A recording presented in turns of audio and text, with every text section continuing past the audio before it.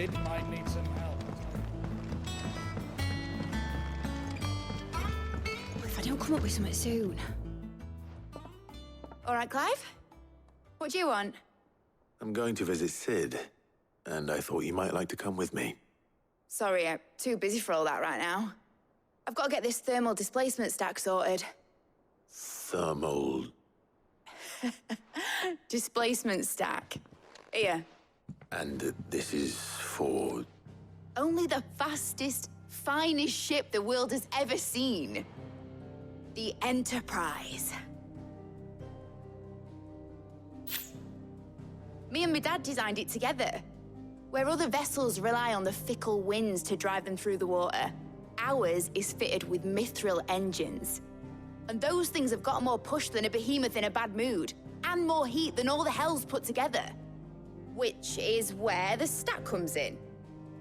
I may have already talked some tight-lipped shipwrights into putting the hull together for me in a little dockyard in Canva. But the stack's a bit more involved, so I'm building it here. Thing is, it's so involved that I'm running behind and it's starting to hold things up over at the shipyard. I'll come and see my dad, though, when I'm done. Whenever that is. Is there anything I can do to help? Good old Clive. I were hoping you'd say that. First things first, I need some parts meching.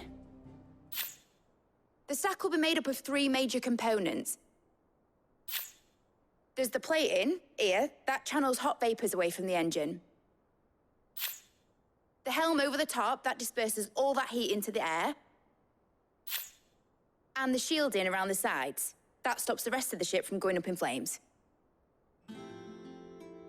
A full suit of armor, then?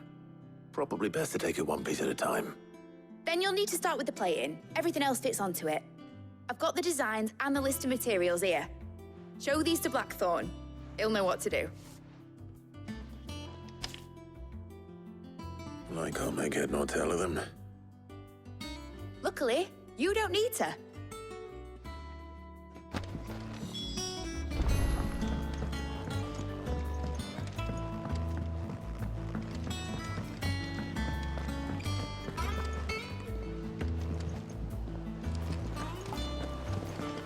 Editors started reading books that don't have any pictures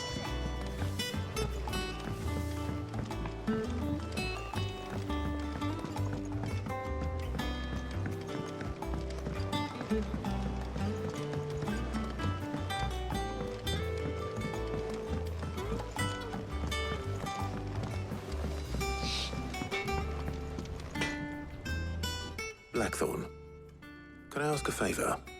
Out with it. It's for Mid.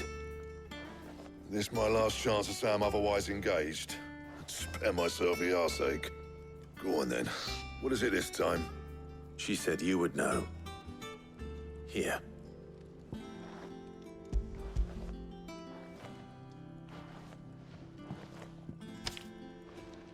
Krieger's teats. Well, I don't know what the hell you'd want this for, but I can make it. Won't be easy, though. And I'll need help. Get Gavin in here, will you? All right.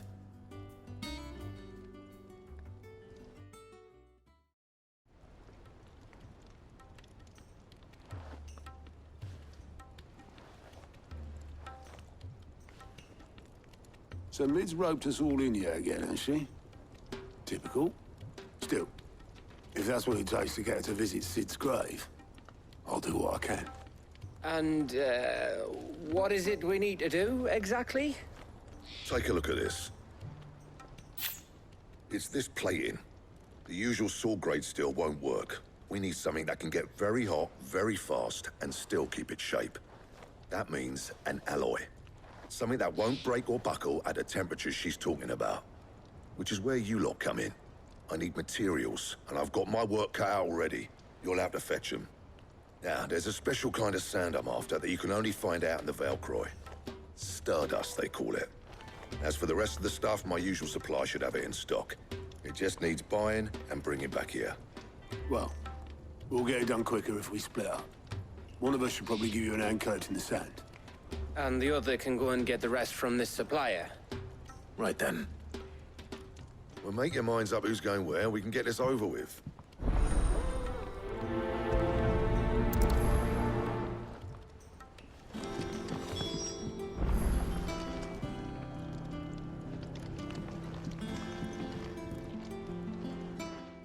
You going after the Stardust then, are you? Which one of these two lucky souls is going with you?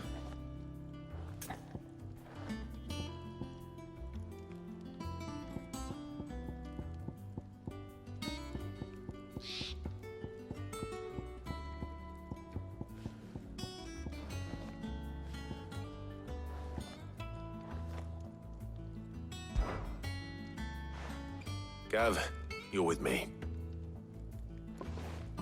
All right then.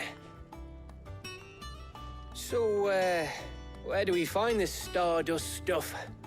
There's a river that runs through the southern reaches of the Velcroy. It's the black sand that washes up on its banks that you're after. Southern reaches of the Velcroy, eh? That's down past Dalamil. I'll go and scout the place out. See about hiring us a wagon to bring the stuff back to. All right. I'll meet you by the river. While you're off having a paddle, I'll pick up the rest of the stuff from Blackthorn's supplier. Take care. You two, eh? Don't go letting them fleece ya. Fleece me? I'd like to see him try. In your own time.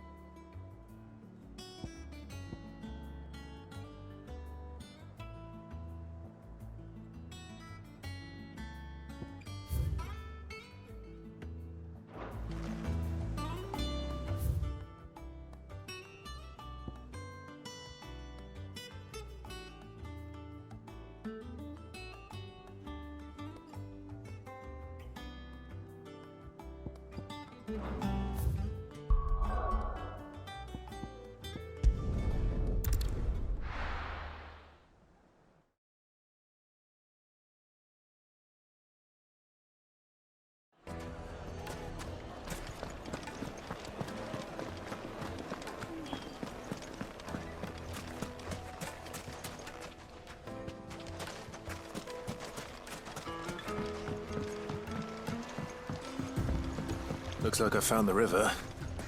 Now, where's Gav?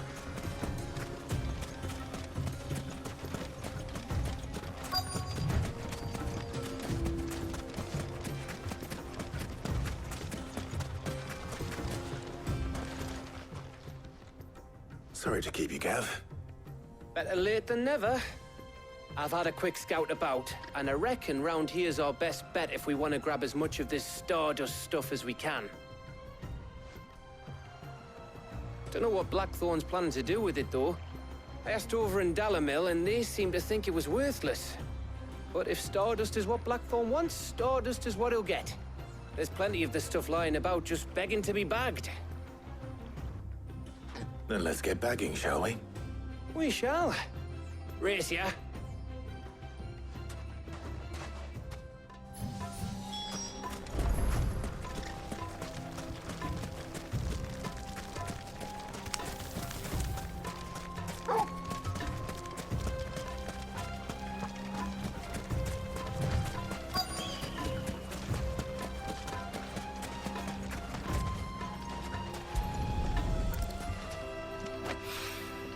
So this is Stardust.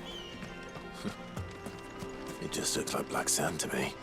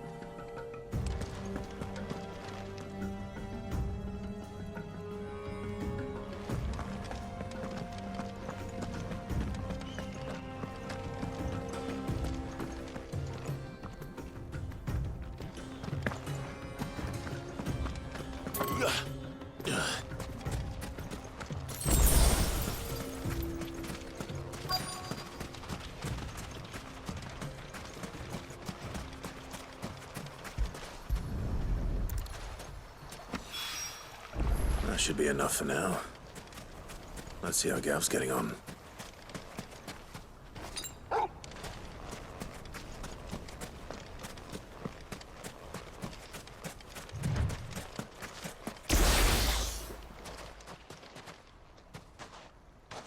You finished? How much did you get? Enough. I hope.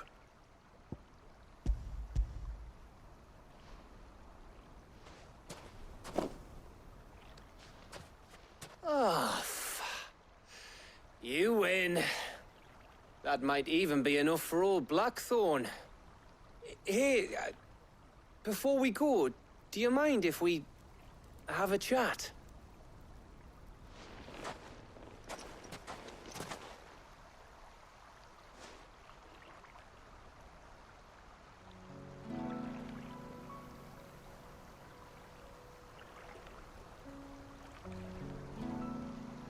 Feels like ages since we had the chance to talk.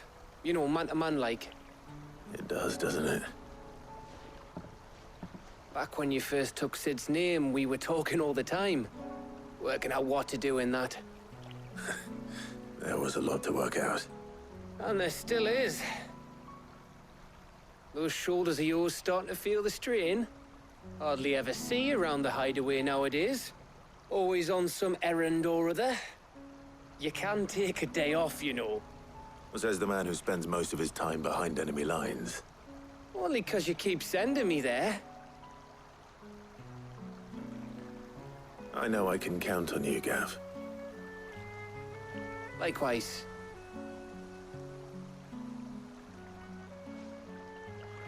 So you keep sending me wherever you need to, and I'll keep going. Safe in the knowledge that I have a home to come back to. Thanks to you.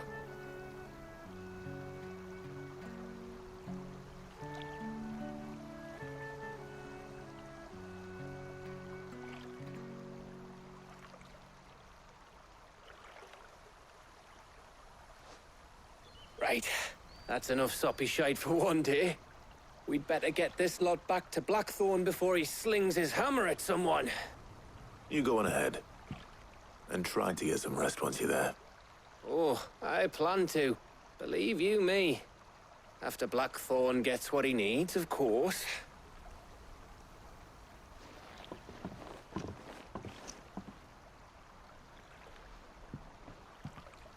Right.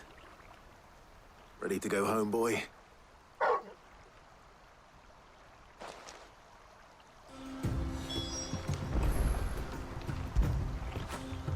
You all right, boy?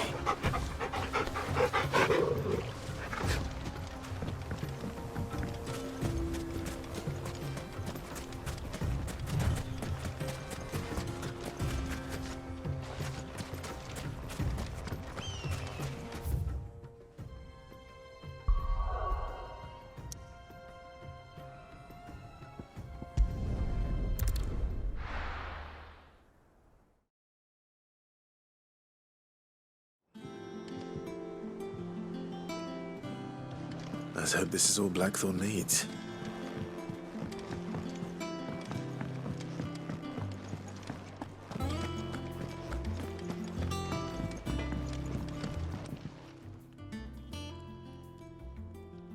Blackthorn, got everything you need? Yeah. Yeah, I do.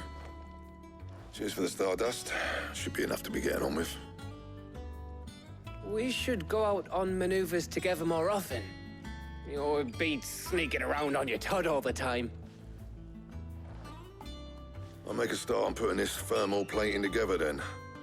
It will take some time, mind. So if you've got other things to be getting on with, I could do without you breathing down my neck. Thank you, Blackthorn. I'll let Mid know construction's underway.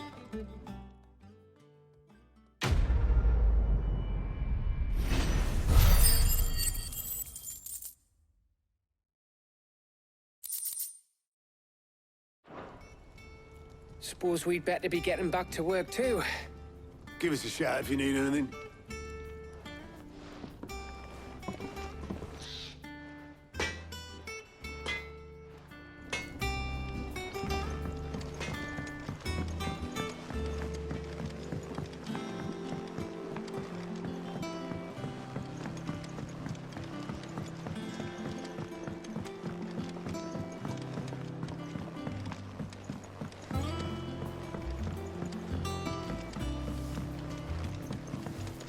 Editors started reading books that don't have any pictures in.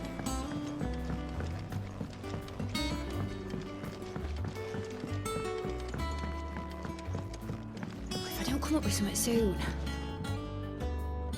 You'll be pleased to hear that Blackthorn's started work on the plating.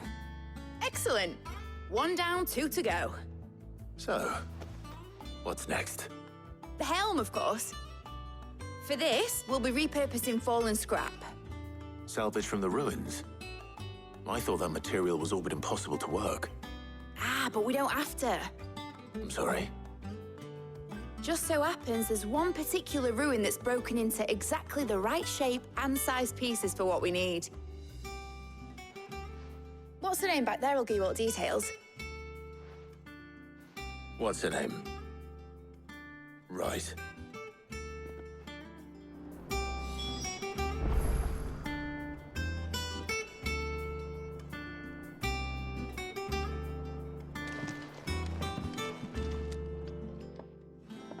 Oh, Sid, is this about the helm? Yes. Mid said I should speak with you. I'll show you the plans then. Here you see the mithril engine, in which mithril is burned to generate heat. That heat is then harnessed to produce motive force. Excess heat is dealt with by means of the thermal displacement stack, which disperses it into the surrounding air. Now, were we to rely on thermal plating alone to achieve this effect, the rate of excess heat buildup would far exceed the displacement coefficient of the plating. In other words, the reactor would overheat and eventually explode. This is where the helm comes in. It connects to the plating, you see, and serves as a sort of thermal sink to absorb all that excess energy. Our experiments have shown that fallen ceramics are remarkably thermophilic. They can withstand and absorb levels of heat far above anything we are able to make today. And not only that, they're also waterproof and immune to rust, making them the perfect material for our protective hood. Why? If sea or rainwater were to enter the reactor proper, it would vaporize instantly. The forces produced would tear the ship from stern to... You can stop there. I understand. Mid said we might be able to use parts of a fallen ruin. Where would I find it? Ah, yes. It's in Lorbert's Pass, near Lostwing. The thing is, well, I probably should have arranged to have the pieces we need brought here sooner. You see, a certain unwanted visitor has taken up residence there. It's no longer a matter of just walking in and taking them. It's, going to be considerably more dangerous than that.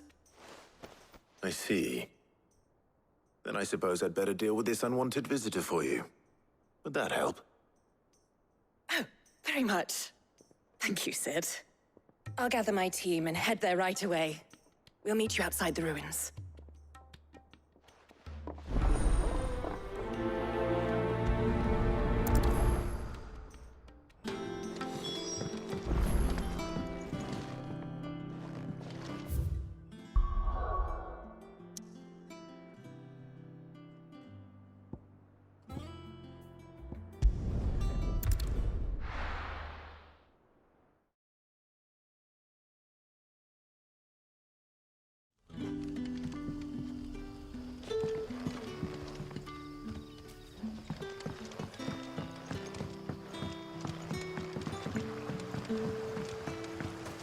But what about the curse?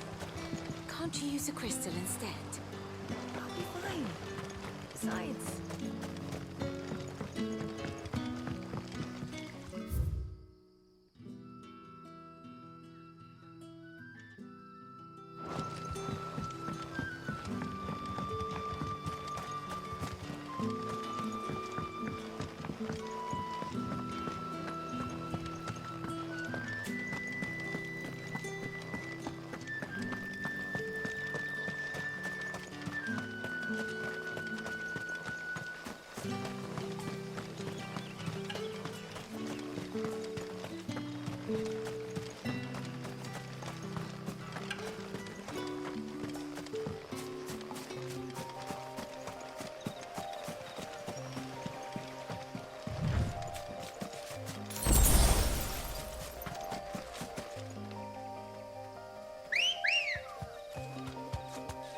Ready, go?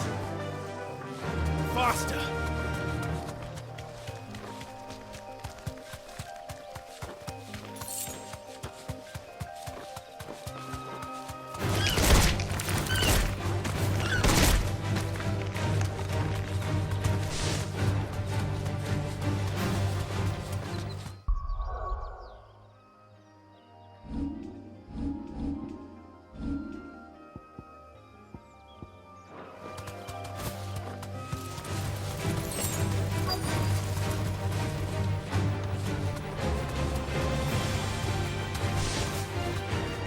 Thanks, Gal.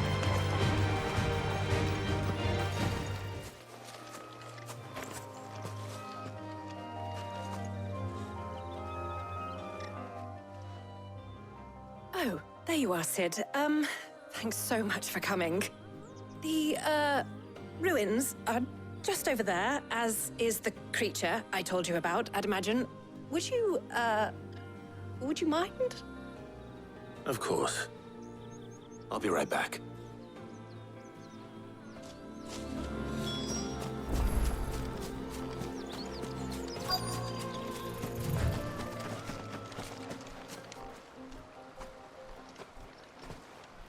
Anybody home?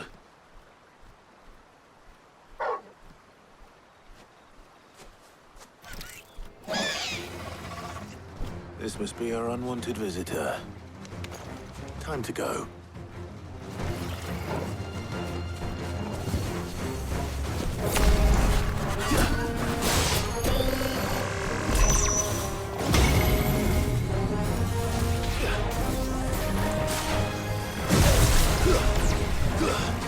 Nice try. Too slow.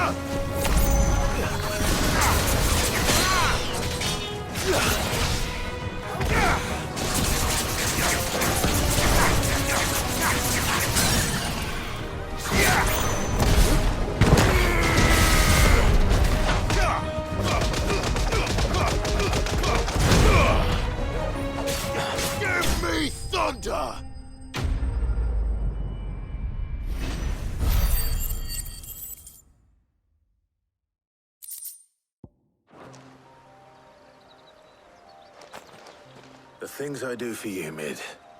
Sid! Oh, thank goodness you're safe. You shouldn't have any trouble now. Indeed. Well, don't let us keep you. We'll, see that everything is transported safely back to the hideaway. All right. I'll let Mid know you're on your way.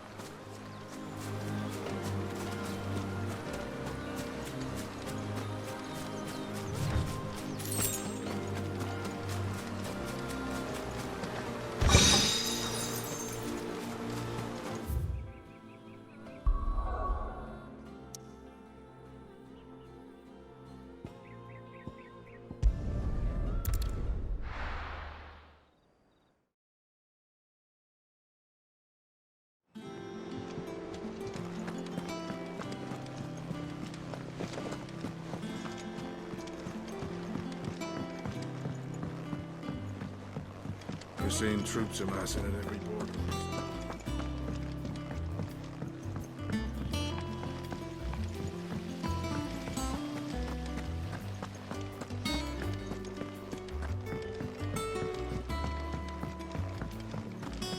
I think Mid might need some help, Tony.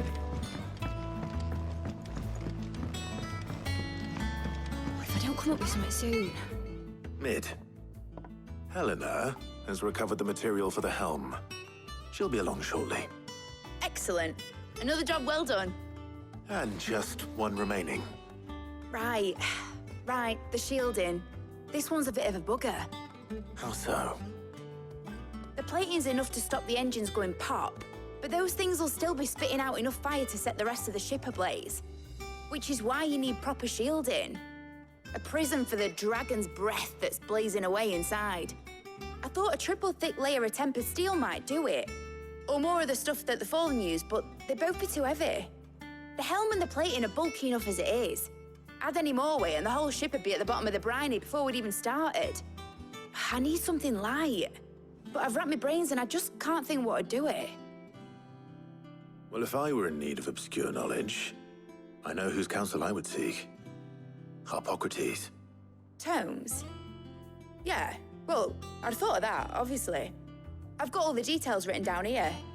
Can you take this to him, see what he makes of it? Right away.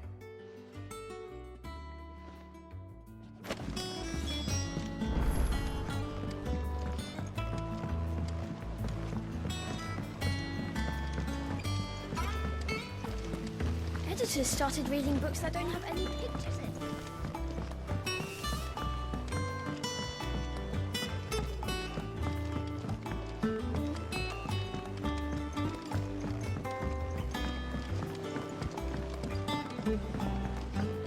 I went up to give some greens to the...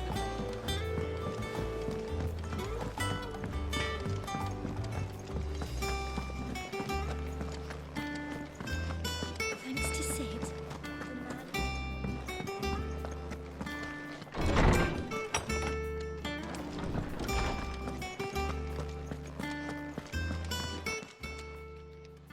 Harpocrates, do you have the moment? For you, Clive, always. Well, actually, it's for Mid this time. Could you take a look at this?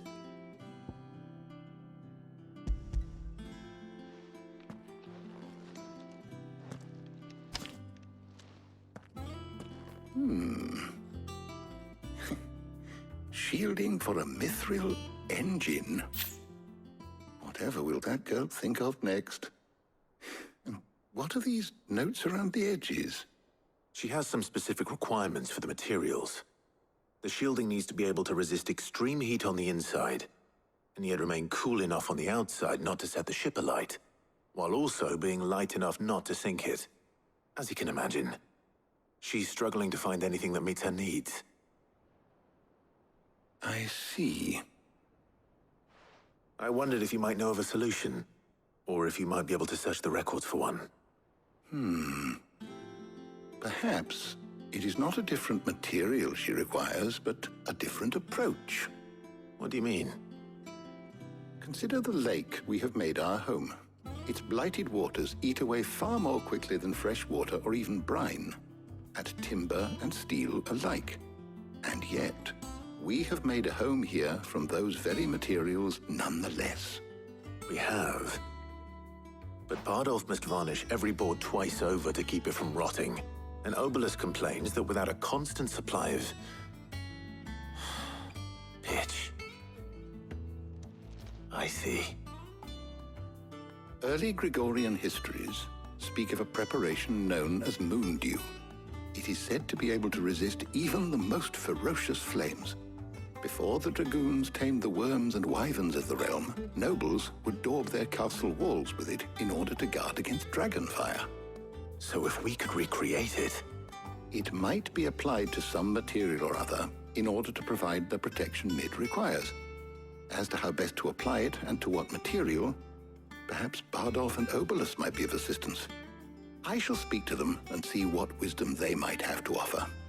If you would be so kind as to procure the necessary ingredients, I shall discuss the specifics of how it might be most effectively put to use with our two friends. The knowledge of the past may yet prove useful to we of the modern era. Thank you, Harpocrates. And since you're asking others to help you, perhaps I should too.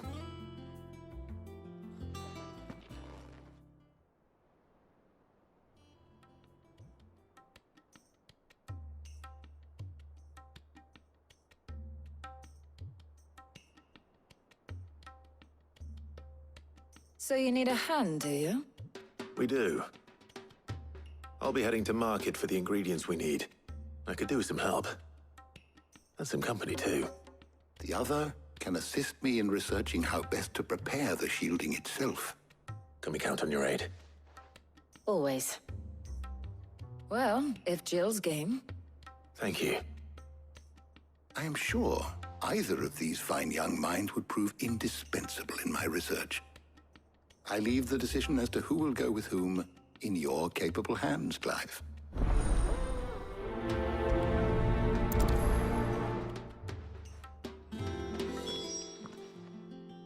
So, Clive, have you made your decision? Who will accompany you on your little excursion?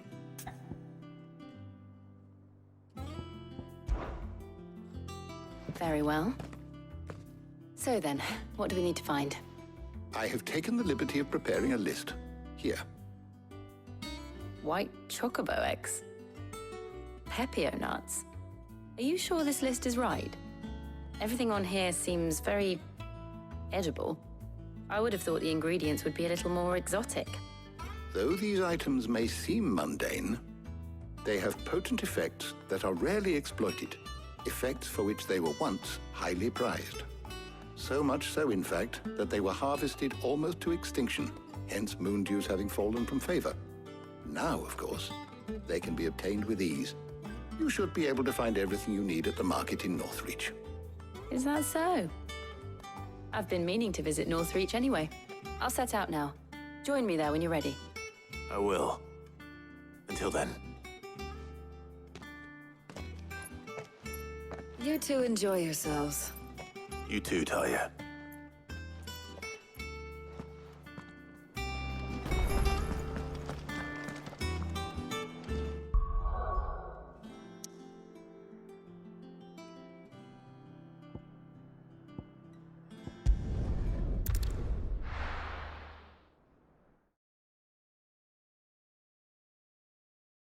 Now, where's Jill?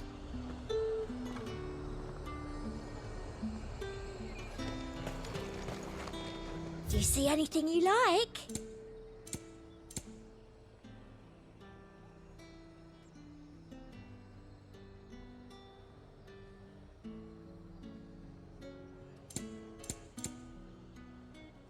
And a fine, fine day to Keep them you. pilchards nice and chilled. I won't have Those Pepio nuts? Can never tell.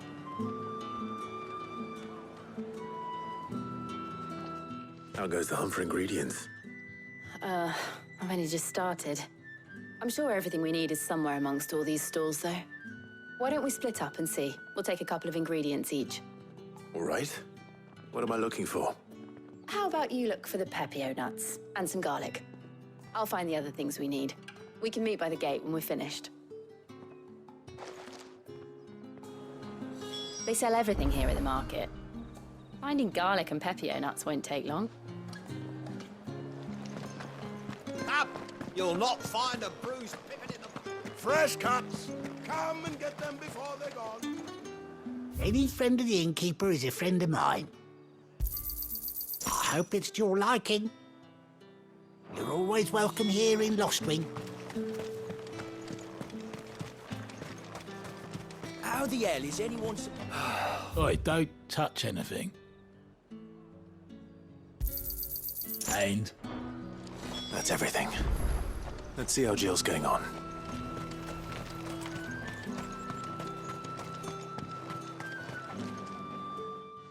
Did you find everything? I did. Here.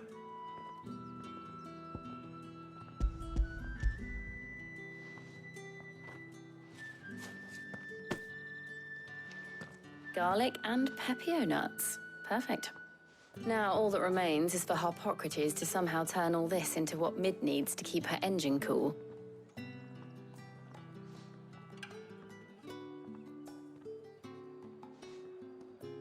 But before we head back, would you walk with me a while?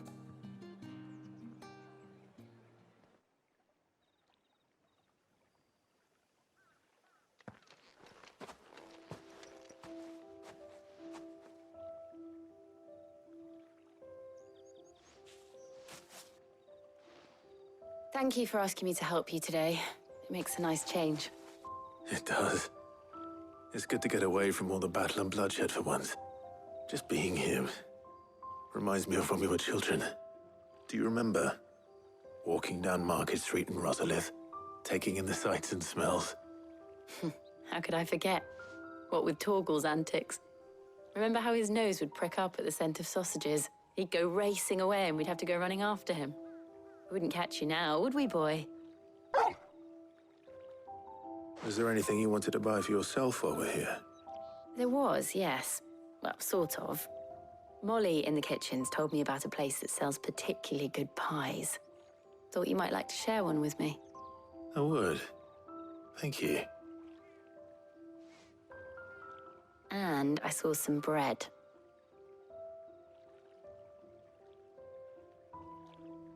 Big white cobs like the baker back in Rosalith used to make. What do you think? I thought we might get some soup to dip it in. But then I tried a slice of the butcher's dry-cured ham and it was just... oh! You all right? Sorry. It's just... you're right. I really do feel like a child again being here with you.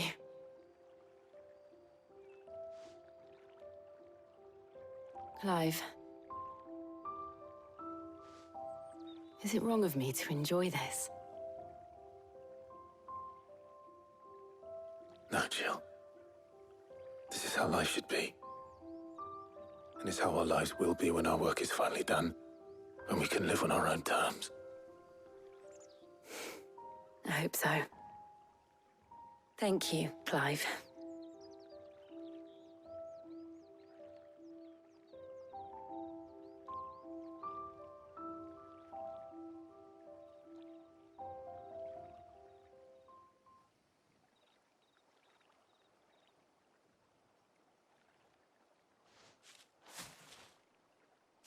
Well, I suppose we better be getting back. I need to give these ingredients to Harpocrates and Talia. I'll see you at the hideaway. Take care. I will. You too.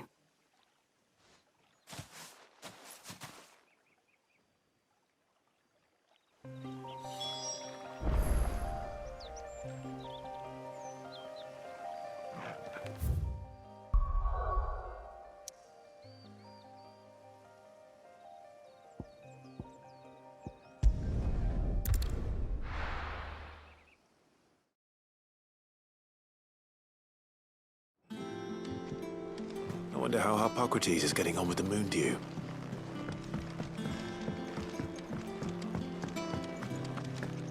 Thanks to Sid.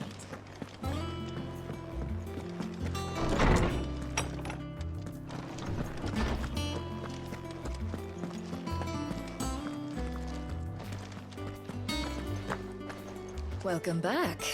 I hope you two had fun while I was busy helping Harpocrates.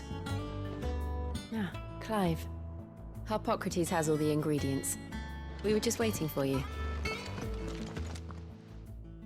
How's work on the shielding progressing, Harpocrates? Well, very well indeed. And thanks in no small part to your kind assistance. I was just explaining to Talia how we might best go about preparing the moon dew. And now that we have all the ingredients, we may begin. You can count on me. I've mixed more than a few mysterious concoctions in my time. I'm sure you have. What about the shielding itself? Work is underway, under the watchful eyes of Bardolph and Obolus. Apparently, it'll be ready soon. Thank you. All of you. Right then. Jill, would you join me in the infirmary? Many hands make light work and all that. Of course.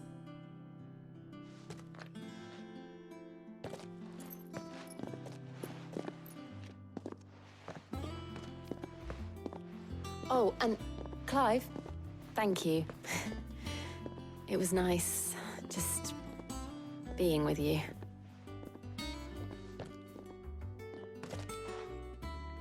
It appears our work here is almost at an end. A shame. I was enjoying playing the man of action for once.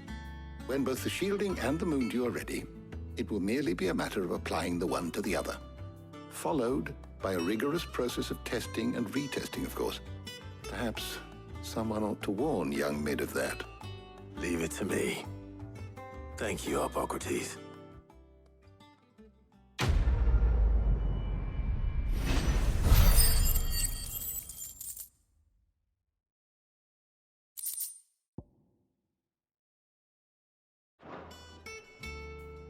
Well, I'd better go and give Mid the good news then.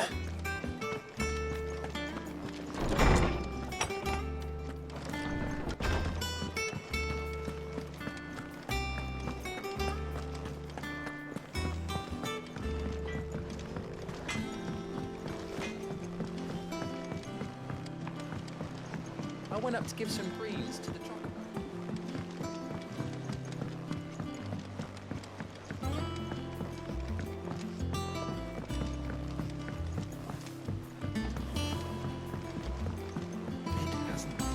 Editors started reading books that don't have any pictures in.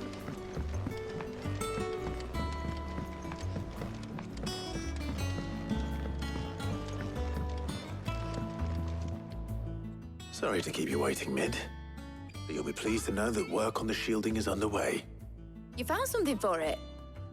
In a manner of speaking, Hippocrates knew of a substance that's highly resistant to heat. A coating that should provide the protection you need. He's supervising the construction and testing of the shielding as we speak. Brilliant! I knew you wouldn't let me down. Don't thank me. I'm just the errand boy. Right then, better start working out how to bolt all these bits together. To the Black Hammer!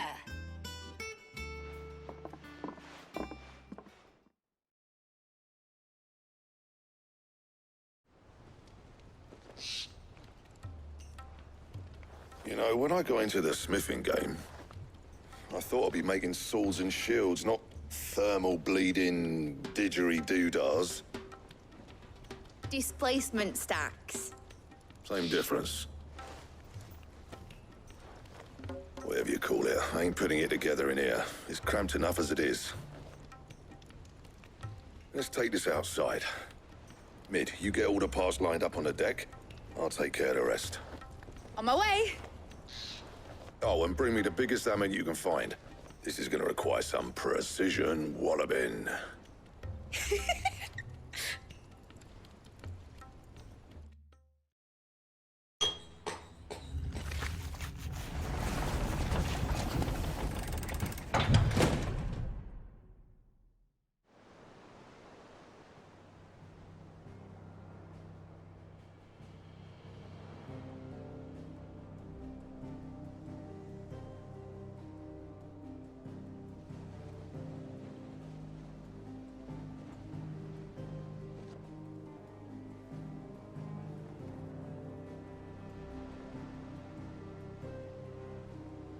It's finished! It's finally finished!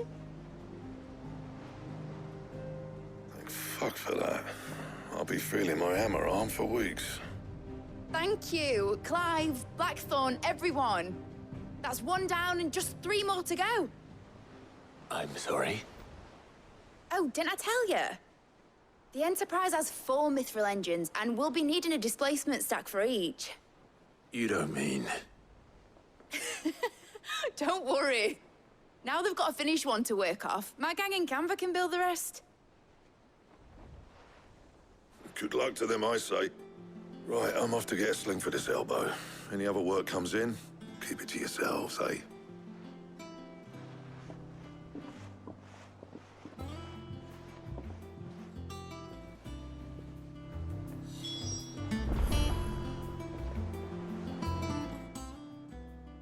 What's the matter?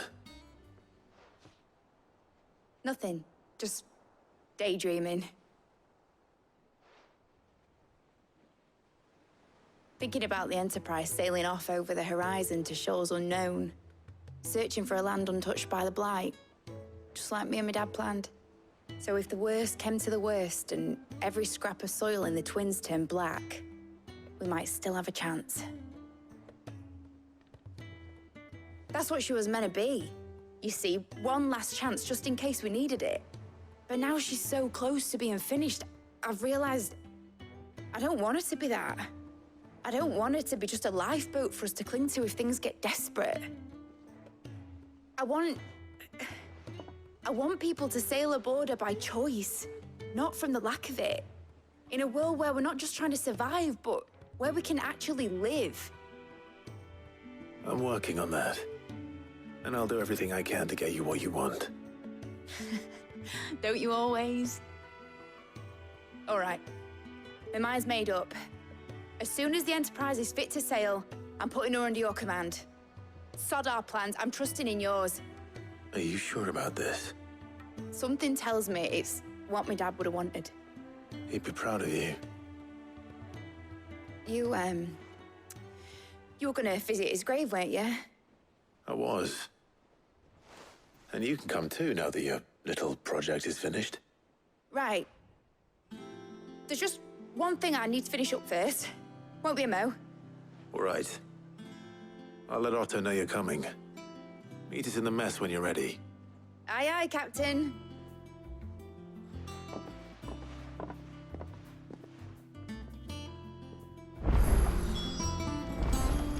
Mid told me she was building a ship.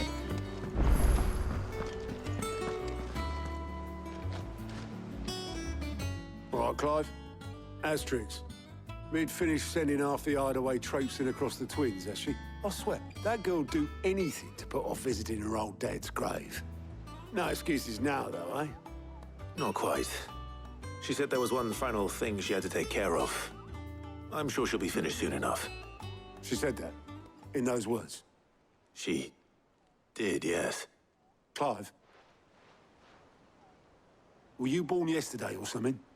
There is no thing. She'll probably be halfway to Canva by now. Mid. I might still be able to catch her.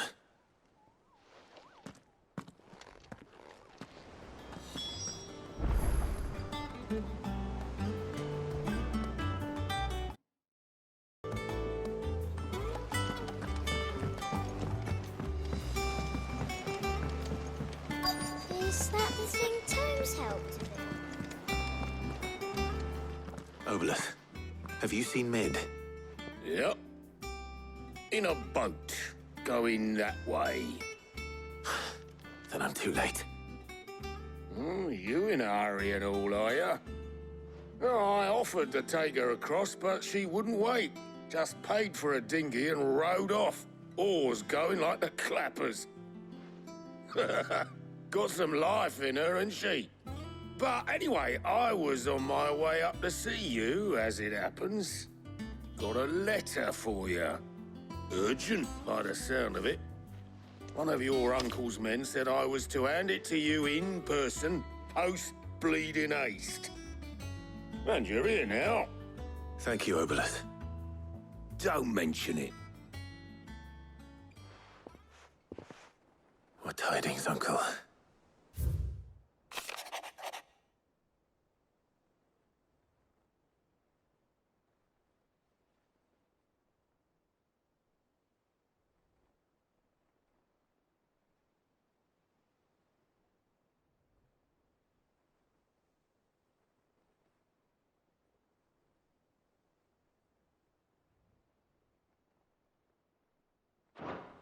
Trouble in Canva. Well, I'll need someone to keep an eye on Mid.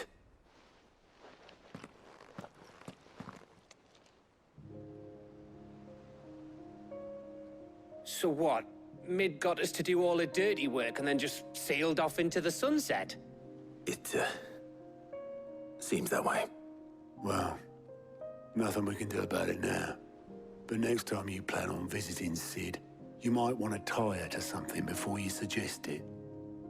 Ah, don't be so hard on her. Got to admit, the dirty work was kind of fun. Everyone pitching in and all that bollocks. Just like when we built this place. You're right. Anyway, we all set to head to the old hideaway. I could do with getting to Canva pretty sharpish. Wouldn't do to keep Lord Rosfield of the Seven High Houses waiting now, would it? Not after he asked for me personally. Gav will be leaving with me. Will you mind the place while we're gone? You can count on me. Just be sure to give Sid and the others my regards. All right. Oh, by the way, Jill will be joining us too. She's got some things to take care of, but she'll meet us there. I hope she's telling the truth at least.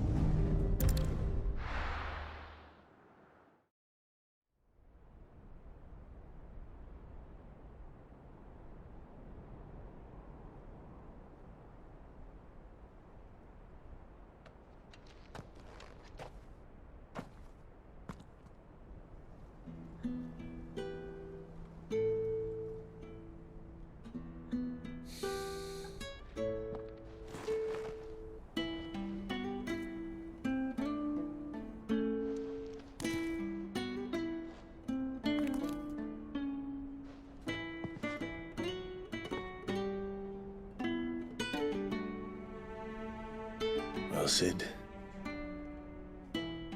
I remember what you told me. If no one is listening to what you have to say, you may as well not say it.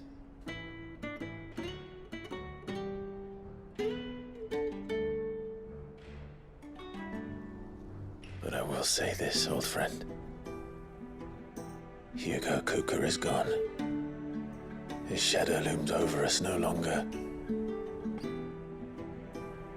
It's a pity the Phoenix can't be in two places at once. If he'd have been with us, maybe he could have done something for the Lost. Not even the Phoenix can bring people back from the dead. Life has a beginning and an end. So we must live while we have the chance. And not as slaves to the crystals, but as free men. May we join you?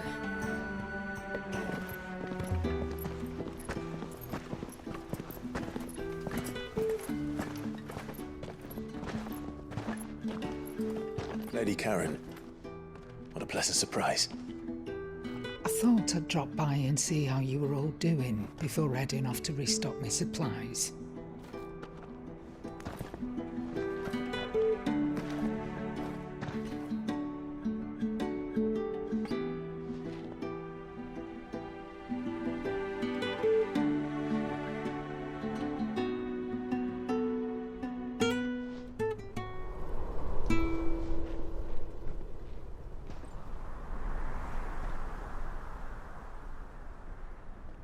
It wasn't the most scenic view back then, but it were never as bad as this.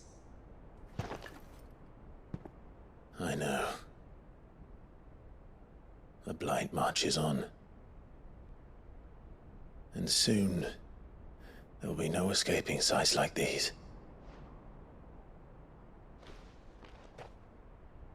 So our mission remains unchanged.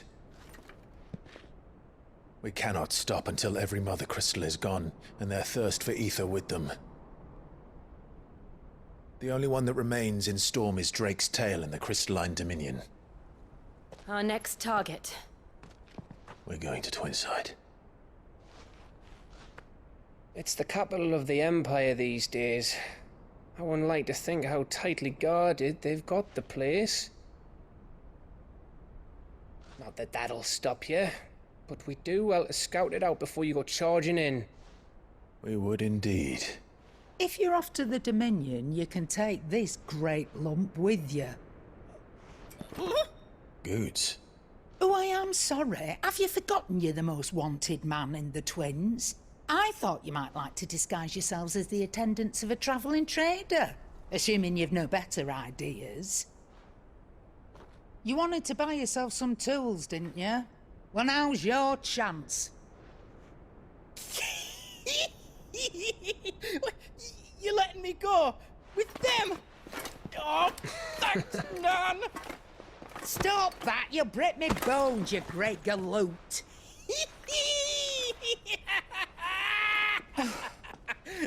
There's a caravan that runs back and forth between the Dominion and the Bocklad markets. It's managed by the Merchants Guild. Just show them Goots' traders pass and you'll be on your way. It'll be a damn sight less risky than footing it the length of the Crystal Road. That's for sure. Thank you, Karen. And glad to have you with us, Goots. Okay then. I'll get me things and I'll meet yous there. See yous down in Bocklad. Get off! Me poor fingers! Jill, you're with me. Understood. And Gav? Already on my way, Captain. Be careful. Aren't I always?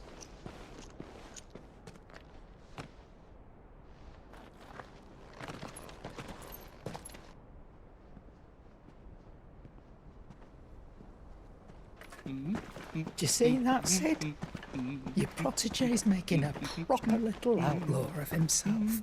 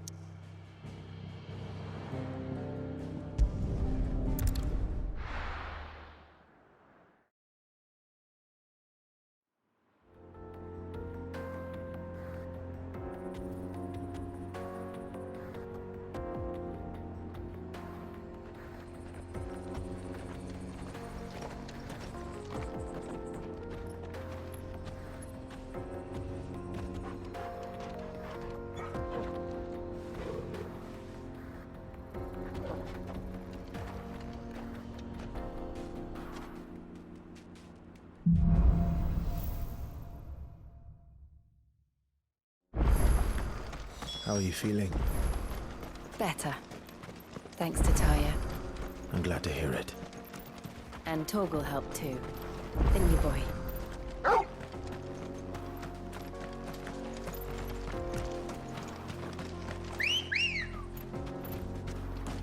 Let's go. Yeah!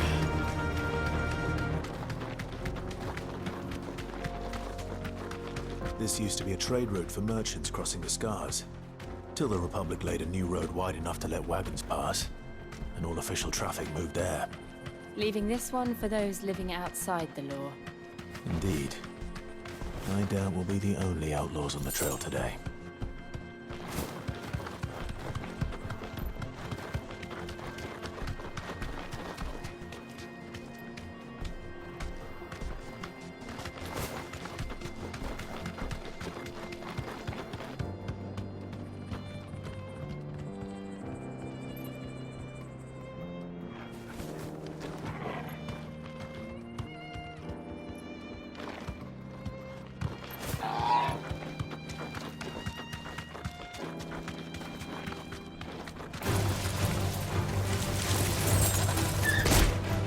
Thanks, Gal.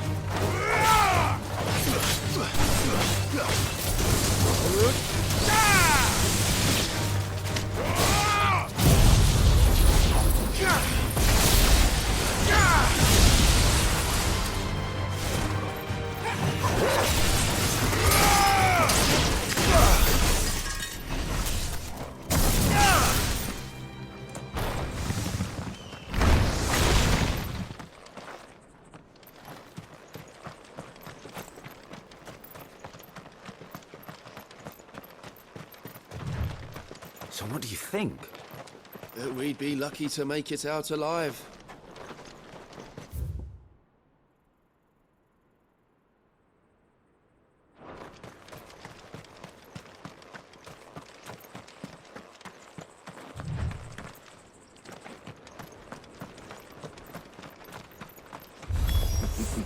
How nice. They have a hideaway of their own. And if you ever love hate this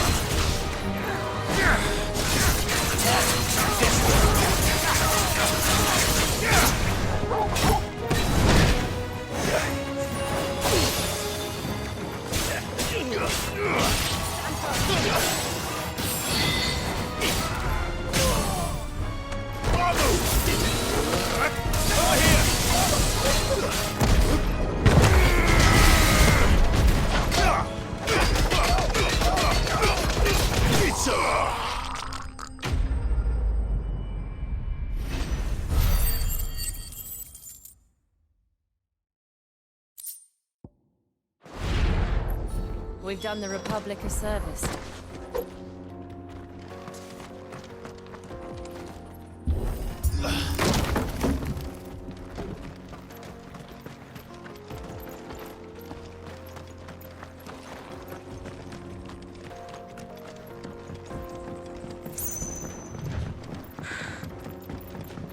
I see the Dalmex lag behind Rosaria when it comes to bridge building.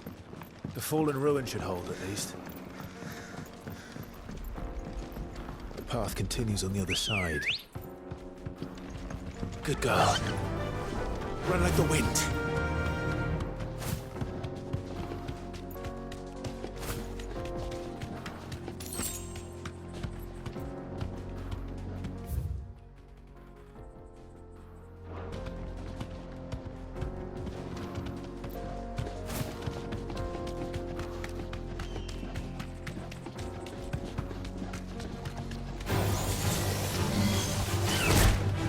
Safe.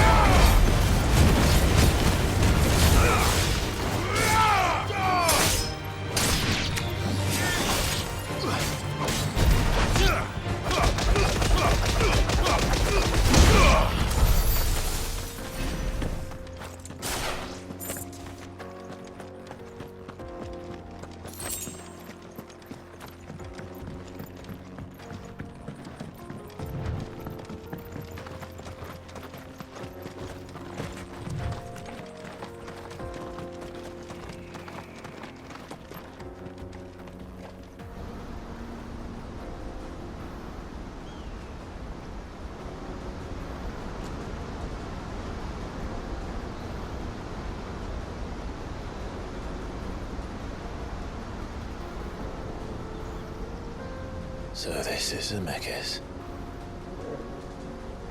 The land of the gods. It's even more impressive than I imagined. I remember being captivated by the story as a child. Long, long ago, man was overcome by avarice and challenged the gods in a bid to win their power. The final battle took place here, at these falls. Or so the legend goes. If anyone ever manages to plumb those depths, perhaps we'll learn if there's any truth to the tale. That the gods emerged victorious and punished man for his defiance by visiting upon him 2 curses. Dominants and bearers. To tell the truth, I always thought it strange that the dominant and their icons were deemed a curse. Back home, the dominant inherited the throne. They were admired and exalted, not spurned. Whenever I got to that part of the story, I always assumed there must be something I'd misunderstood. You had a lot of storybooks, didn't you? In your room, I mean. When we were young. The old legends were always my favorites. Epic battles between gods and men. Father encouraged me to read as much as I could. He thought it good for my education. You really were a boy like any other, weren't you?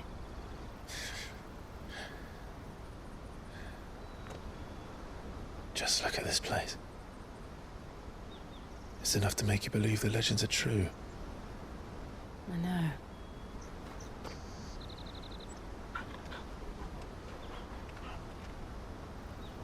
We're not far from Boklad. The road will be busier up ahead. And we'll have to keep our wits about us.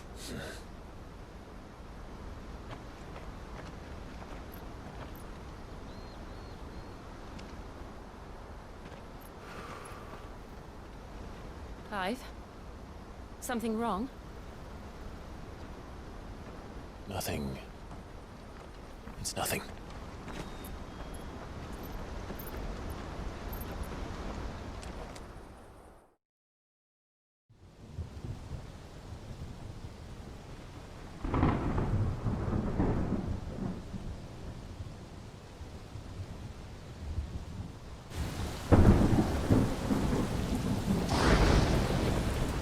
I see the reports are true, Father.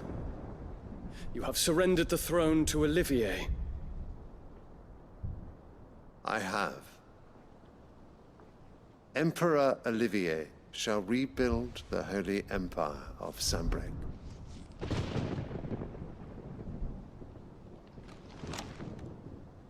How is he to rule an empire? He is but a boy. I shall advise him until he comes of age. Father, please. Or for as long as I am able. The empire we seek to build needs young blood to rule it. And I can think of none better suited to the task.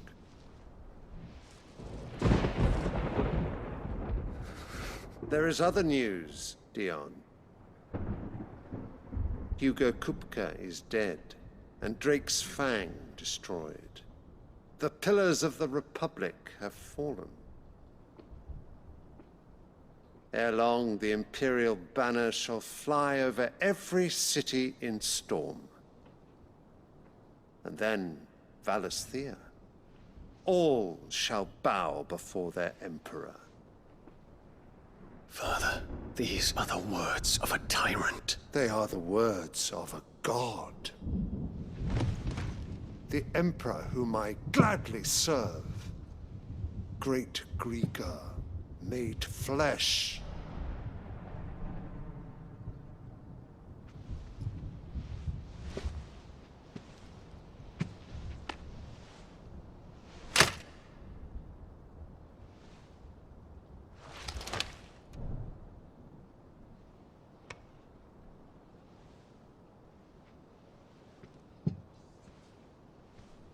Return to your camp, Dion, and ready your forces. It is time to show the world the true power of Sanbreque. Father.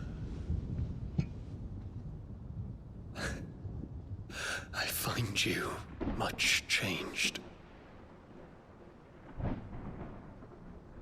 Is this truly the path you wish to tread? Or are these the ambitions of another? Of Ultima, perhaps? What nonsense is this? I speak my mind, and my mind only. Though I do owe Annabella thanks for reminding me of certain truths regarding the nature of nations, of rulers, and of the divine. You would trust the words of this traitress? She betrayed her country. She slew her husband. You have ever been an invaluable servant to Sanbreque, Prince Dion. I trust you will continue to serve your Emperor in the wars to come. The canker! Silence! Insolent wretch! You will bend the knee. All else is heresy. Sire, forgive me. This audience is over. Come, your Radiance. The Rowena Syndicate awaits your pleasure. Oh, not another meeting with silly old men. They're so boring. I'm hungry, Father. Can't we have luncheon instead?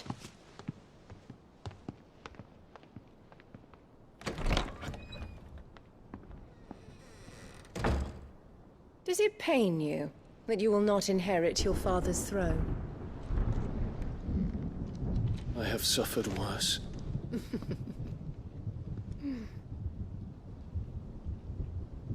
Count your blessings, Dion. For a base-born child to be chosen by Bahamut is miracle enough. You have risen high on his wings, but you shall rise no higher, lest your impure blood stain the throne. What do you know of my blood?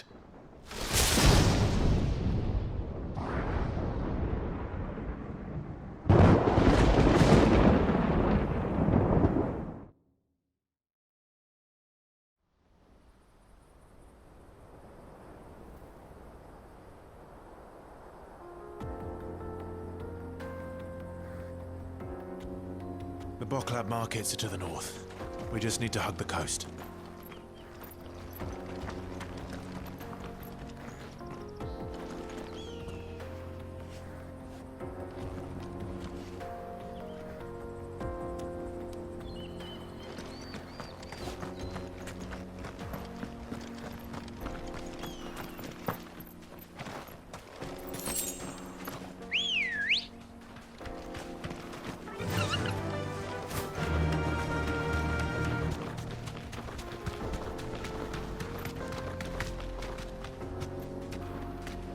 Infiltrating the Dominion won't be easy with the Imperials on high alert. No. His Radiance has lost one capital already. We can be sure Sylvester will do everything in his power to hold on to Twinside. His troops are well-trained and increasingly battle-hardened. But it's not as if we can wait for the siege to end.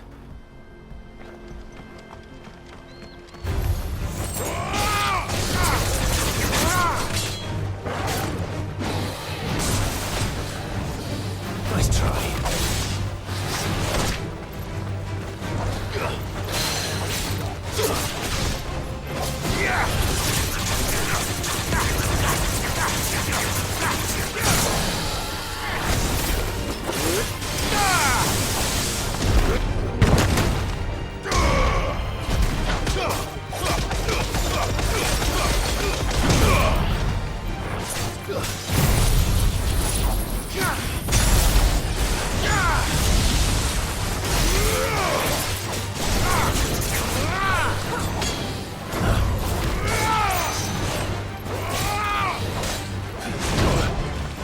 To me, boy!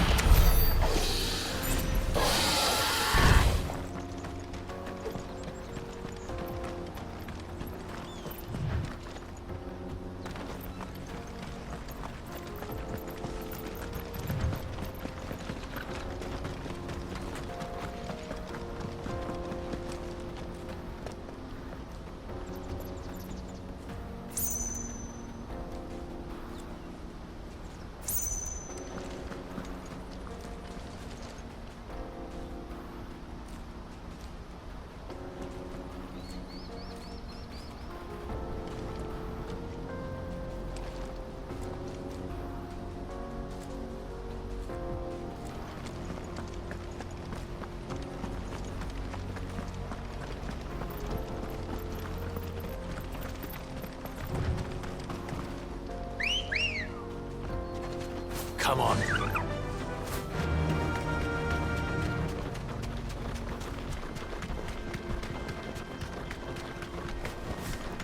More refugees.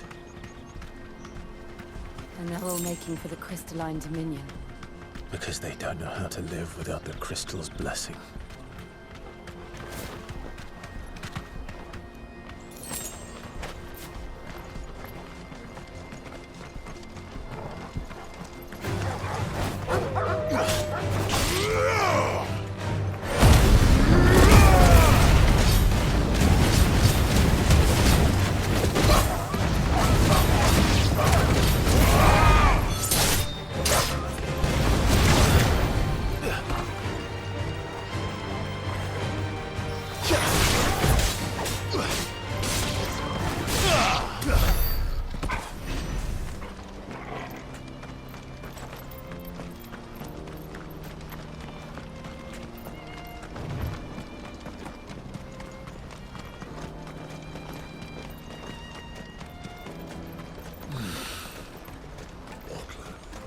There are no crystals here.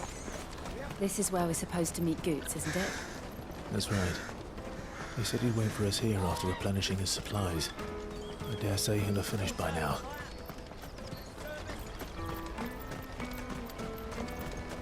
Let me carry your goods. I'm cheap. Peaches and pears.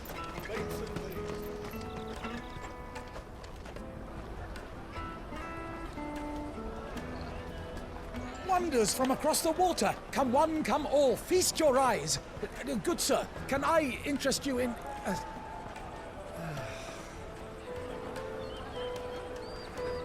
How much? For a measly crust of bread?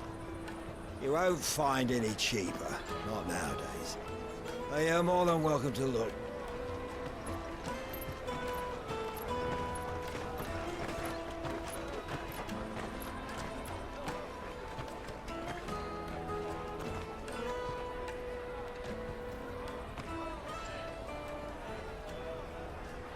The Empire's unlawful and illegitimate occupation of the Crystalline Dominion is still in effect. Only those whose business in Twinside has been officially approved by the Republican Army will be permitted to cross the border. All who seek entry are to form a line and ready their documents for inspection. It looks like we aren't the only ones who are eager to leave. And they're checking everyone. Can't you make an Not for the likes of you. We won't get through without that pass. Let's go in and find Good, shall we?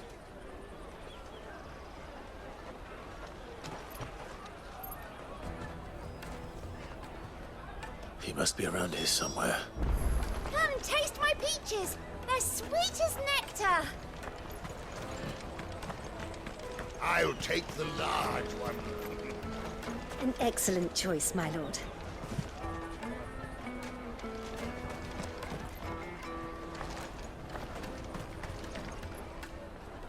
Ah, Good. There you are. Clive, I'm so sorry. Don't tell Nan, will you? Slow down, Good. Just tell us what happened. It's betrayed us, Pass. It's gone. We cannot ride the caravan without it. We won't even be able to get through the flipping checkpoint. Do you remember when you last saw it? It was in my pocket a minute ago. Then a bairn bumped into me and... Yeah. You don't think that they might have nicked it, do you? It wouldn't surprise me. A busy market like this is prime territory for pickpockets. So, to get the pass back, we need to find this child. Where would we even start? I know where! I've got a pal in Bocklad who might be able to help us. No one knows more about what goes on round here than she does. Where do we find her? She's the owner of the Crimson Caravans, up that way. Sign's got a red chocobo on it. No time like the present. You two go on ahead.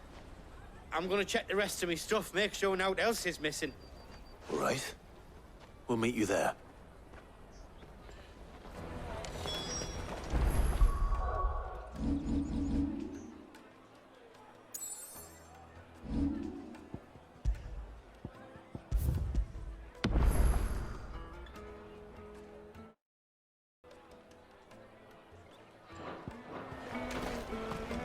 Let's keep an eye out for this red chocobo, then. And the other on our purses. Next to the checkpoint.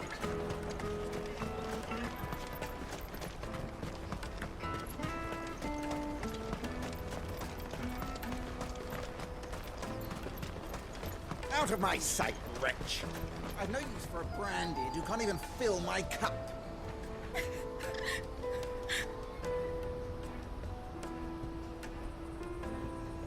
You won't find a finer array this side of the strait.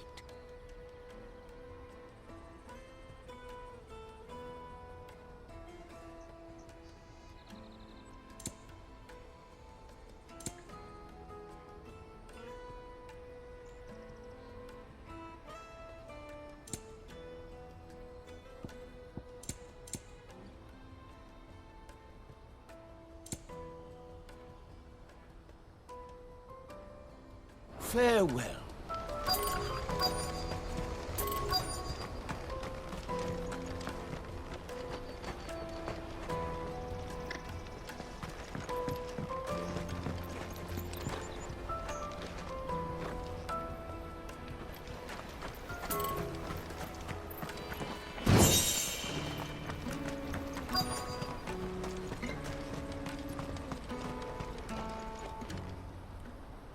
Looking to hire a coach? It's 10 million for a two-birder to the Crystalline Dominion. Take it or leave it. Oh, we're not here for that. Then I bid you good day. Oh, wait! Don't go, El. He's me mate. As I live and breathe. Goots, what are you doing back in Bocklad?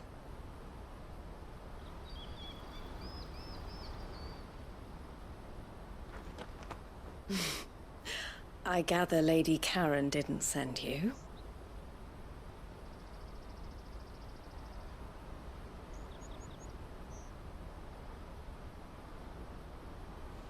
So what trouble have you got yourself into this time? It's me trader's pass. It got stolen. By little Ben. Of all the... You're the size of a marble. Honestly. Ugh. Goots told us that you know the markets well. Might you have an idea which little bairn could have done this? We don't intend to punish them. We just need our pass back. Then, we can be on our way. I see. So neither of you has a trader's pass either. Not that anyone would take you for traders, but I suppose that's why you came to me, correct? Now, I can't say for sure who took your pass, but I suspect I know why they did it. Let me explain.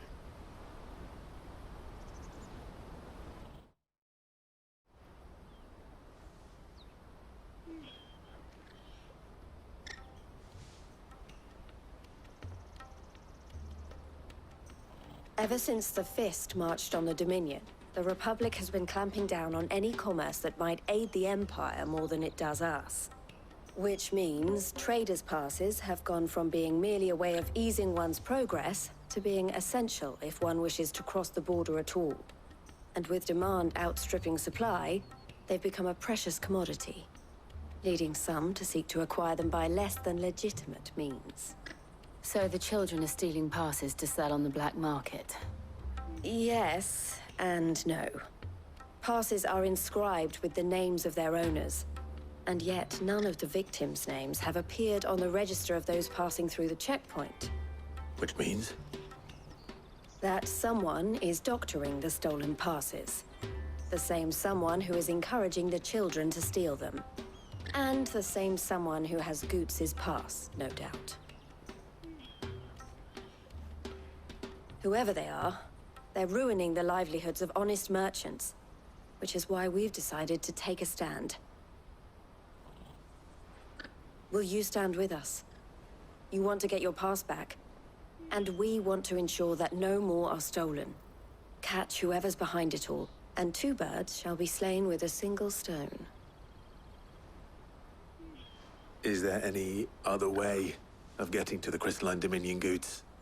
They won't let you in if you're not with the caravan. It's that, I don't know, try swimming across the strait.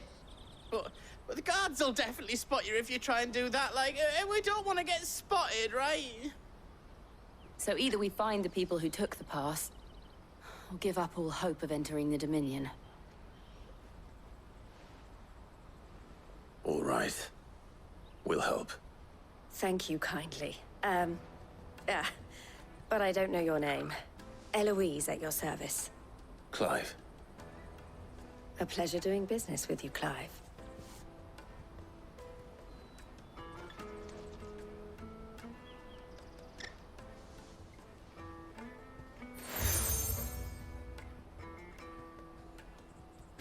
The proprietor of the furniture makers by the coach stop is spearheading the search. Wear that, and he will know you for a friend. I suggest that you speak with him first. The furniture makers. Understood.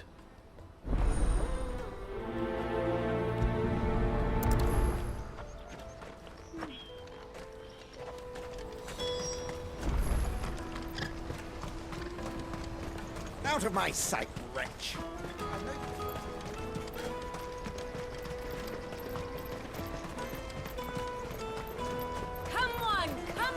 Jug of snake spit for the road?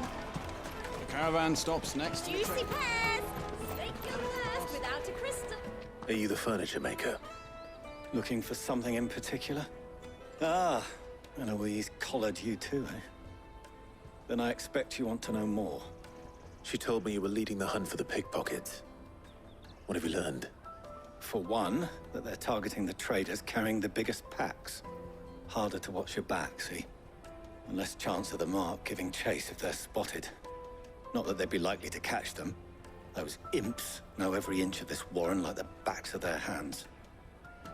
Their eyes must have lit up when they saw Goots. The fishmonger round by the gate's been trying to track down the children involved. You should go and have a word with her. Thank you. We will.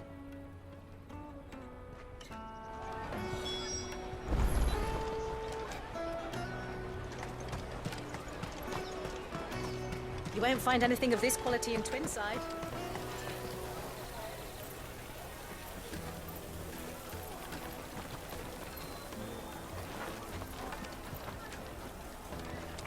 You should come with me to the... Fish for sale! Fresh sorted and smoked! Can I interest you? Ah, sorry. Message from Eloise, is it? She's asked me to help her. To help you find the pickpockets. Is that so? Suppose I better tell you what I know, then. For one, this isn't a family operation. All the traders say the children who stole their passes were dirty, dressed in rags. Street urchins, by the sound of it. We get a lot around here. Orphans from the wars. A few, perhaps. You saw the refugees gathered by the entranceway? They're all looking for a new start in the Dominion and beyond. Some of them take it as an opportunity to rid themselves of unwanted baggage. The shame of it. Whoever's behind this would have to have made themselves known to the children at some point. And so should we. You should start with the children around here, then. I doubt they're the ones involved, but they might have heard something. It's worth a try. All right, then. Questioning children. How hard can that be?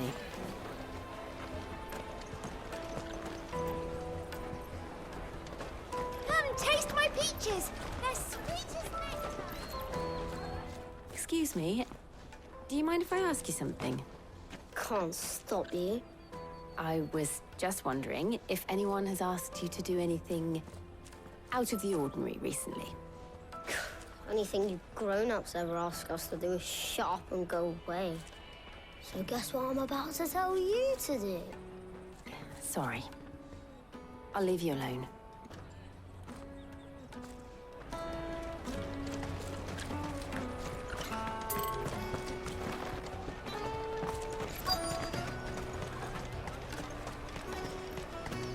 I'll take the line.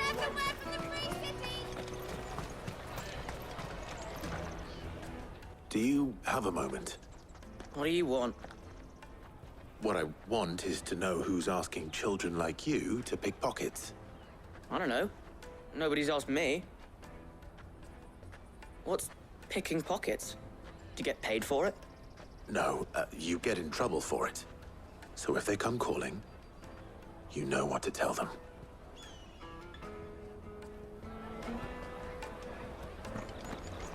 The caravan stops next to the checkpoint. Jug and snake spit. Excuse me? What do you want? I don't have any money. It's all right. We're not going to hurt you. We just want to talk. What about? We've heard that some very bad people are making children like you steal from travelers. We need to know who's behind it so we can stop them. I don't know much about it, really. But my friend, Hansa, he said he got a job doing something dangerous. Sounds promising. We need to find him and ask. Do you know where your friend might be? He's usually by the tents outside town. Thank you. You've been very helpful.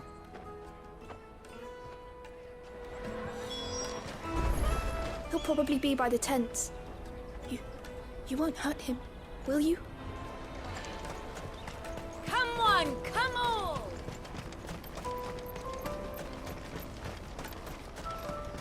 Peaches and pears. Let me carry your goods. I'm cheap.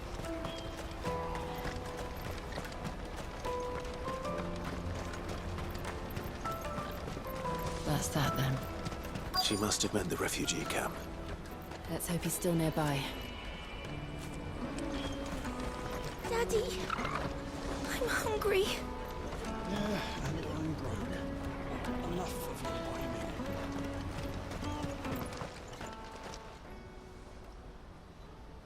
whining. That big fat donkey was easy pickings. He wouldn't have noticed if we'd robbed his boots off him. Yeah, Wish we hadn't handed over the pass, though. Could use one of those things to get out of this dump. Chance would be a fine thing. The moment they found out, they'd string us up by our guts. Would they now? Perhaps you'd like to introduce us to these charming characters.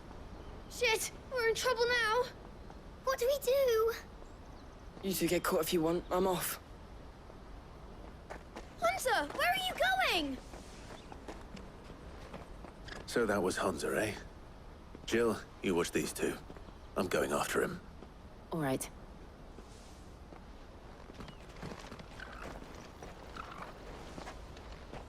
He can't have gone far.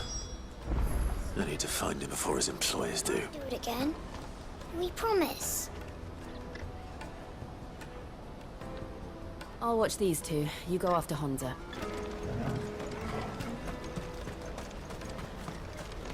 Daddy! That's that, then. Did you see a boy run past? He stole something from a friend of mine.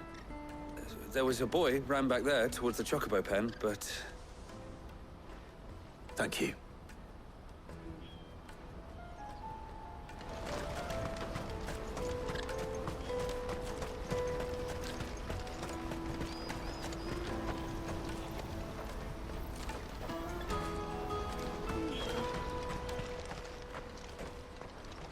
Shit! Cornered.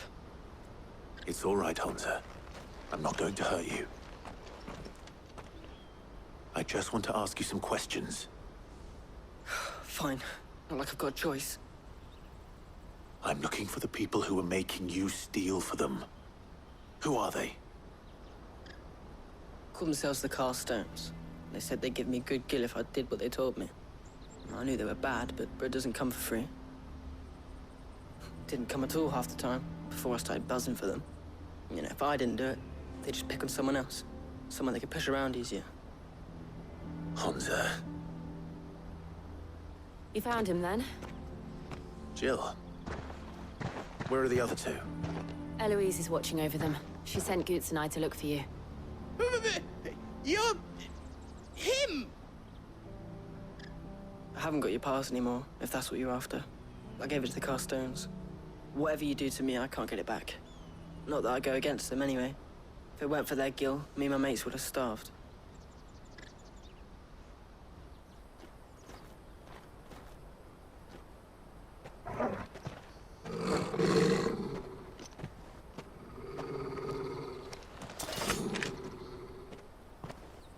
Cowards! You will not force another child to do your bidding. Wait, we're not... Don't hurt him!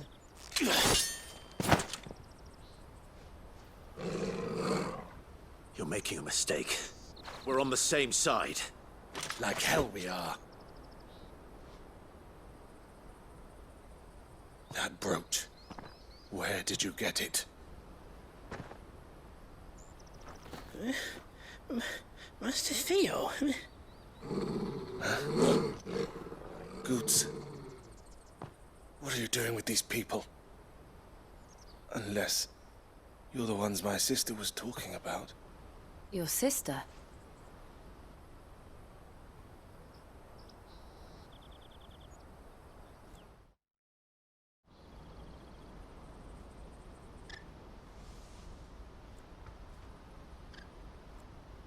Eloise didn't tell us she had a brother. And why would she? I'm just her back and a blade. Theodore, at your service. Sorry about before. Theodore, what do you know of the cast stones? Vultures who have made Boklad their hunting ground. They prey on the desperate, stealing from those with gil and bullying those without it into joining their flock. I'd been looking into their activities in hope of sparing the refugees any further hardship. But it seems they've already stooped even lower than I'd feared. Hunza's a good lad. Don't blame him for what they've made him do. If he and his friends hadn't agreed to work for the stones, some other poor souls would have. On pain of death, most likely. Clive, was it? And my sisters asked you to help put an end to the pickpocketing. Then we all want the same thing.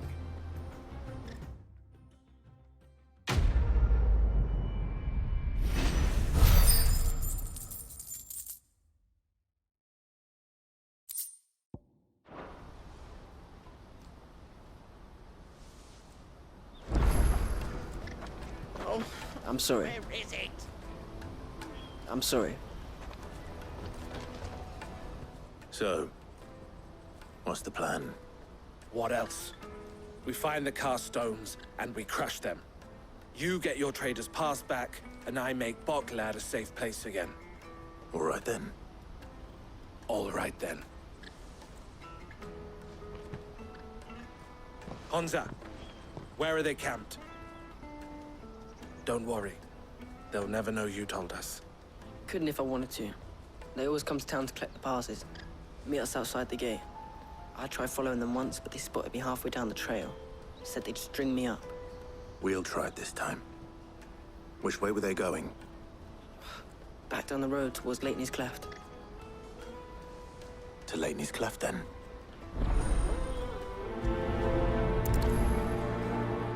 Lateney's Cleft is to the south, past the camp. It looked like they were about to turn into Lateney's Cleft before they spotted me. You can do it, Clive!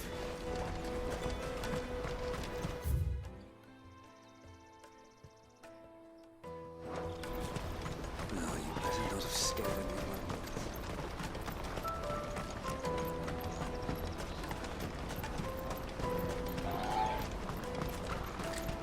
Ambrosia won't help me here. There are no crystals here.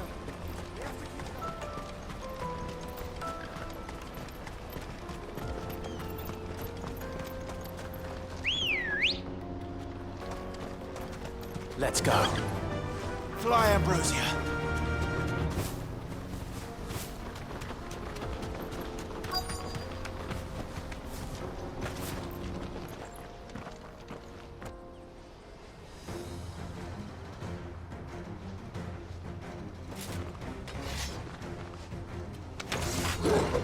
That's the one who's been sticking his nose in our business. You should have minded your own.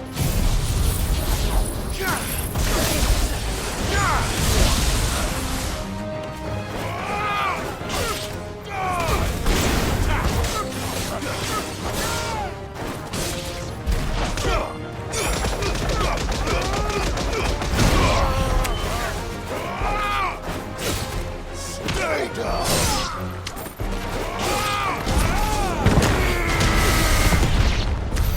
I doubt these were the ringleaders. But at least we know we're on the right track.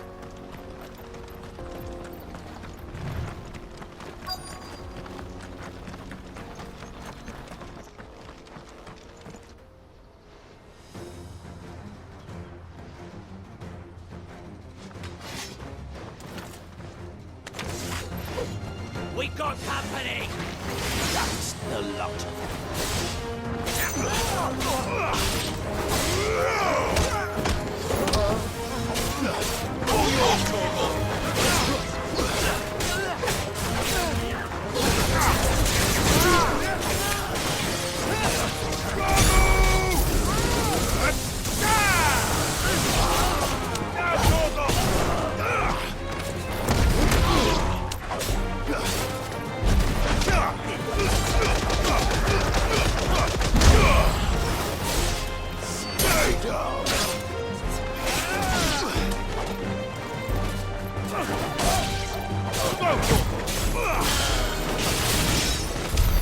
More foot soldiers. Fewer now.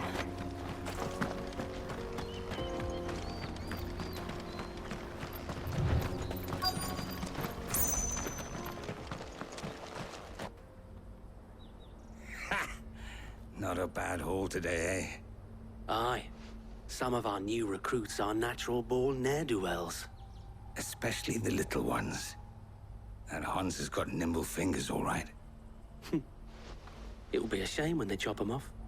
But till then, let's make the most of it. Scum.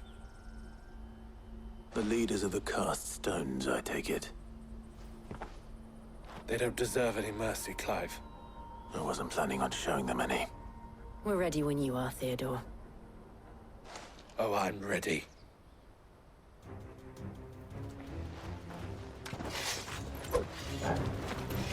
Fuck. It's that guard from Bockland. Kill him. Kill them all. This one.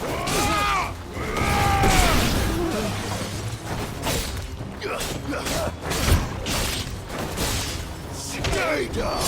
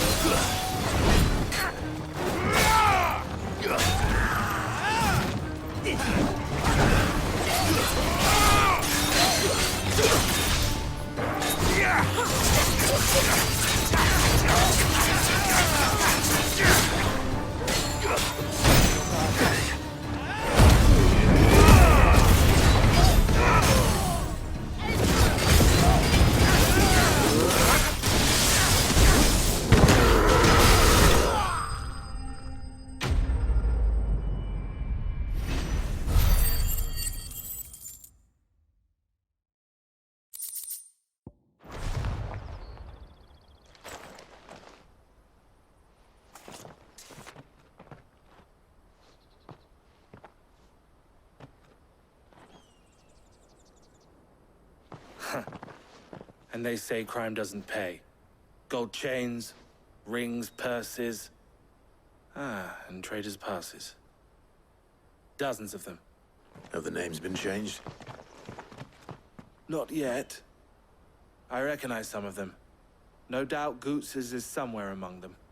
Now I just need to sort through it all and return everything to the people it was taken from.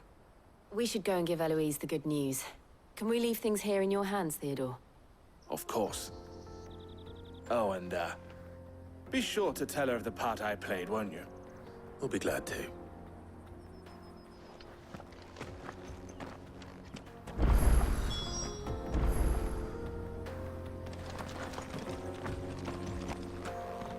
Goots's pass will be in here somewhere. It might take a while to find it, though.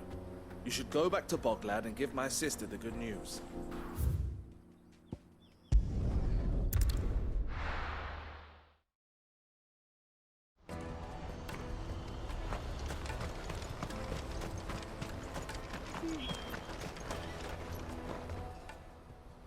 Ah, Clive. How goes the hunt? My brother isn't getting in your way, I trust? Quite the opposite.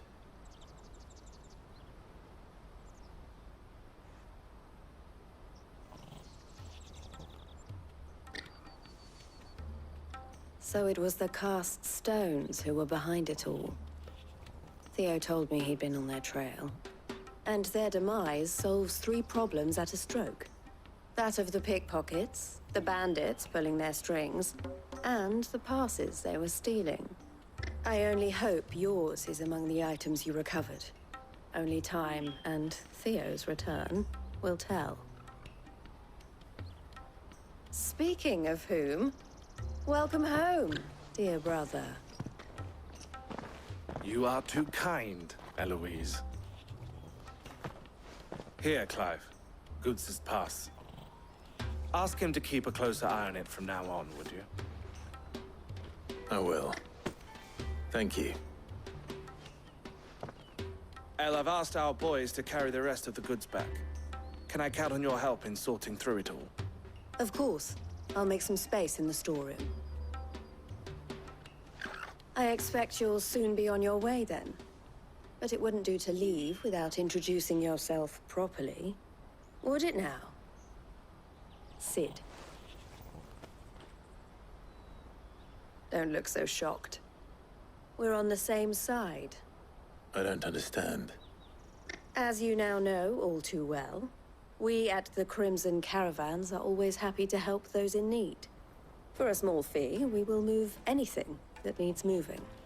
Be that goods to market, or bearers away from it. I was the first my sister helped escape. If it wasn't for her, I'd have been branded as a boy. I had no idea. It just so happens that we are seeking to expand our operation.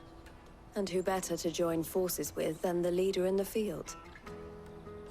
Wouldn't you agree, Theo? I would. It seems our purpose is the same in more ways than one. So what would you say to working together again? It would be our pleasure. And our honor. The honor is ours. Here, Clive. This is for you.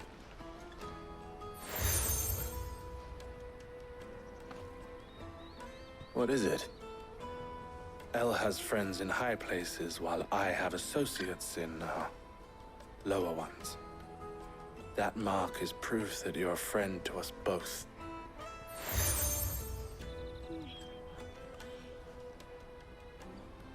I shall bear it with pride.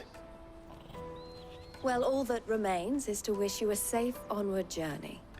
Goots's pass should secure you a place on the caravan, but if you encounter any difficulties, we would be delighted to provide you with a coach of our own. For a discounted price, of course. Say, 9 million? We'll try the caravan.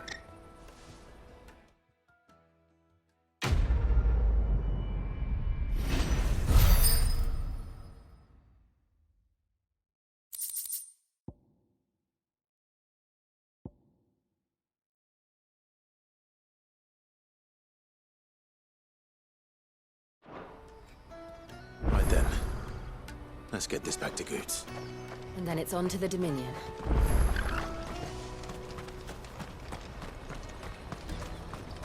Out of my sight, wretch!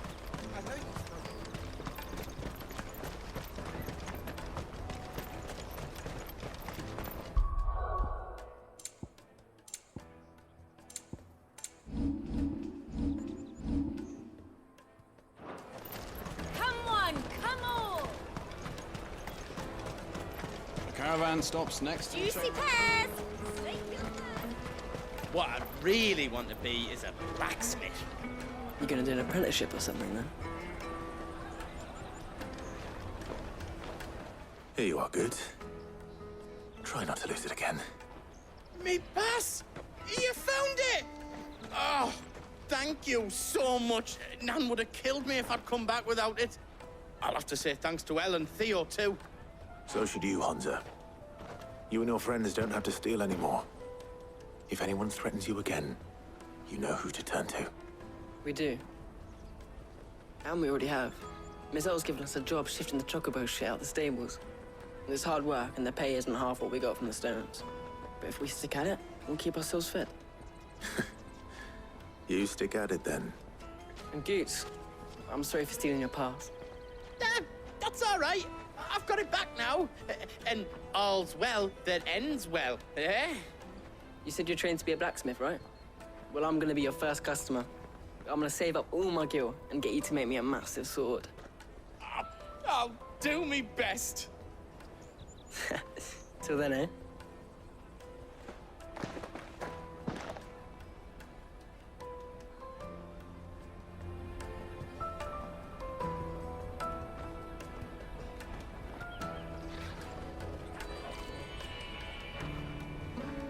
All right.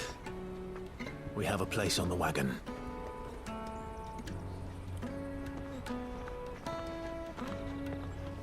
Remember, Goots, we're mercenaries. You hired us to protect you. Mercenaries.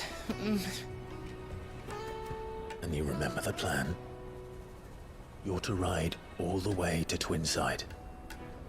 Jill and I will go with you as far as the outskirts, then find our own way in. I'll buy that stuff I need. Right.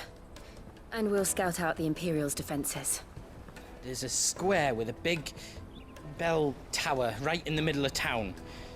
If you get lost, or out goes wrong, we can meet up there. Right. Let's go.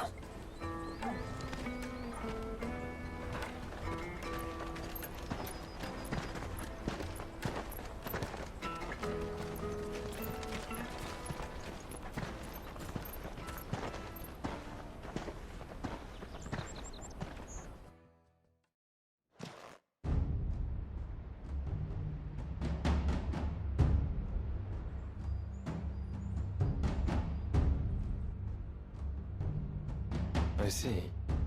And you're quite certain your father has no knowledge of Ultima? I am. I have no difficulty believing a sinister force has come to exert an influence on Sanbreque. But be that as it may, it is yet to claim my father. For better or worse, his radiance speaks his own mind. Then the Fiend works from the shadows.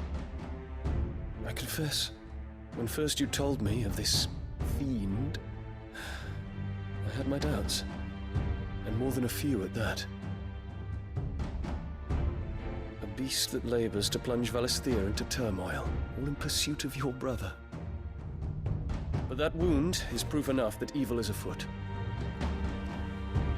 Then I have your answer, Your Highness. You will join me in my fight. I cannot. Not yet. Your Highness, please. As you are aware, the Dhalmekian army is at our gates. They have lost their mother crystal, and with it all hope of a negotiated withdrawal. It is but a matter of time before they invade. If Bahamut is not here to meet them, my people will be slaughtered. Though not by Hugo Kupka, thanks to Ultima's machinations. I know the fate of your people weighs heavy on your conscience, but if we do not put an end to Ultima's plans, they shall face a far darker fate. The chaos he would wreak would sweep all of Valisthea into the abyss.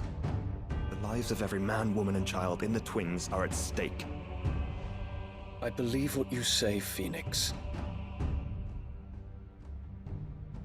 But I have duties of my own, and I must discharge them. Come what may.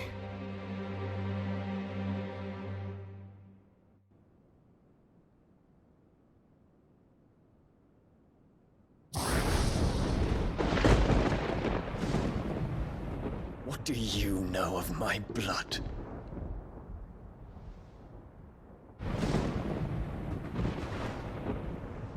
I know that it is wholly unworthy of the highest offices of state, which rightly belong to those of purer breeding.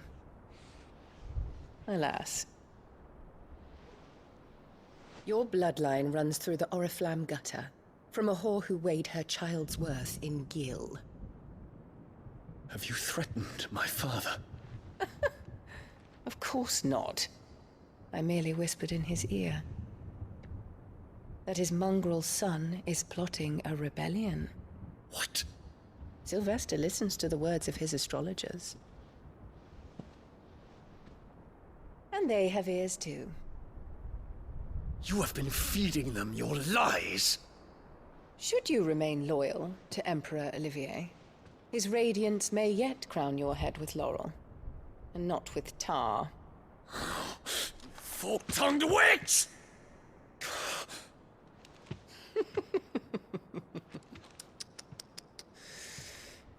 In consideration of your long years of service to the Empire, I shall forgive this uncharacteristic rudeness. Now hurry and make ready, Your Imperial Highness. Emperor Olivier expects much of you, Dion. Or should I say, of Bahamut. May your fire reduce his enemies to ash, till all of Valisthea bows to its rightful ruler.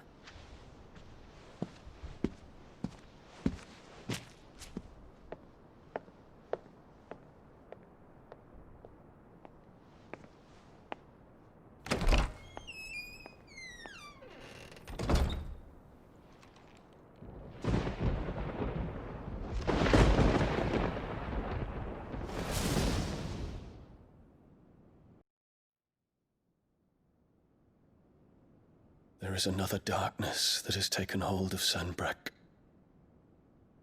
And until its grip is released, the flames of war shall spread ever wider, just as Ultima wishes.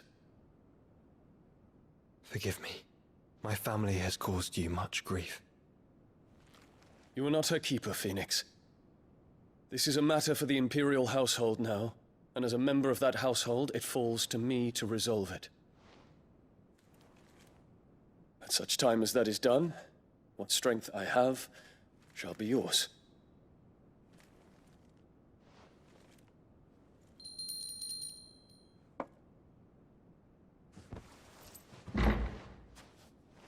Thank you, Your Highness.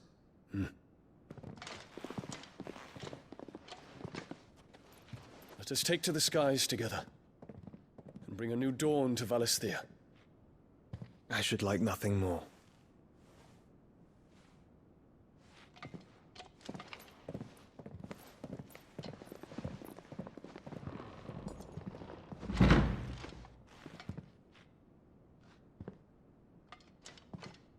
Terence. My prince. Tell me true. Do you believe what I'm about to do is wrong? We dragoons have but one leader, Your Highness. And we shall follow him unto the very end. Thank you. This is my decree. For their crimes against the crown, the traitorous Annabella and her usurping son shall be put to death, and the Empire restored.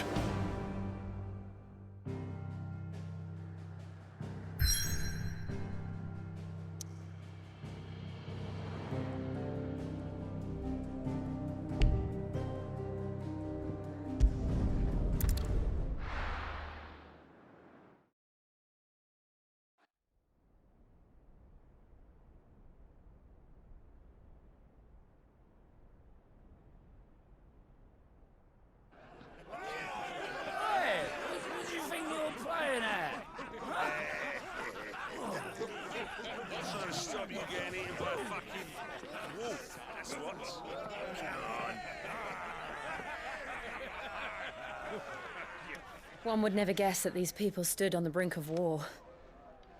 They're afraid. They turn to drink to forget their fears. Anything you want to forget?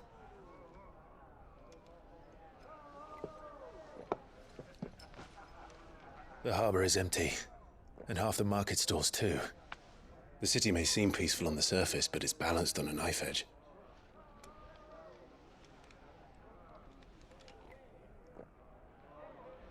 Were we to give it a nudge, it might be just the distraction we need to reach the Mother Crystal. I thought you might say that. We should send for Gav. We'll need someone to keep the fires we start from going out. And we can busy ourselves scheming until he gets here. I'll send a Stolas then.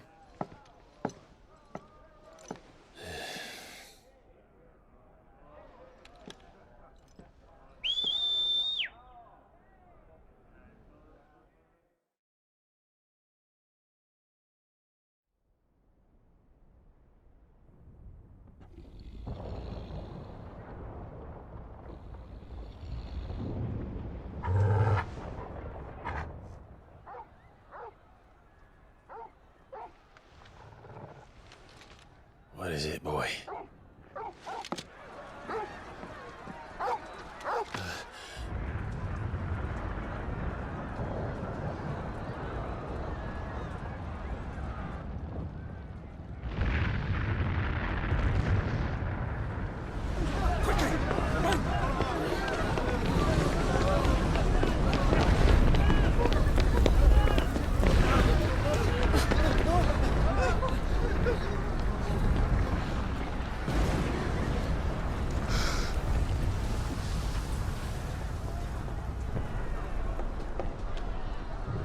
What's happening?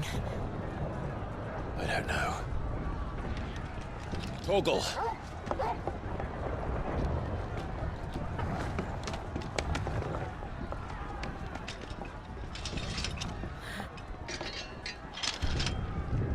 this way.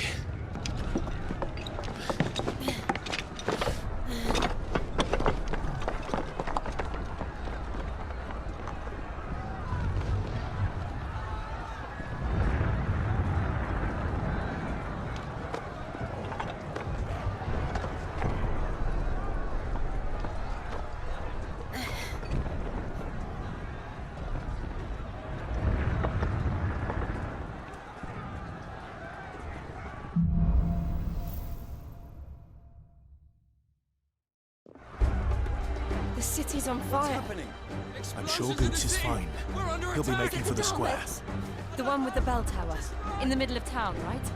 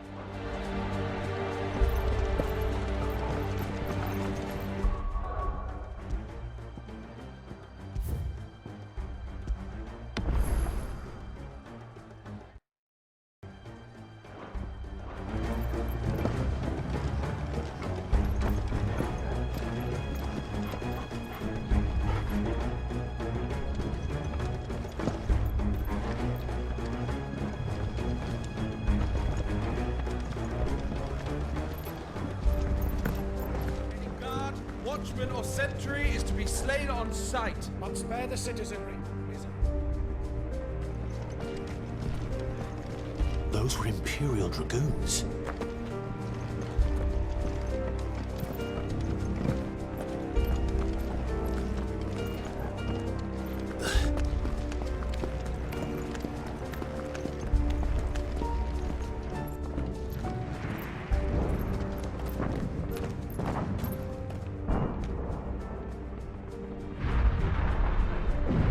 What in the hell is going on?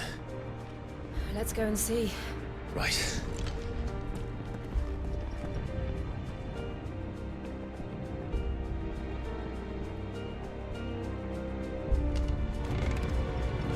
But first we find Goots.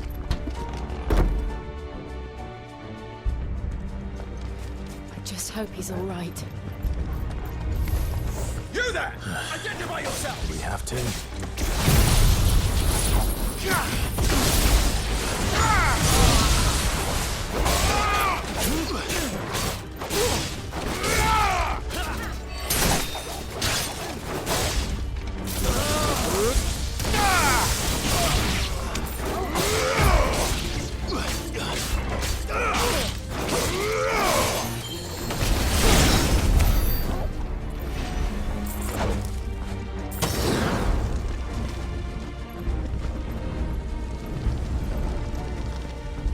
They're armed!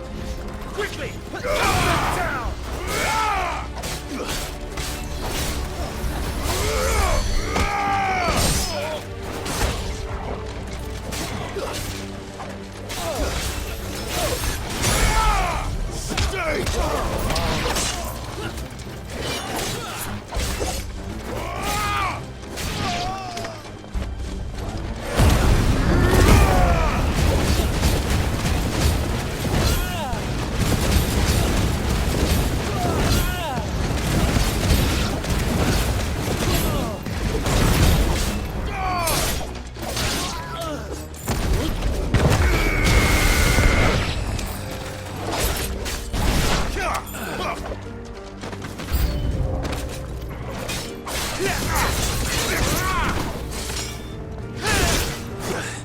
I'm hurt, Torgal.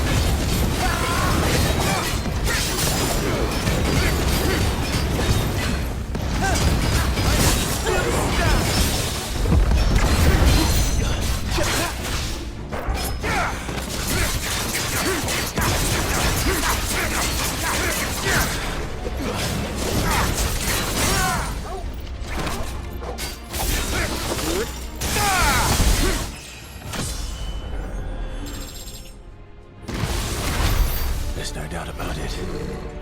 They're dragoons. What is this then? A civil war?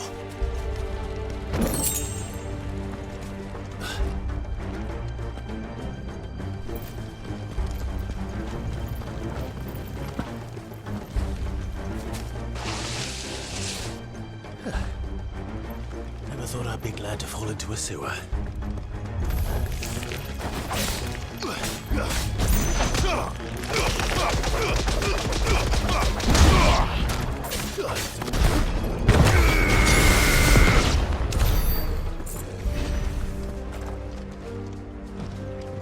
Ward secured, Captain. None of the Emperor's forces remain. Gather the men! You press on to the council chambers. Yes, Captain.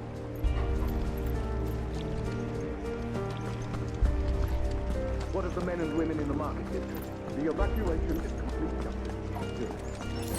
Then all that remains is to dethrone the Pretender. There it is. The bell tower. Right. Let's go.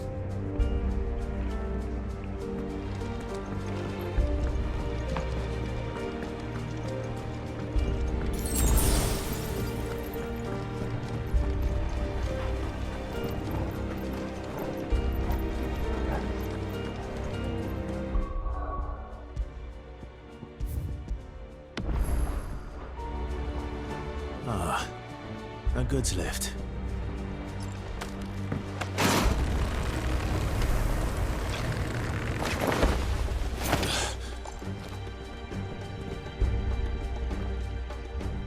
Where in Gregor's name did you come from?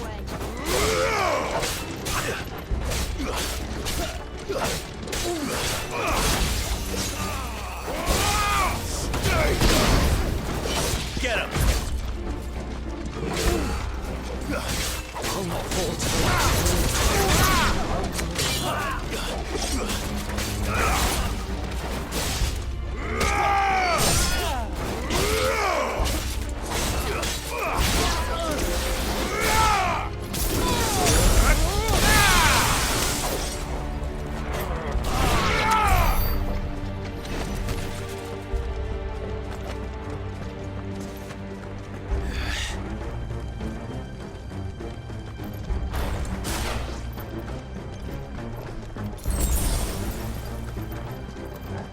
Intruders! I'll run you through. Defend the gate! Give me thunder!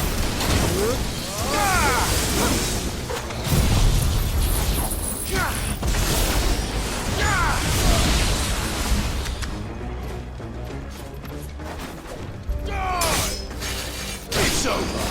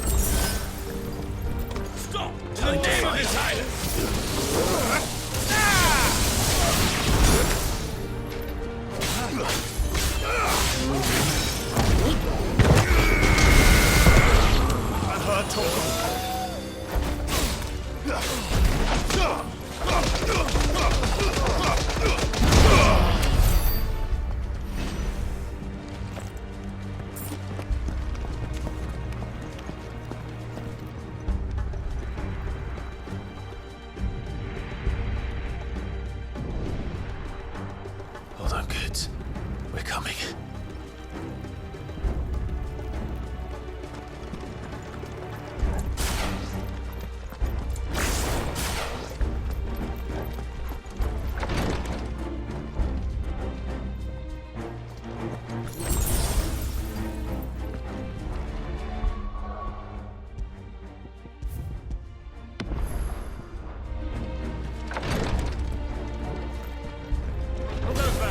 In the prince's name, none shall pass.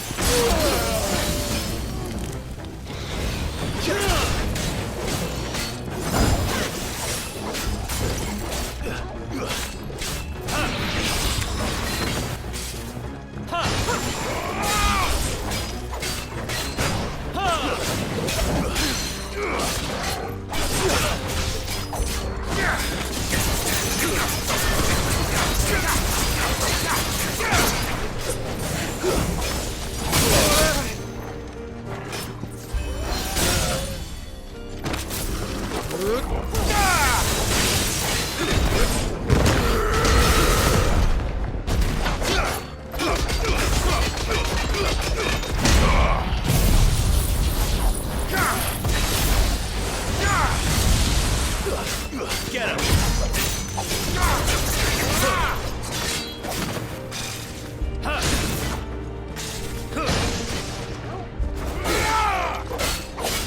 This one.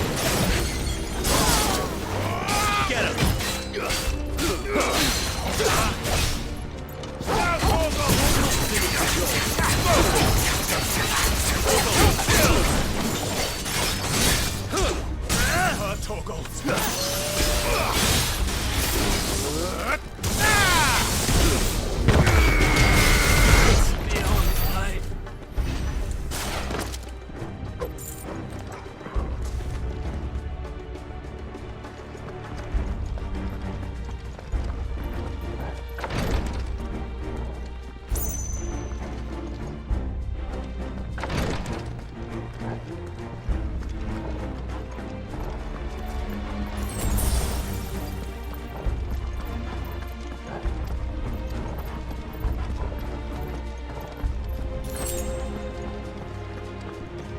Enemies on the rampart! Kill them!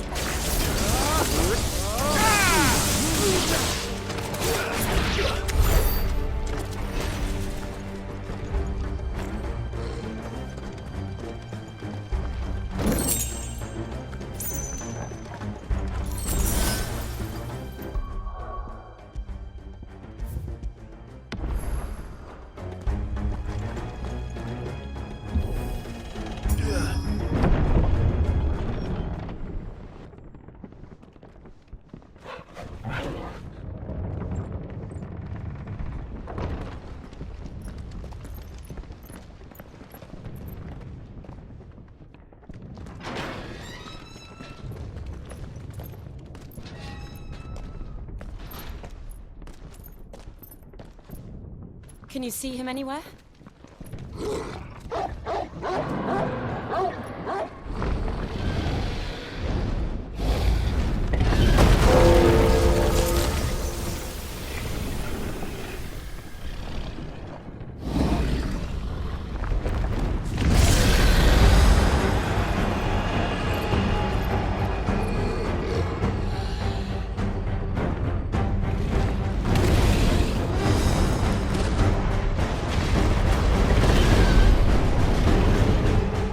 It must be one of the Dragoon's pets.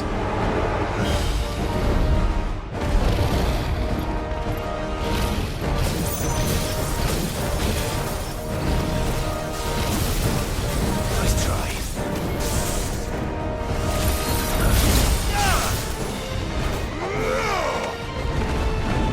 Now, Torgal!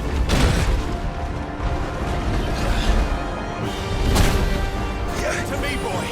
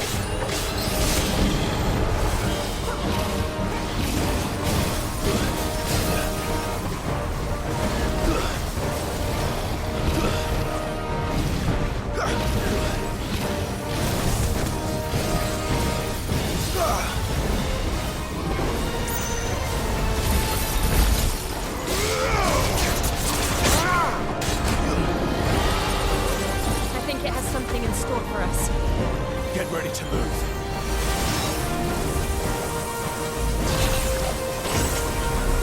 Come on. Forgive me.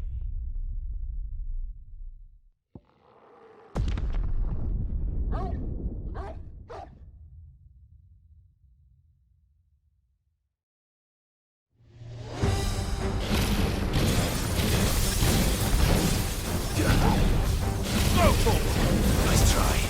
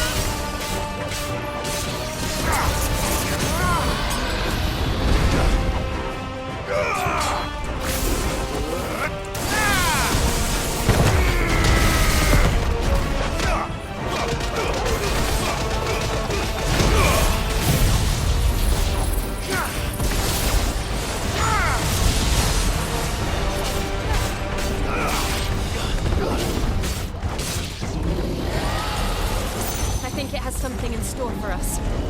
Get ready to move.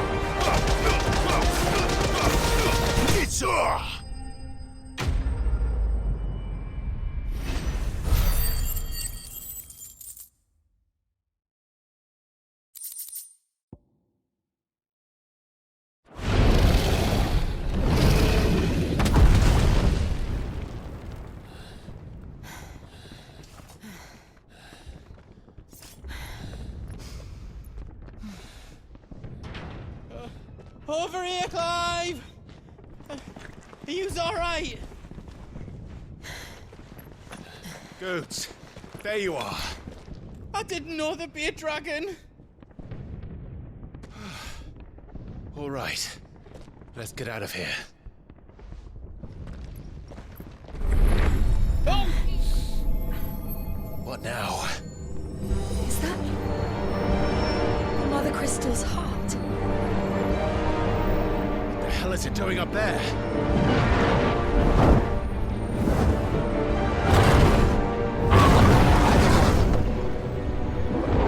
Bahamut.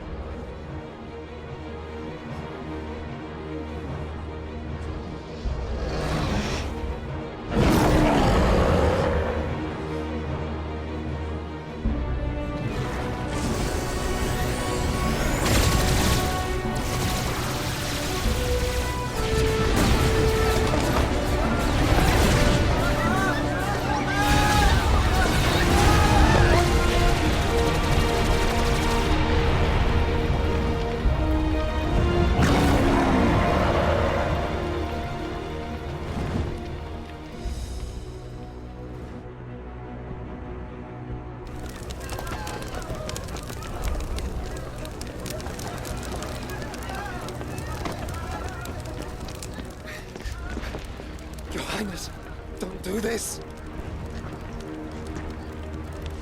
We must leave. Now, Your Grace. I beg of you. This is not what he wanted. Something's happened. Forgive me, Yod. But I must put a stop to this. Your Grace!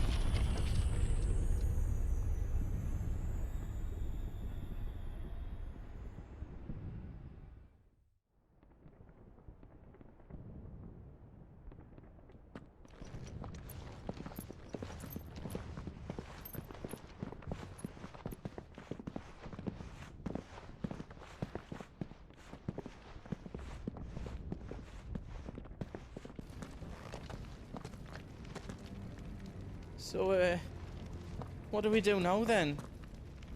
We destroy the heart. We might come back! As soon as the flames die down, the Imperials and the Dalmex will move in. This may be our only chance. And Bahamut has gone for now. You should get as far away as you can, Goots.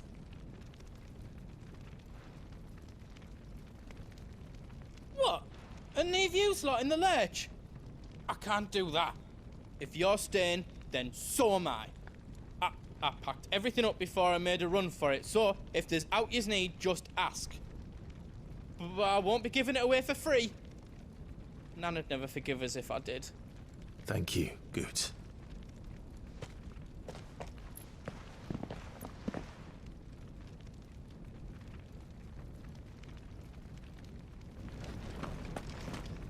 Just let me get me stuff out. I've got some good stuff for yous.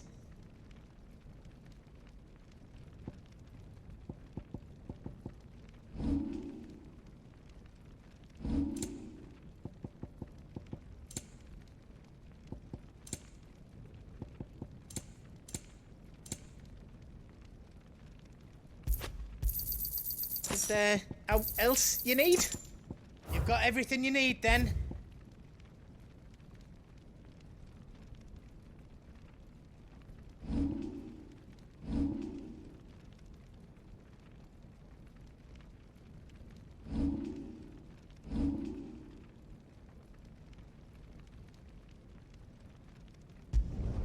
Did I do it right? I hope you like it.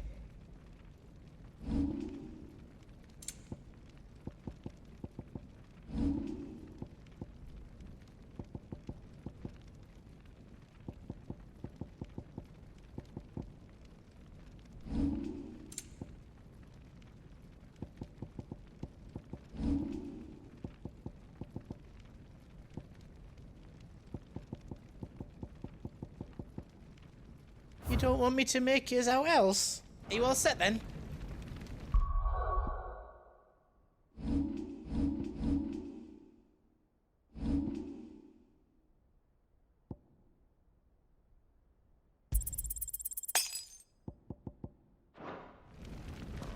Do you need out? Thank you.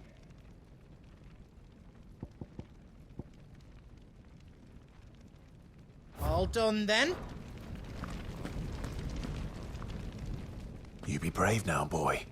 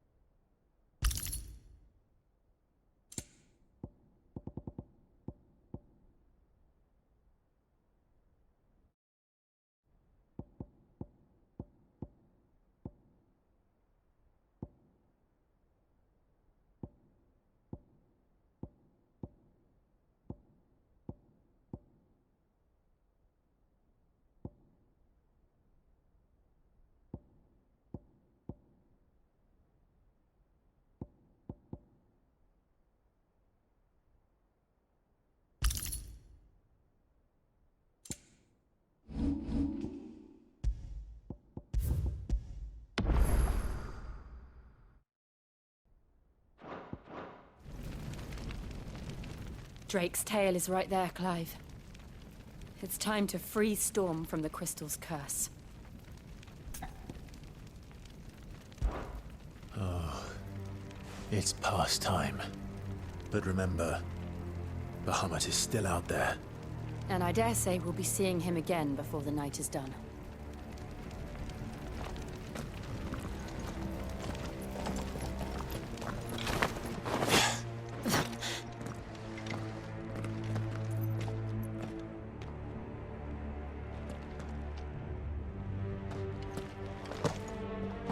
No more roads. We'll have to find our own path. Do you feel that, Clive? Ether.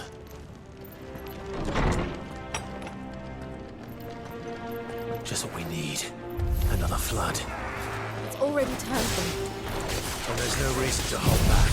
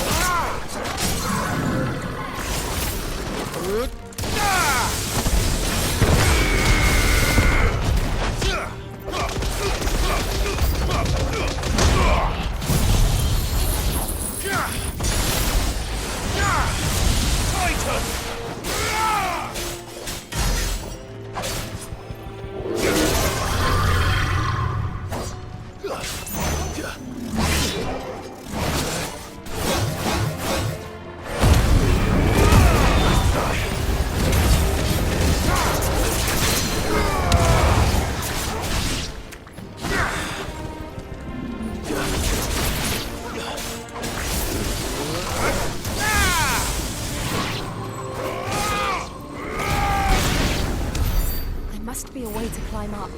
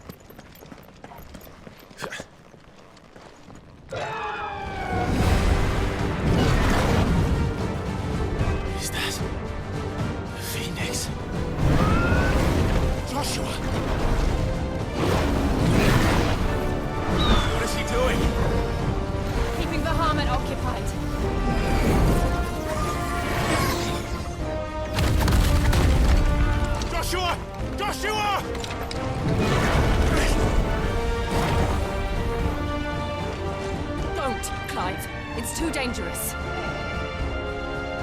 Fuck! Hold on, Joshua! I'm coming!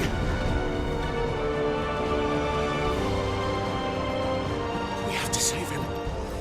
And we will. We just need to keep moving.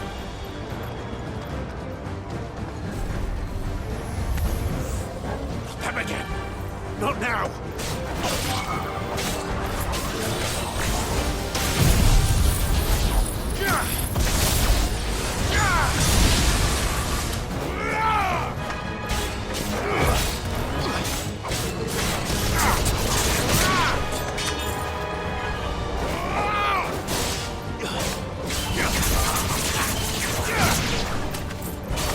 Get him!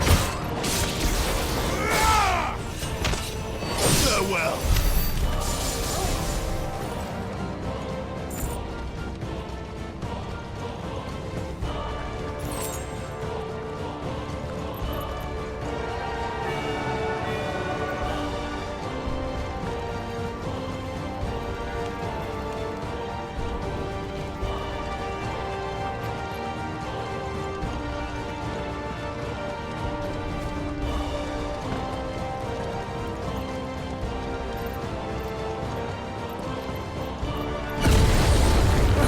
What was that?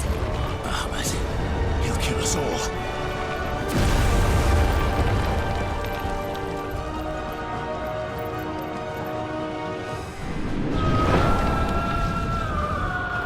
There he is!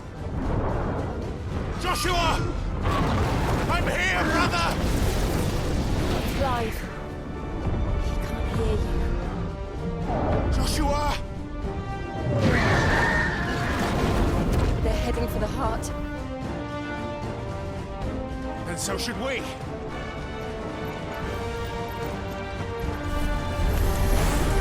Give me thunder!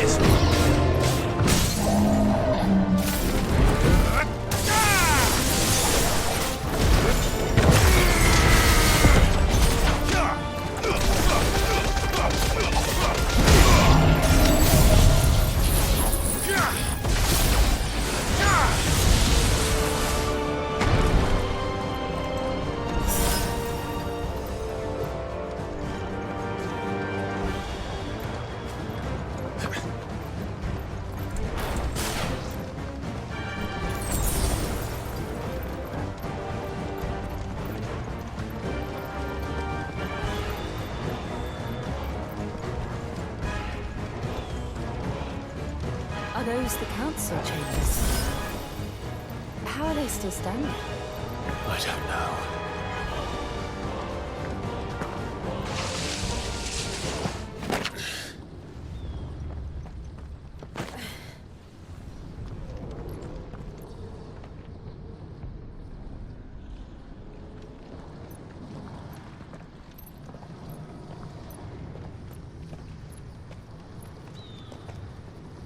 He'll be all right, Clive.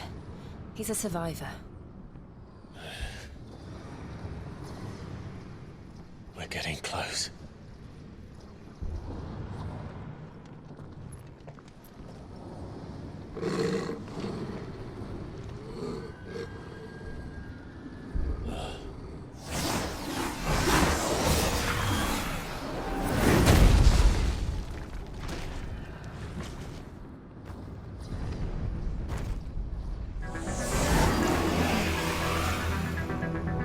It looks like somebody doesn't want us getting any closer. I don't care what it wants.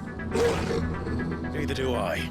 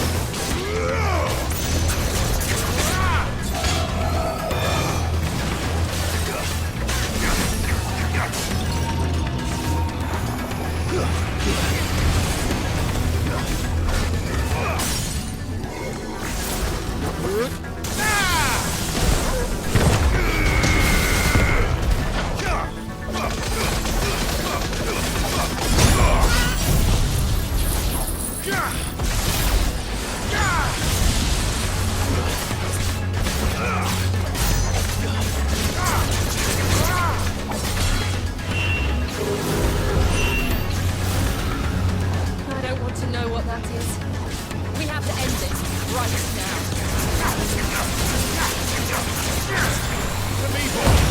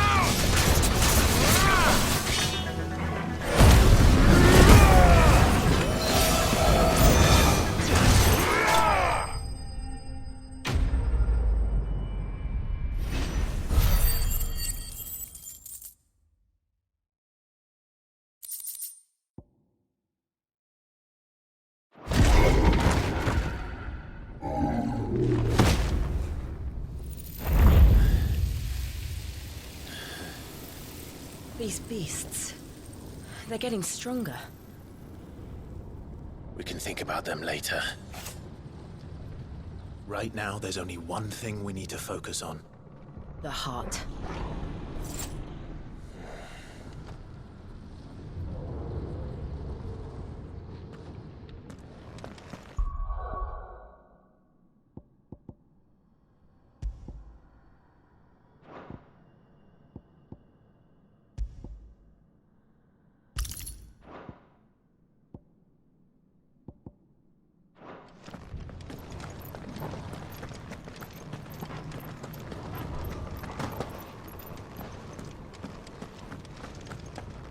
We might be able to get up through the building. It's worth a try.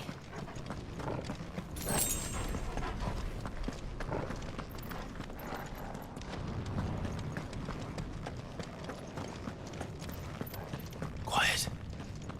There's someone up there.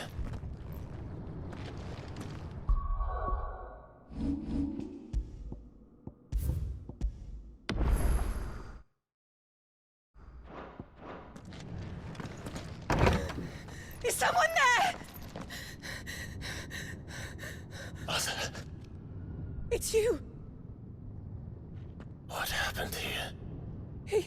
He tried to take him from me. Oh, my boy. My darling boy. Is this the child you made with the Emperor? Why, Mother? Why did you betray us all? You have no right.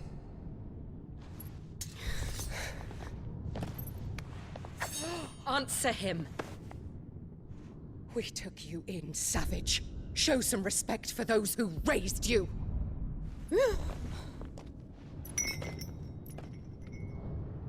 Honorable Elwyn, always thinking of his precious homeland. But what worth is a homeland in a world beset by the Blight? Father did not seek to protect his country. He sought to protect his people. A leader's duty is not to protect his people. It is to protect the source of his sovereignty. The noble blood that runs in his family's veins. So long as this bloodline remains unbroken, what does it matter if a nation falls? One can always found another. Unlike him, I did my duty. I preserved my line. I bore a son of the noblest blood, to whom the whole world might kneel. That is why I gave Rosaria to Sambrek, that I might join my line with the Lesages and birth a savior of this benighted land, blessed by both Bahamut and the Phoenix! You sold your country for a child. Why did he need another? You had Joshua. I had nothing. You were always your father's son, so very strong and bold and daring, and yet you failed to awaken. Would that Joshua had been granted 1/10 of your strength? Oh! How the nobles laughed that Elwyn's firstborn was surely the son of a concubine, and my own, not long for this world. The shame of it! The shame of being slandered by one's inferiors! How could you ever know how that feels? It should have been you! Why didn't the Phoenix choose you? Joshua's every waking moment was spent trying to shoulder the burden that you and the Phoenix and the Duchy foisted on him. That's why I became his shield. To help bear the weight. But what did you do? You betrayed your own blood and surrendered your son to his fate! Joshua, my darling boy. I never meant to hurt him. The soldiers' orders were clear. He was to be spared. Why did you survive when the only one I truly cared for died? What? Have you not looked out of the window? Joshua is here! The Phoenix lives on! He's battling Bahamut as we speak!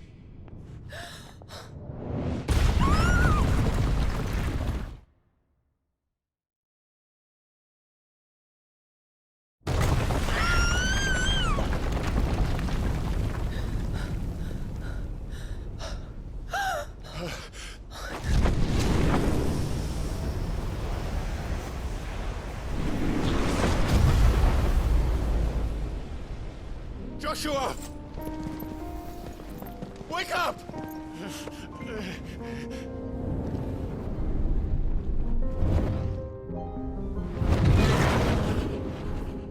I am a shield of Rosaria.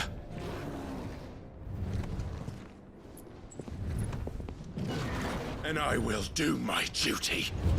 What are you...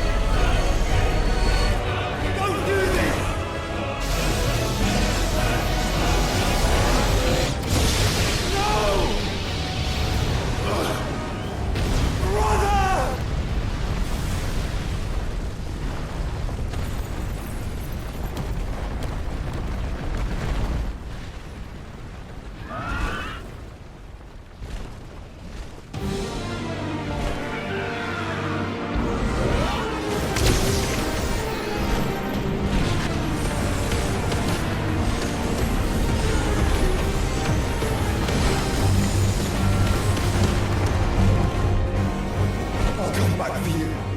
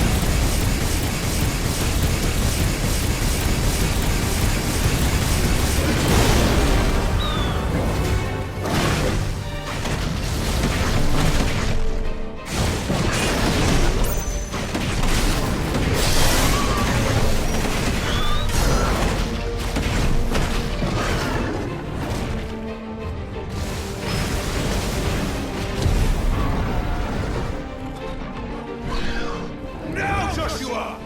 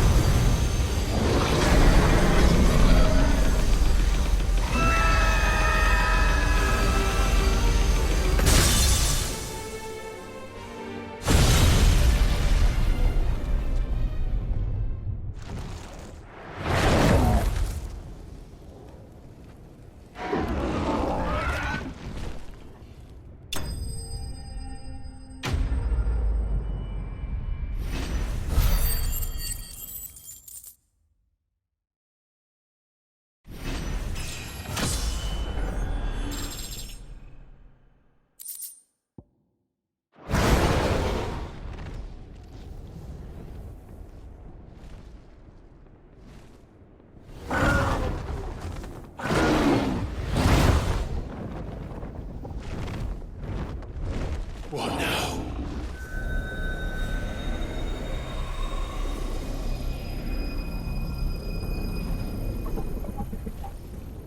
This is drinking the ether.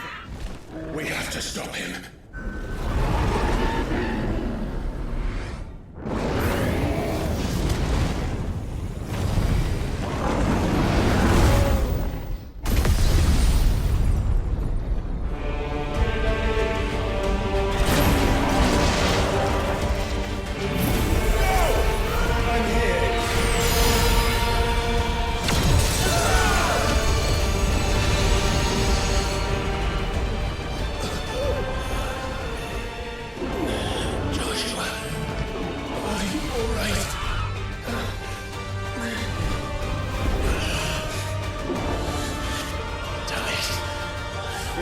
Stronger than this. Come on, Ifrit. Show us your true power.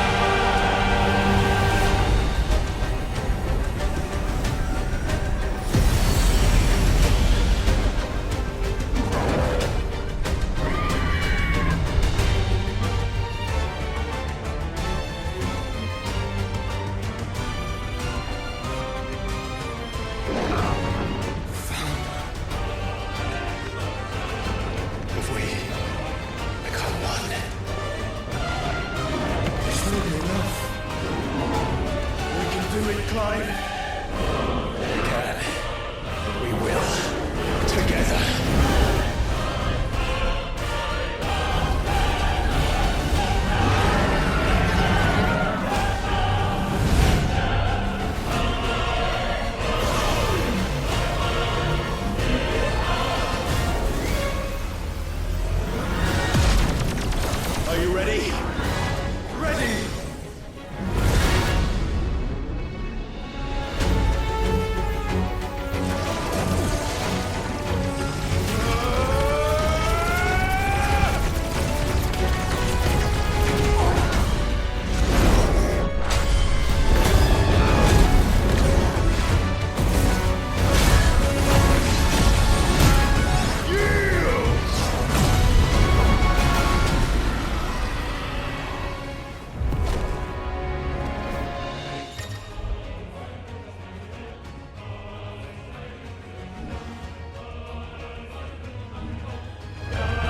How can we hope to match such power? By trusting in our own.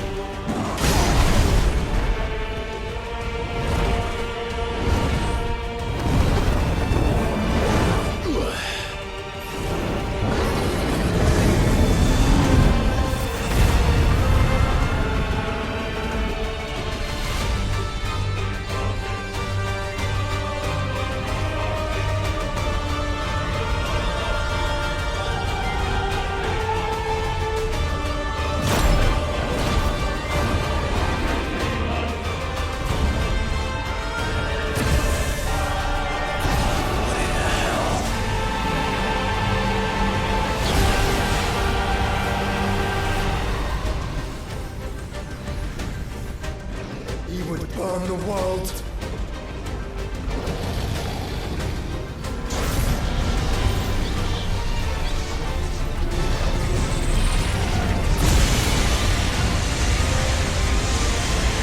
Not today. Come on, Joshua!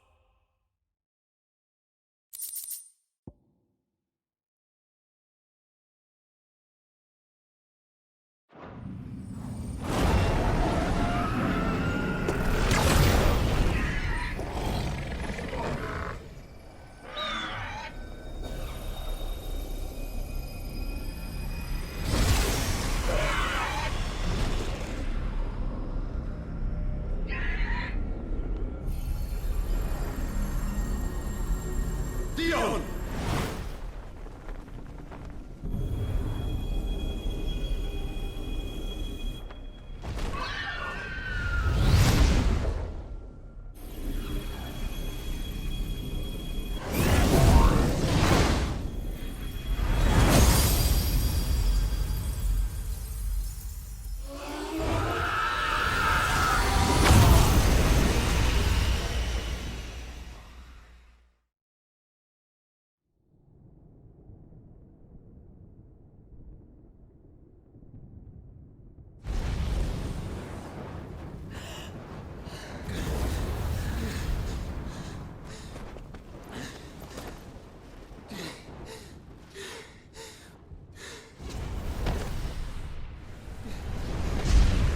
Joshua! Clive!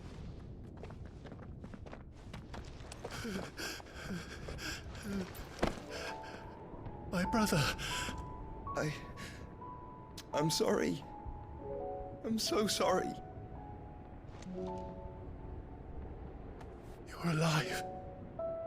We both are. Nothing else matters.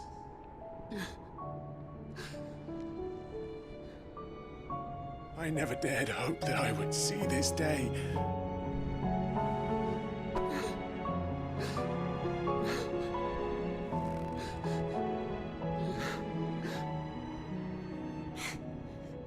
Reunited at last. Jill.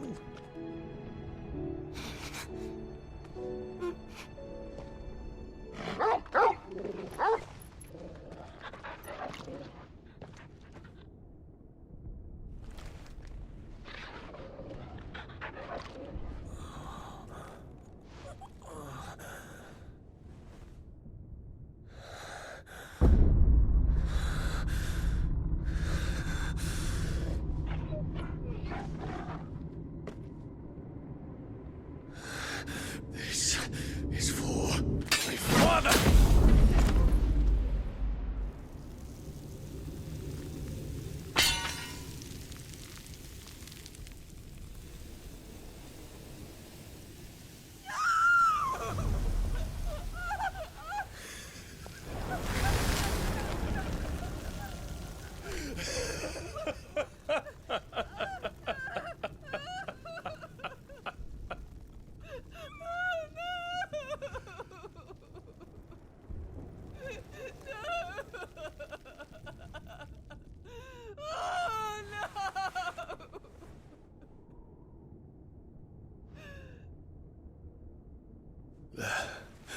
It is done.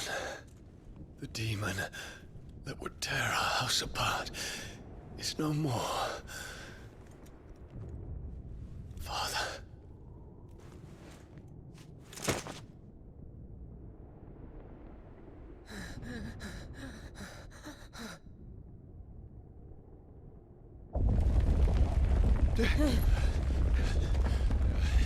The Mother Crystal. It's collapsing. Right. We need to leave. No. Wait.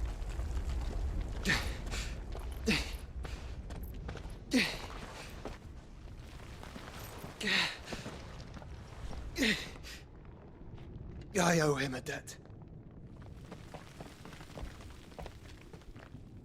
Fine.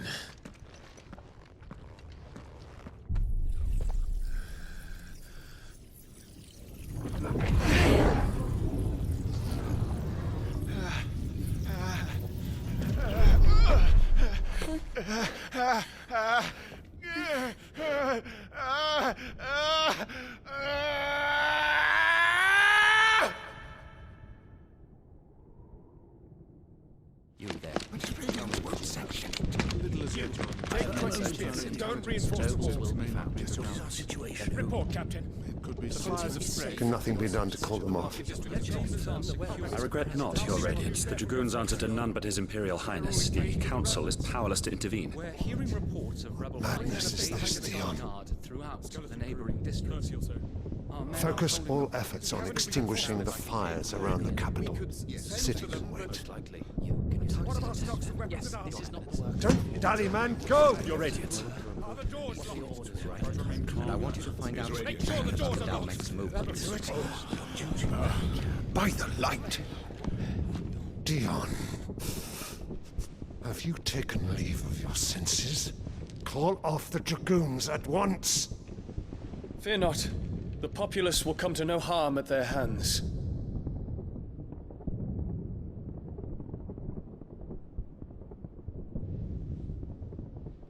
I am here to save you, Father.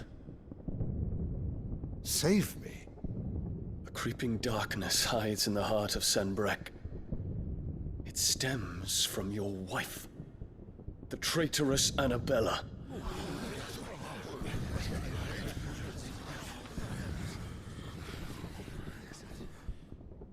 Not another word, Dion. Father, though you may not see it, the darkness has taken hold of you. It has made you forget yourself. But I bid you remember, there was a time when you ruled not with cruelty, but with compassion. Why now do you turn your back on your people? Why now do you seek to stoke the fires of war? You too have borne witness to this change, Your Eminences. And you know, as well as I, who is responsible for it. A puppet now sits upon the throne, but cut his strings, and the Master loses the power! What? Dion, you bear steel before your Emperor? Guards! Take him!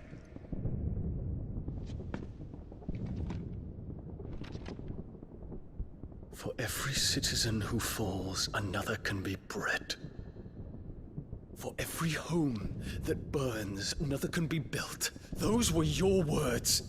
But when the last of your citizens has fallen, and all of their homes have been reduced to ash, what will become of your empire, of its rulers, of your god? As the Mother Crystals crumble one by one, and the Blight sweeps in to claim all that we hold dear, our people look to their Emperor for protection. Yet he labors not to secure their futures, but to seize what is left of the twins for himself! Even if it should come at the cost of everything his loyal citizens have labored to build! Dion, you must understand. A small price to pay, is it not? You've been blessed with great power, Dion. Enough to win me the world. So go, claim Valisthea for me, brother.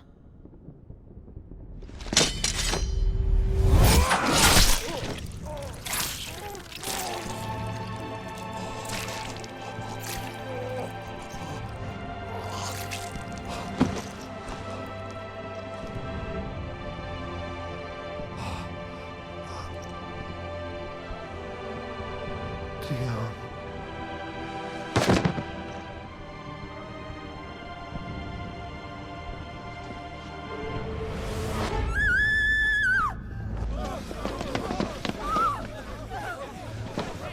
Gods! Gods! Father. Poor father. How he doted on his children. That he would die to protect me was plain. It was but a matter of when. You planned this? You did well to endure so long. But you broke in the end, as I knew you would. And now Muthos approaches. Put him to the proof. I would see if he breaks. Go, Bahamut. Kinslayer.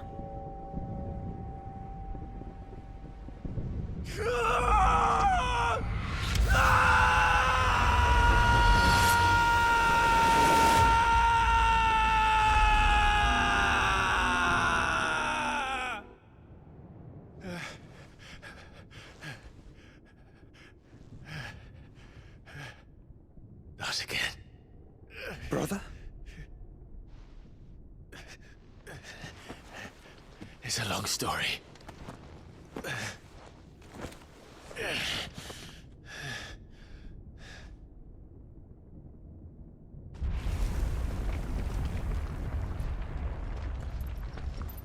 You cannot stay here, Mother. Come. Take my hand.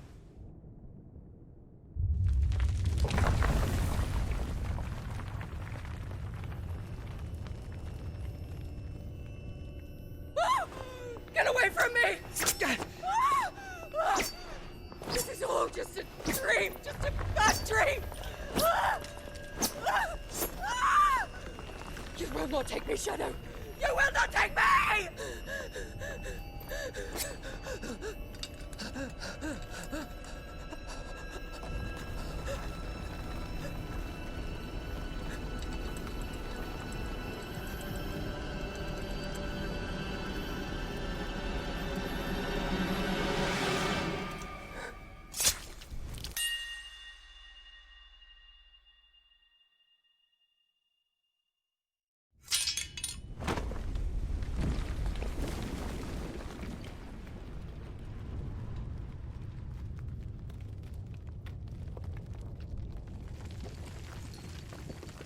Mother.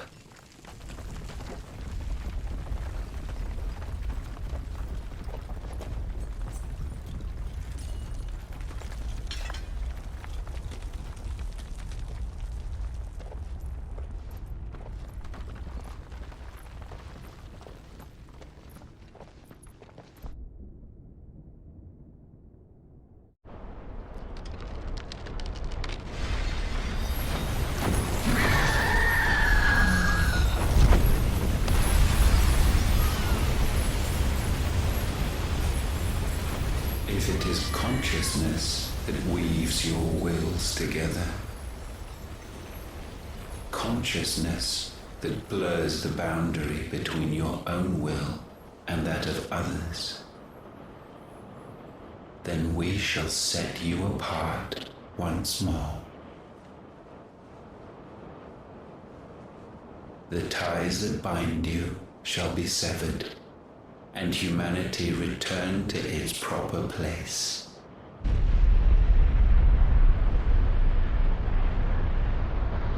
By primogenesis shall a new age of reason begin.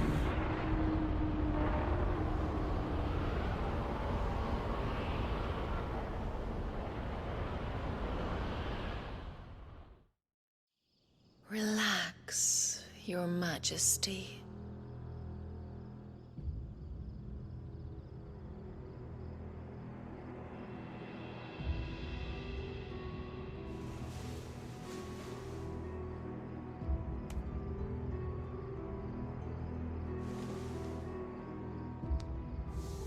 Don't you want to play?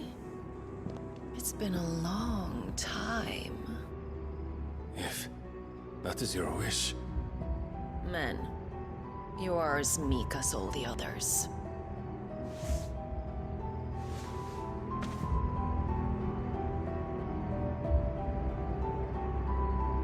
Such feeble creatures.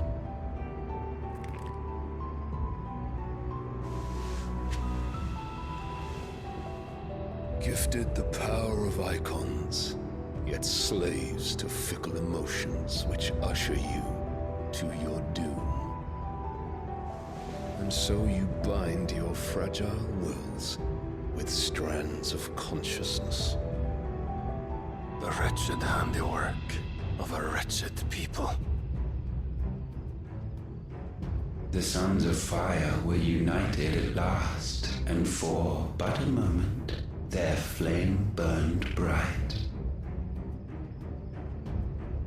Soon, Muthos shall become our perfect vessel. And then shall the world be remade. Not before the bonds are severed, of trust, of respect, of love. Only when every strand of consciousness is cut away, may Muthos return to our side. By primogenesis shall all be undone. Mankind shall be rid of his wretchedness, and Muthos of his will. But while he yet clings to it, he has the power to forge bonds anew. And so we bid you, find Muthos, and sever everyone. To destroy that which has no physical form, you ask the impossible. There is nothing your black blade cannot cut, Odin.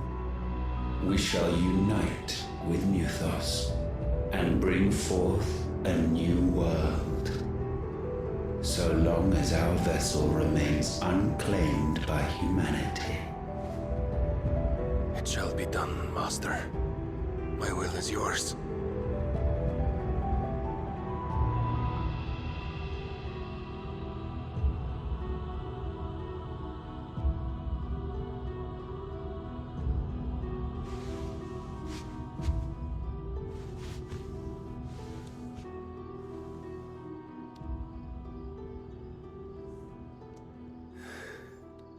Mother.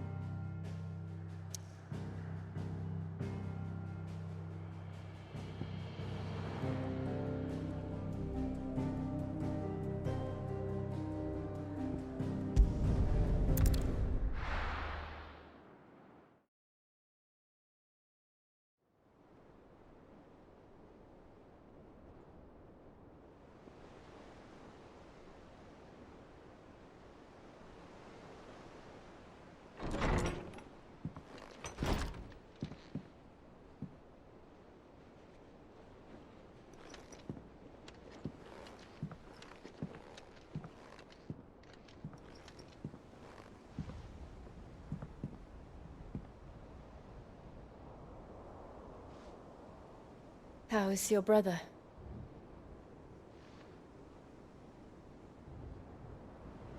Asleep since I returned from the Dominion.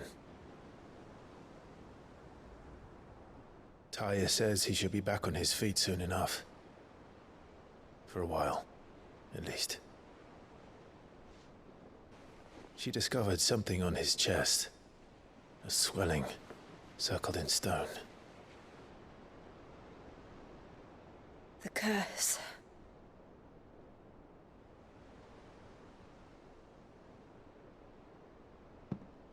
For every mountain we climb, another rises up to greet us, doesn't it?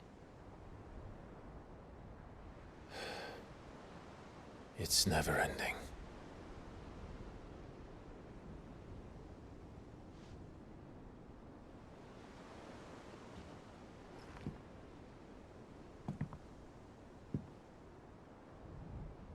Even the sky seems to have grown tired of it all.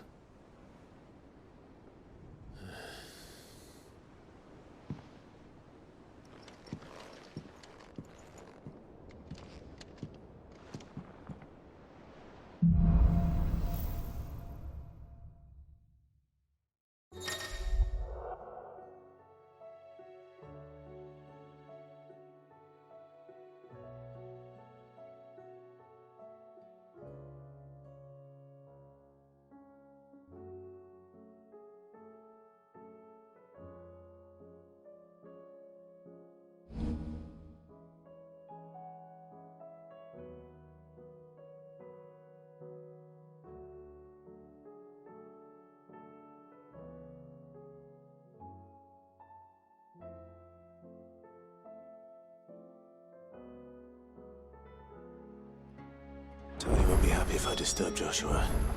While he rests, I might as well see what Otter has to say.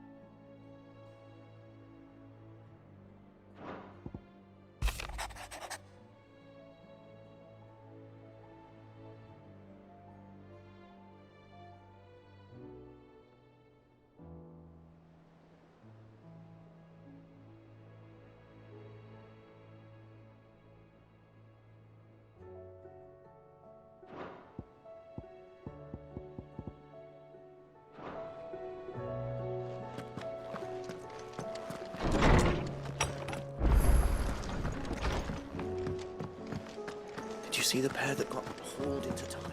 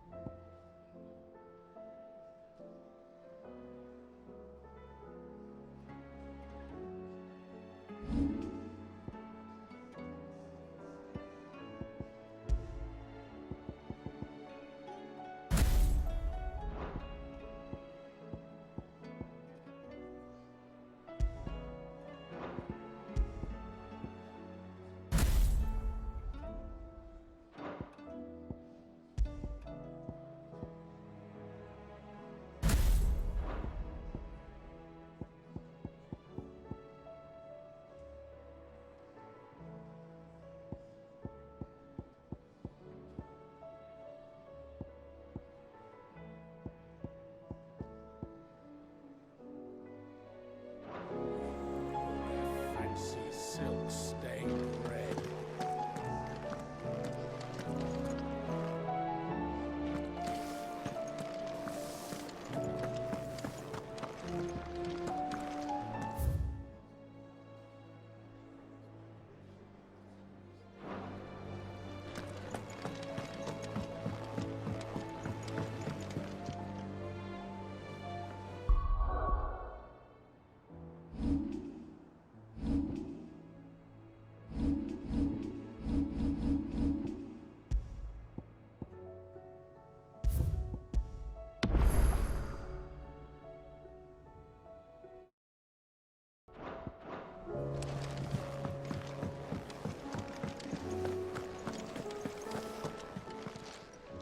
Still alive, are you? If you're gonna buy something, be quick about it.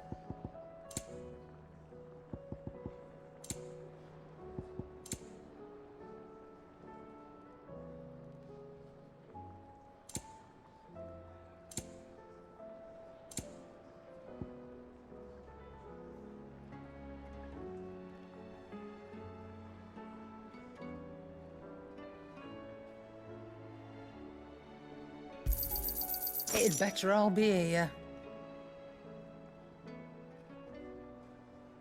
Is that all?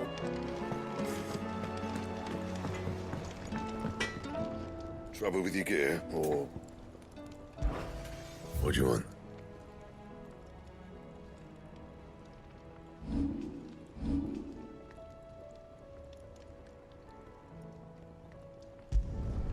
Should last you a good while.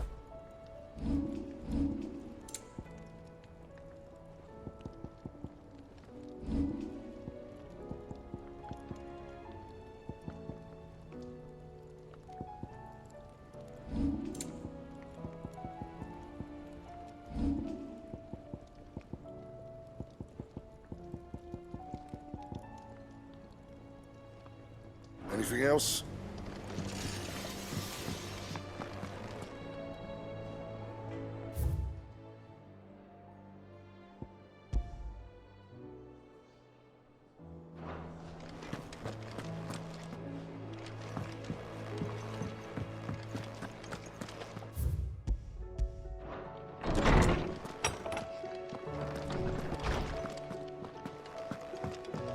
It will take time to come to terms with everything that happened in the Dominion.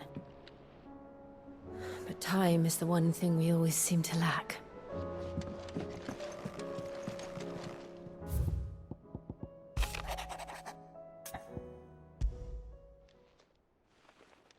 Hopefully it's nothing. But I should speak to Blackthorn just in case.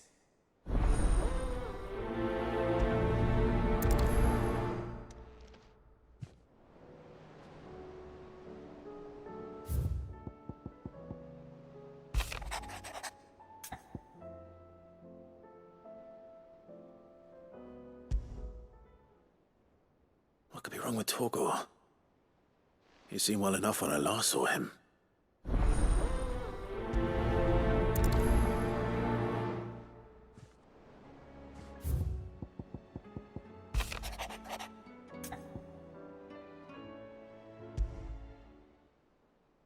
Trouble with the ledgers. Shouldn't he be asking Otto for help?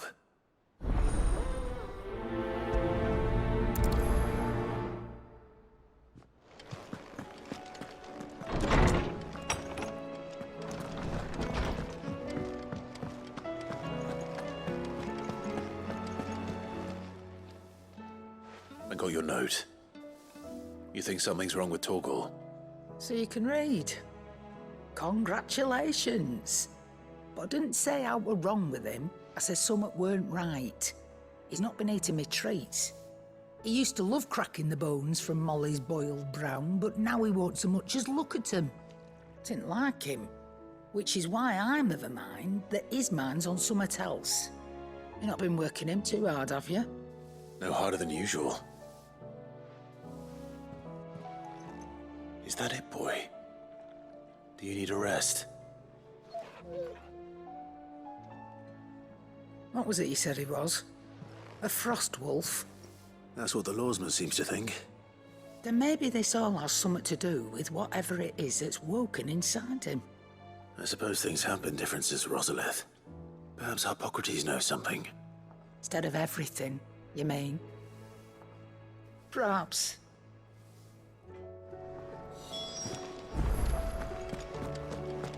It seems the hideaway is all safe.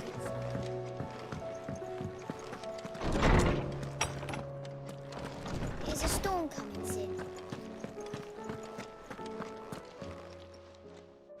Lawsman, I need to ask you about Torgal.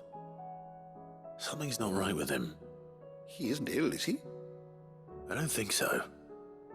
But according to Lady Karen, he seems to have lost his appetite, which is certainly a new development. She says he's hardly been touching his bones of late, and she believes it may have something to do with what happened at Rosalith Castle. I rather think she might be right, though not about his appetite. All canids are instinctively inclined to crack open bones for the rich marrow that resides within, and I see no reason why a frost wolf should be any different. Accordingly, I suspect it is not a lack of appetite that afflicts Torgal, but a surfeit of it. If we assume that his newfound magics require additional nourishment to sustain, it may well be that the bones Lady Karen is accustomed to providing are no longer sufficient. Frost wolves, after all, habitually prey upon far larger animals, whose bones may yield altogether different nutrients. As to where one might find a suitable substitute, some antelopes that graze the meadows of eastern Rosaria have been known to grow to a size more than double that of their lesser cousins. I don't recall ever seeing any that large. And little wonder.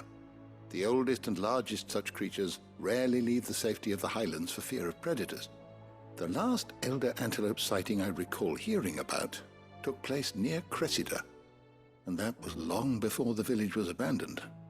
Even so, it seems like a good place to start. Good hunting, Clive.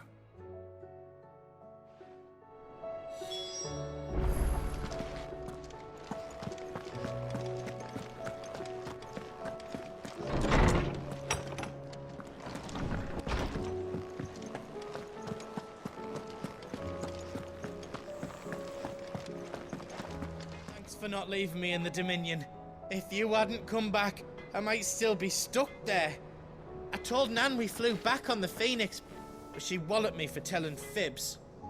Can you tell her it was the truth, Clive?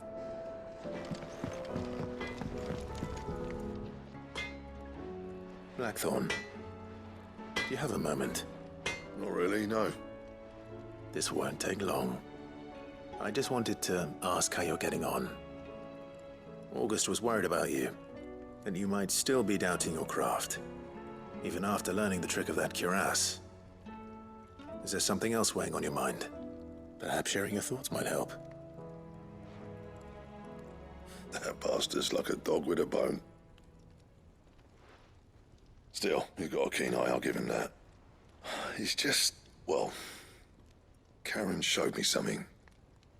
Something I've never seen before. And that was? A sword. An odd-looking thing with a single-edged blade. The metal itself wasn't anything to write home about, but fuck me, the edge on it. You could slice a man clean in two with a weapon like that, and he'd be halfway home before he even realised he'd been cut. So that's what's troubling you? Nah, no. Not troubling me exactly. More distracting. Can't stop thinking, how do you get an edge that sharp? It's driving me mad. And if you knew how to do it, we could arm the curse breakers with even better blades. That's about the size of it, yeah. I'll see what I can find out. Sharper swords are always welcome. And we can't have our master blacksmith being distracted. You're a soft touch, you know that. But I can't say I'm not grateful for it. Good luck, eh? Thank you. Let's see what Karen knows about this sword.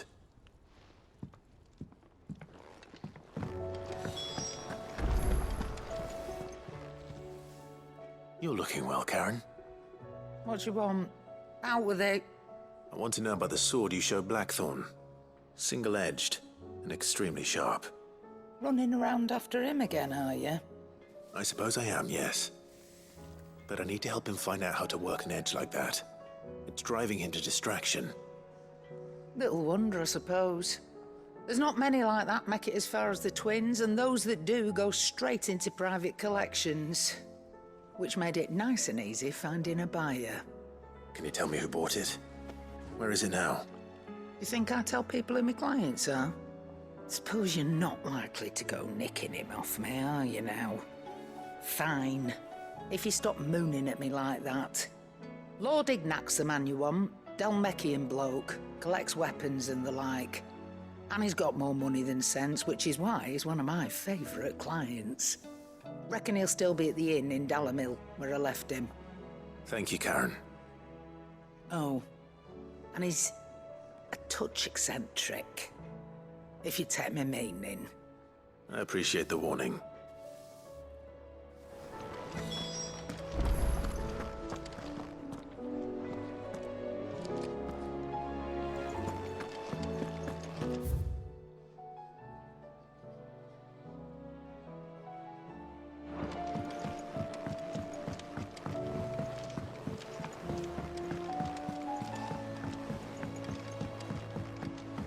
Did you see that?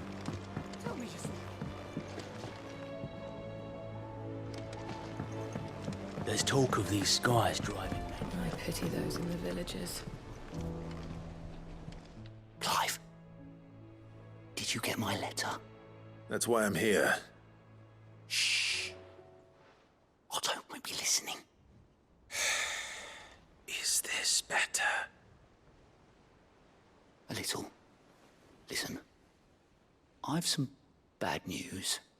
It turns out the Hideaway may be slightly behind in its payment to certain lenders, and it may be my fault. But I swear to the goddess, I thought I had the numbers square. Sadly, that square turned out to be more of a circle. 0, you might say.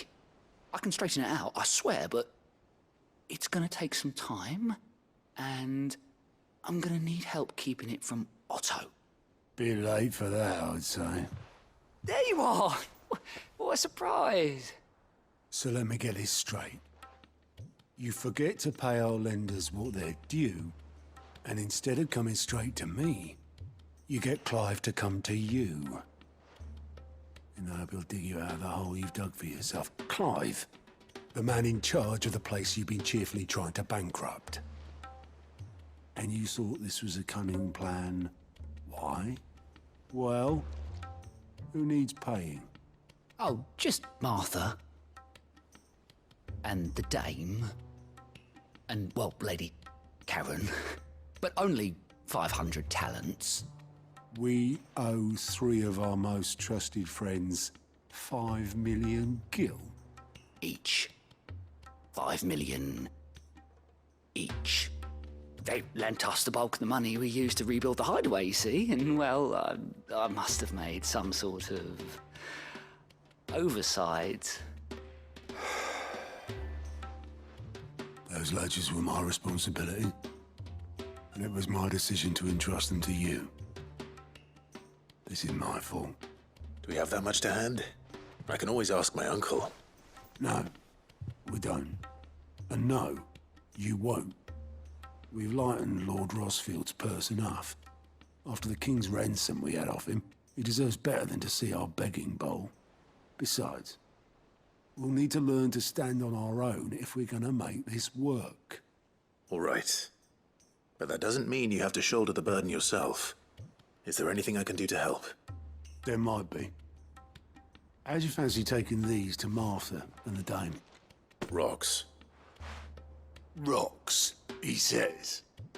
Worth 1,000 talents apiece, these are. A little something Sid and I set aside for when times got lean. And I reckon 15 million in overdue debt probably qualifies. I just hope our associates' eyes are a bit more discerning than yours. I'm sure there will be. Should be me making the rounds, really. But you know how it is with this place. Orders to bark, arses to wipe, and all that. I know. Which is why I don't mind going in your place. Go. Do you know why I only gave Master Clive here 2 star rubies? Because you'd rather Lady Karen killed me. Because I'd rather Lady Karen killed you. Yes. Well, I suppose this is goodbye then. Don't worry. I'm sure Karen will understand. Really? Do you think so? No, I don't. Ah, I wasn't expecting you back so soon. Here's everything we've received and everything promised. Here you are.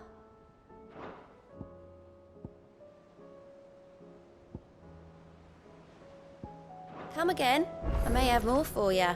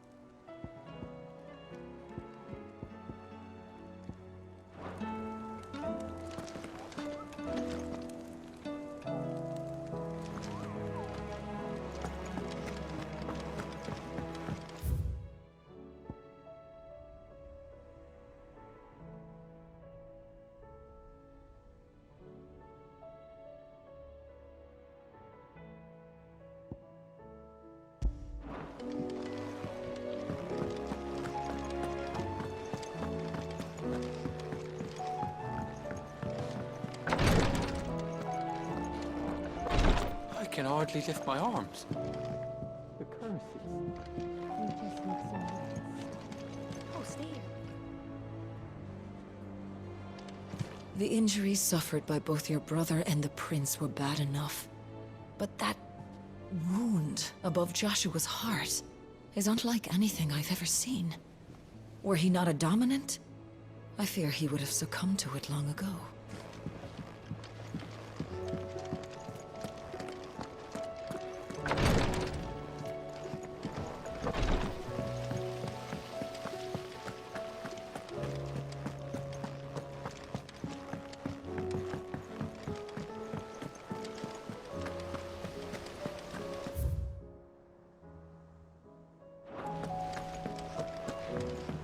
We're all gonna die!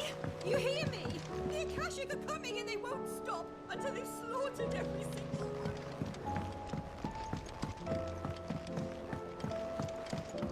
I heard the Emperor was impaled on his...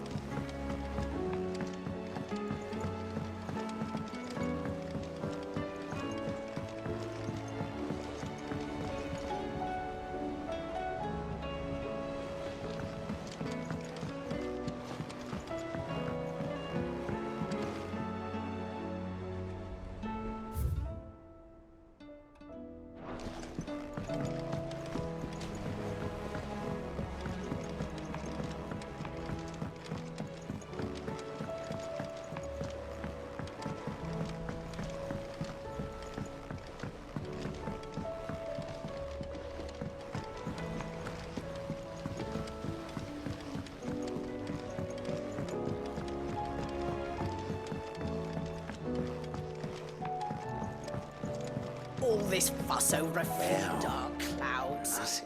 Here, Sid.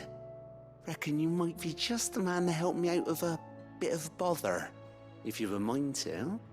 Let's hear it. Well, it's about this alembic the chief's got me making. Lovely bit of kit it is. Bung in a solution you want splitting, and it will separate it out, just like that. Problem is, it won't always get rid of all the impurities. And with some of the stuff we need it for, that ain't good enough. Which is why I've been looking for something to filter the liquid we'll be cooking off. And that's where I was hoping you could help me out. I imagine Ty could get some use out of this alembic too. Distilling medicines and the like. All right. Why not? Proper job! So what exactly do you need for this filter? Nothing but bomb ash'll do, says the chief. Gave me a sample she'd obtained from the university stores. Couldn't believe my eyes. You pour the blackest blight water through it, and it comes out clear as a mountain stream. So, I did a bit of reading about where I might be able to get hold of some. And do you know what I found out? It's only the blimmin' bones of a bomb king. They leave them behind when they die, see? I take it that's where I come in. If you wouldn't mind. I saw a billet on the hunt board for one just the other day. Would have gone myself, but, well, fighting dirty great balls of flame ain't exactly my forte. You, on the other hand... All right. I'll see what I can do. Thank you kindly. And good hunting, eh?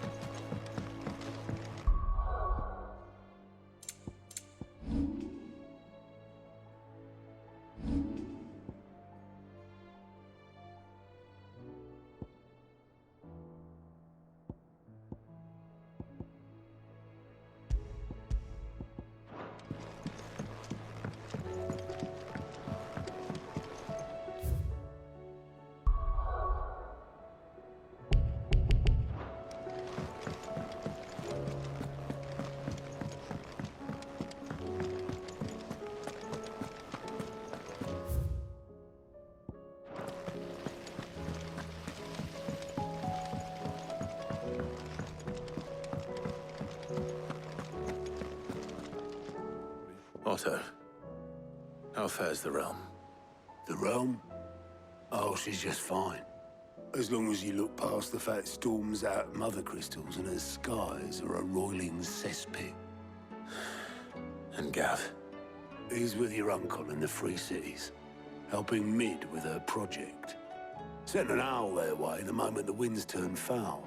Still waiting on a reply, though. Do you have any good news? Well, that depends on your definition of good. All right, fine. What do you suggest we do? Oh, no, I'm just a messenger. I leave the scheming to those more suited to the task. Could be that Lady Vivian and Old Holmes have their own thoughts on the current state of things. Could be that they don't. It certainly can't hurt to ask. I suppose not.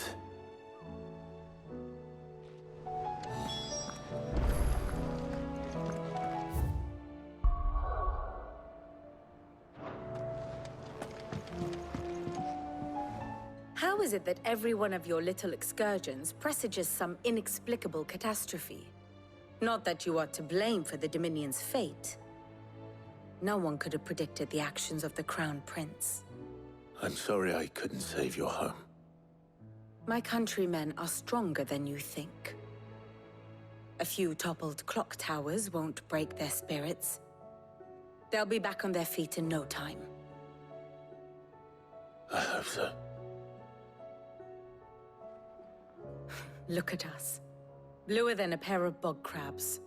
Tempting though it may be, sulking will not help us find a solution to this mess. You believe there's one to be found? I don't know. But I am certain we're more likely to find it if we first examine the facts.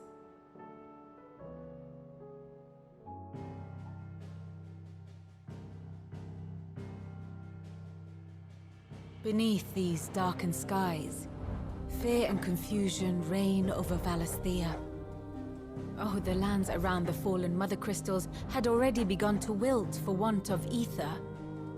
But not like this. Crystals that filled wells and fueled furnaces, now nothing but pretty shards of rock. And those that hang from the people's necks cast nary a glimmer of light to keep the dark at bay. It is only a matter of time before the common folk convince themselves that the end of days is upon us. Yet I fear a swift end is more than we can hope for. While most of the world thirsts for ether, the remainder drowns in it, spawning Akashic in droves. And amidst the hordes of mindless beasts, with magics as like to fail as function, even the strongest nation would falter. Rosaria and the Iron Kingdom teeter on the brink of collapse, while the tragedy in Twinside has all but paralyzed the Holy Empire. Dalmekia fares little better. Rumor has it the ministers fled the capital after the fall of Drake's Fang, leaving their beloved republic to crumble. Waloed, meanwhile, moves in earnest. The Einherjar has been sighted off Storm. The world, in short, is in chaos.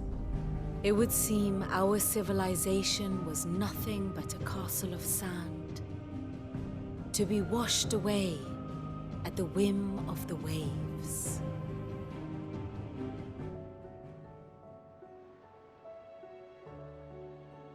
A castle of sand.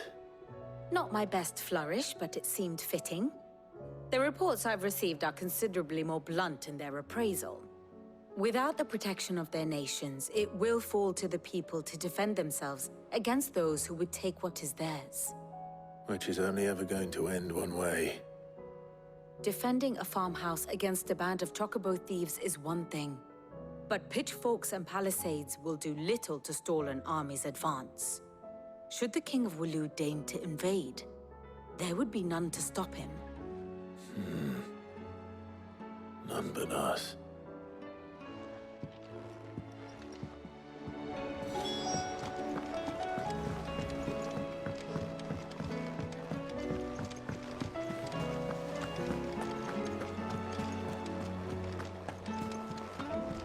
Will we ever see the sun again?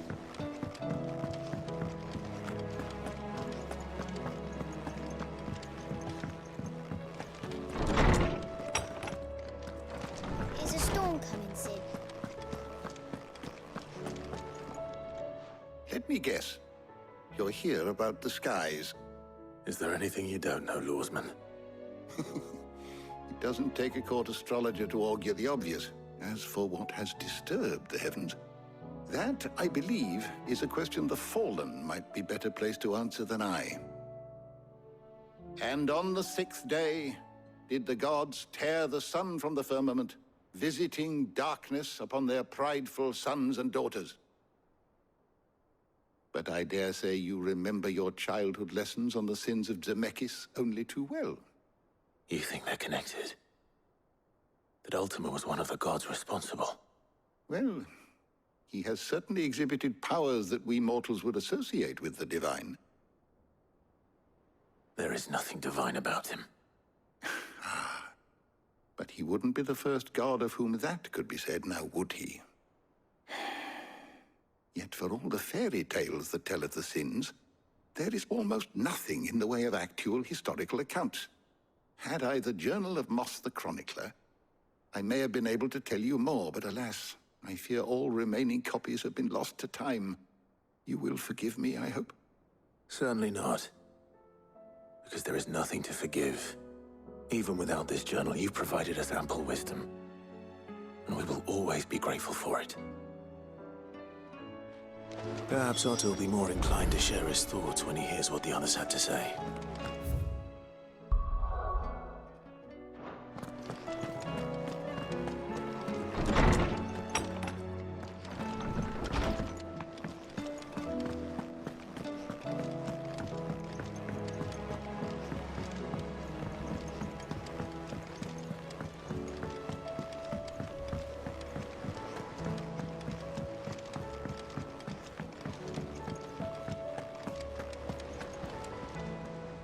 Clive, we have a problem. Only one. That would be a first. It would. Actually, there are three. We had as many owls arrive while you were at the shelves. Martha's got a Kashik out her gates, and talk of monsters roaming the hills outside of Northreach has put the wind up Isabel and her lot. And don't forget Dalimil. Lubor says the village was raided by bandits. When it rains... It fucking pours. The curse breakers are spread thin, taking stock of the damage in the Dominion. And even if I could get word to all of them, I doubt they'd get here in time to make any real difference. Which means... there's only two people who can. Jill and I. Let them know we're on our way.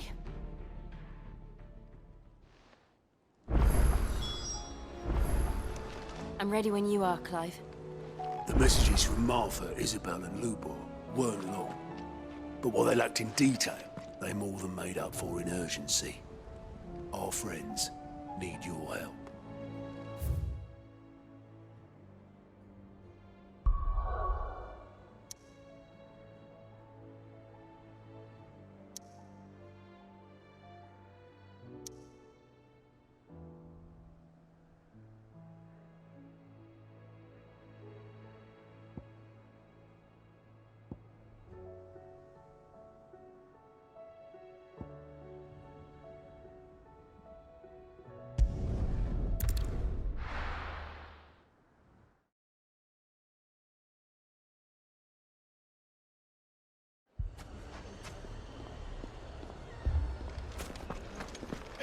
Fucking leaving my shop.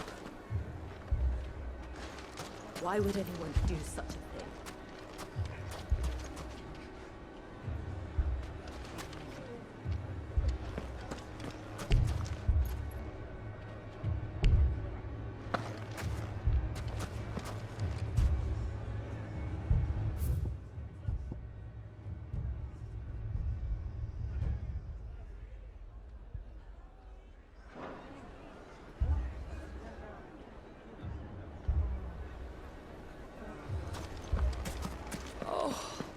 I'm ruined.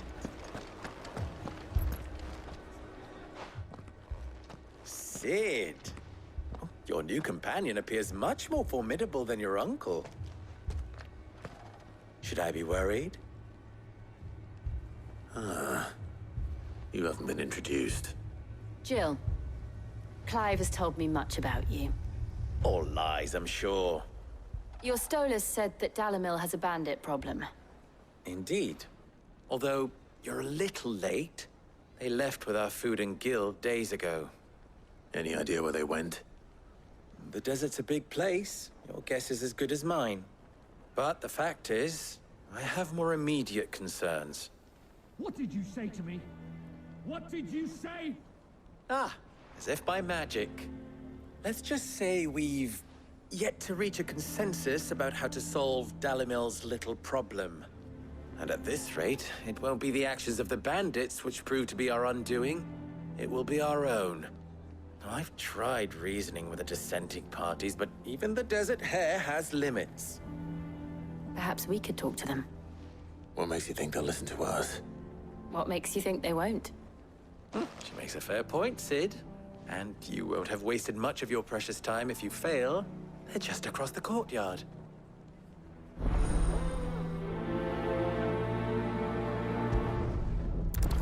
Suppose we just follow the shouting.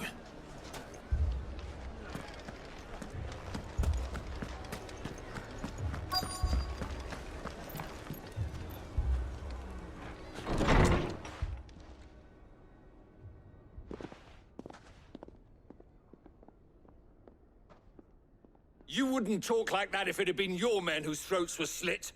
Blood for blood, it's the only way. We hire mercenaries and have them mount the bandits' heads on our walls as a lesson to the rest. And what happens when those mercenaries are slaughtered like your men? Are you going to hire more? We're better off using that coin to buy food and supplies. If we hire mercenaries, the only thing we're buying is the bandits' ire. And you cannot fill empty bellies with that. Do you hear me? But what happens when they come back? Maybe it'll be your throat that's slit. That's enough. Both of you. Any more of this and I'll throw you out myself. Come back when you're ready to talk like adults.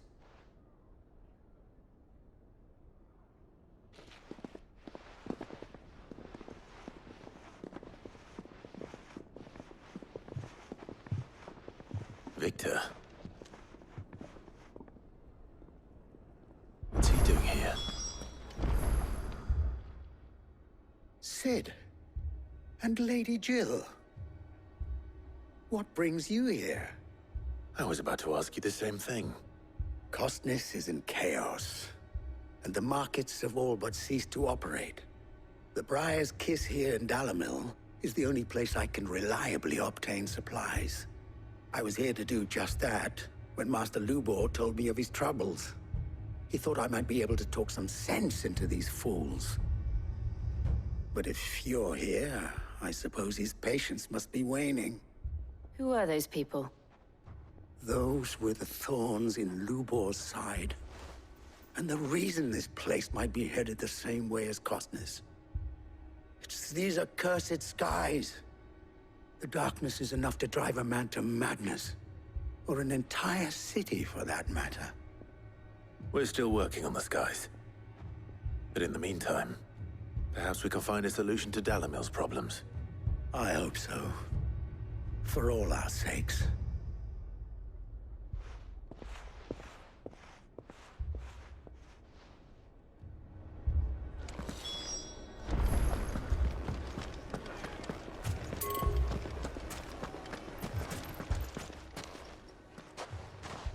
So, you see my predicament? What I saw was a room full of people who were angry and afraid. And with good reason by the sound of it. But if left to smolder, that anger and fear could set the entire town alight. My thoughts exactly. What to do? Both sides wish to protect their homes and livelihoods, if only they could agree on how. But as long as they are divided, we are vulnerable. And if there's one thing bandits like, it's an easy target. What would Sid the Outlaw suggest? Well, if it were my namesake, he'd let them choose for themselves, and be on hand to pick up the pieces when it all went wrong. That sounds like a recipe for disaster. A recipe for disaster is precisely what it is. But perhaps that realization would be enough to make them question the ingredients. While it's plain neither Conrad nor Natalie will countenance the other's proposal, it may still be possible to make them doubt their own. Before presenting them with a third option. And that would be? To pool our resources and save the city ourselves. Why fight each other? When all that fear and anger can be directed at the bandits. It appears we have a plan of action. Victor, pay Conrad a visit. See if you can't convince him of his folly. I'll speak with Natalie. As you wish. Your faces are not well known in this town. That may prove useful. Don't worry, Victor and I will do most of the talking. You need only play along. Play along? What he means to say is yes.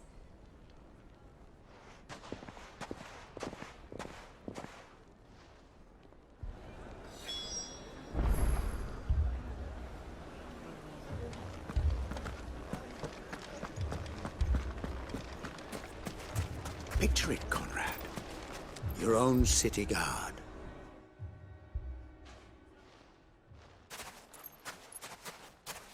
Ah, here she is.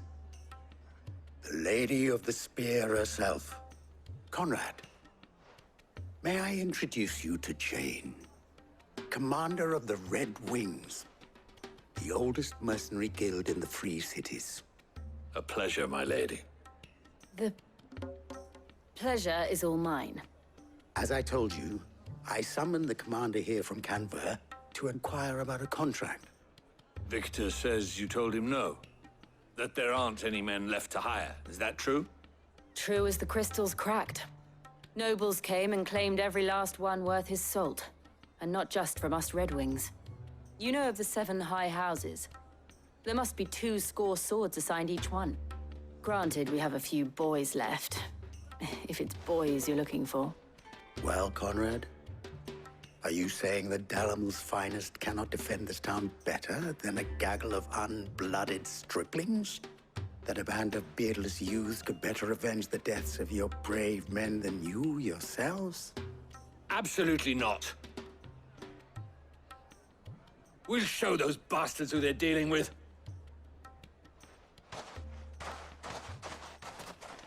I can't believe that actually worked. Conrad's not what you call the brightest candle in the crypt. And there's a reason why I had you do the talking and not Sid. Well played, my lady.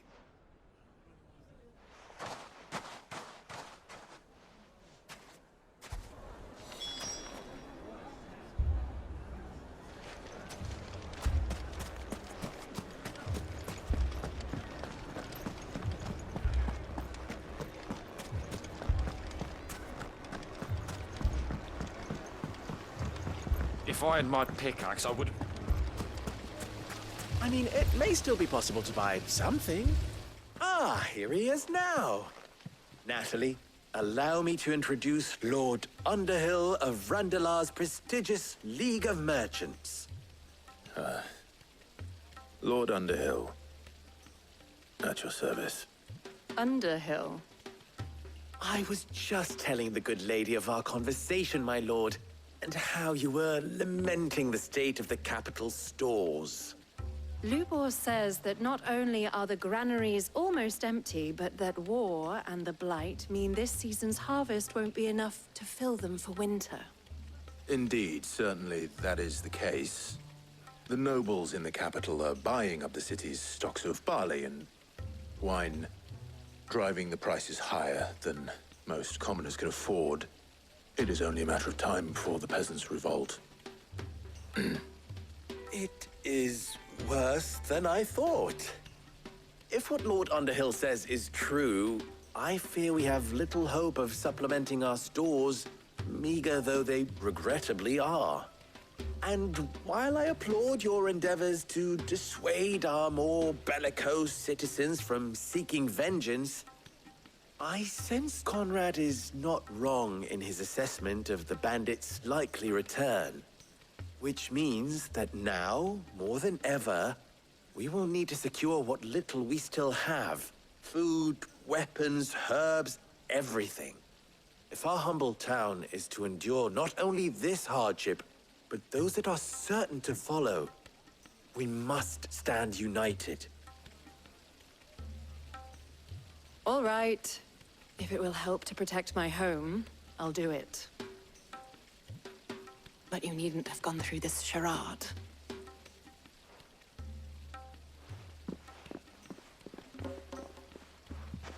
Thank you, Clive.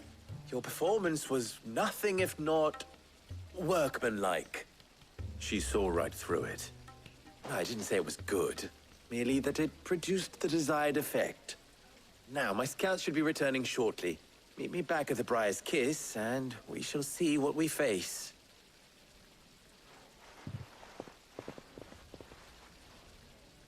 I'm not convinced our roles in this ruse were entirely necessary. I don't know. Conrad seemed quite taken with you. Mummy, I'm scared. My shop. Oh, I'm ruined. Good news, Sid. Both Conrad and Natalie have somewhat gracefully accepted their new roles. With time, they may even learn to... Time no longer appears to be the luxury it was before lunch. I take it your scouts found the bandits. Technically, it would be the bandits who found my scouts. It appears they march for Dalamil as we speak. All of them. You're not serious. They don't just want food, they want the whole damn town.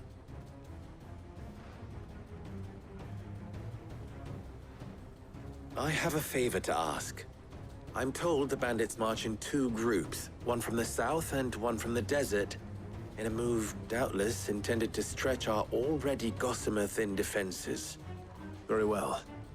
Jill and I will meet those from the desert. But what of the rest? The rest, my friend, the city shall fight. Together.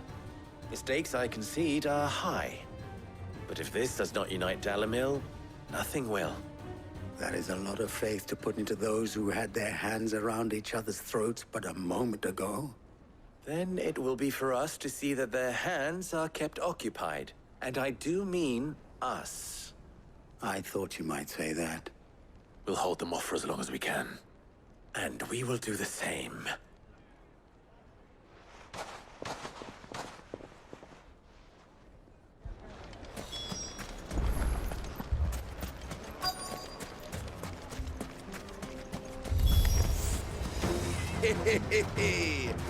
The women folk have come to welcome us.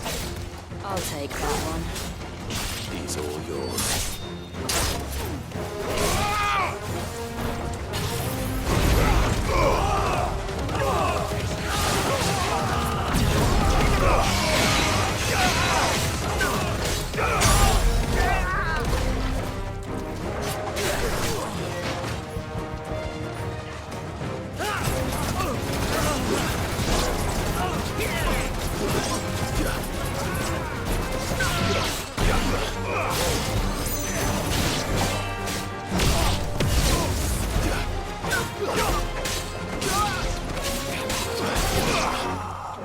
Get him!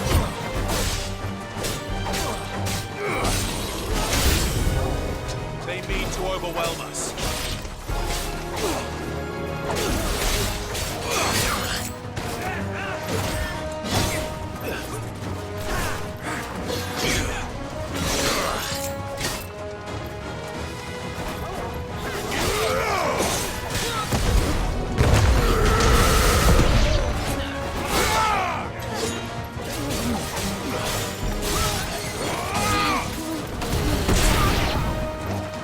It's over.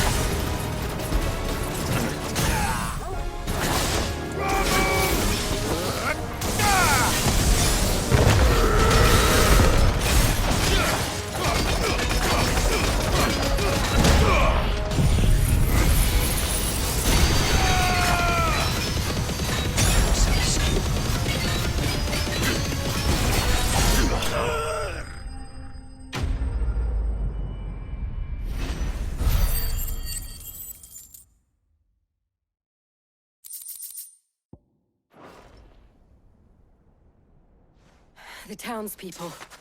Could they have held out? I don't hear any fighting. What do you think? That we should hurry.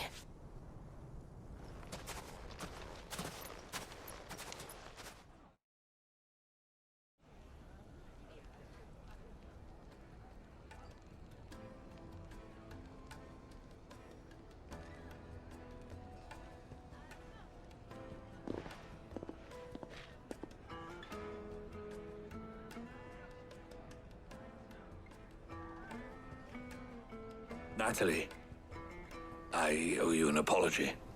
You did well out there. The inn would have been lost had you not held the line. Without you, there would have been no line to hold. You saved us, Conrad. You saved Dalimil.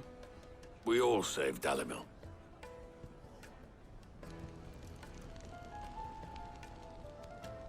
Conrad seems to have had a change of heart.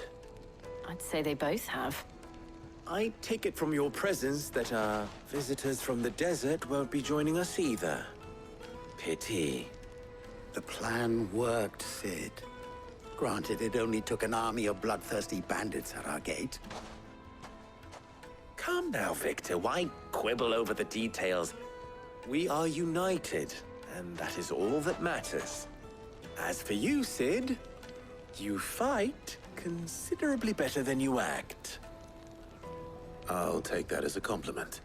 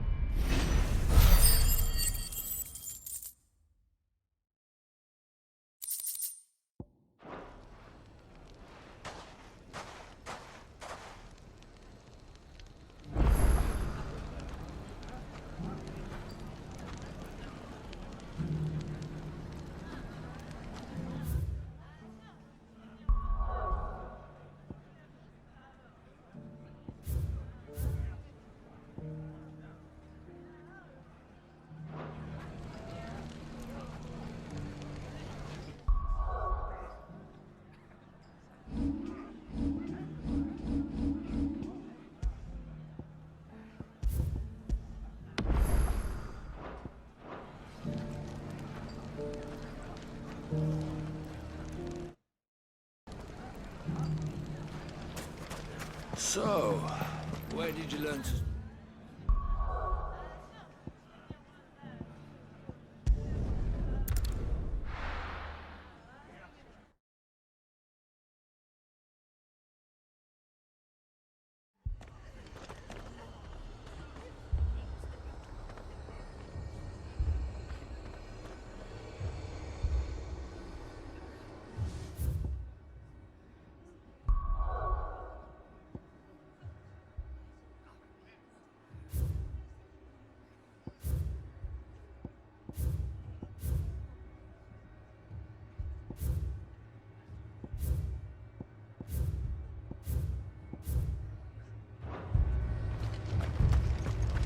This man's gonna die if we don't get him to a healer.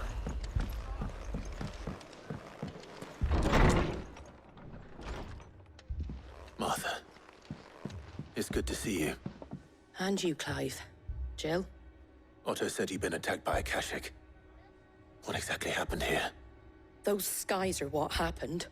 Not long after they fell dark, we had our first visit. There were hundreds of them. Tried to storm the hill. Only a handful made it up here, but that was more than enough. The rest are still down there now. And while we have a few willing fighters holding them back, they're sorely outnumbered. What do you think, Clive? That we join the fight? I thought you'd never offer. Now, where I need you is the Fallen Gate. That's where the fighting is fiercest. Let the men know you come to help. Something tells me they'll be pleased to see you. We're on our way.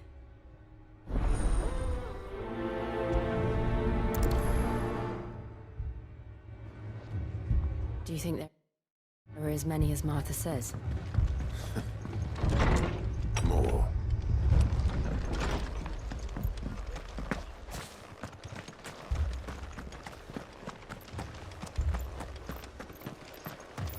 You don't think they've abandoned us, do you?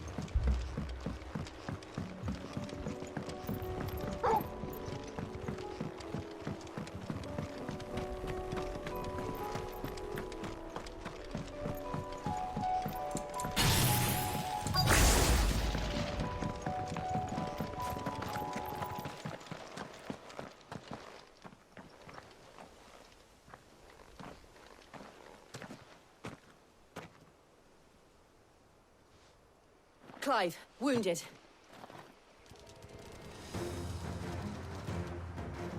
We deal with the Akashic first.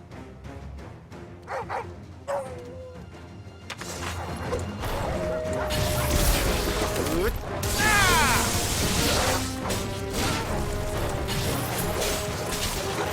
me thunder!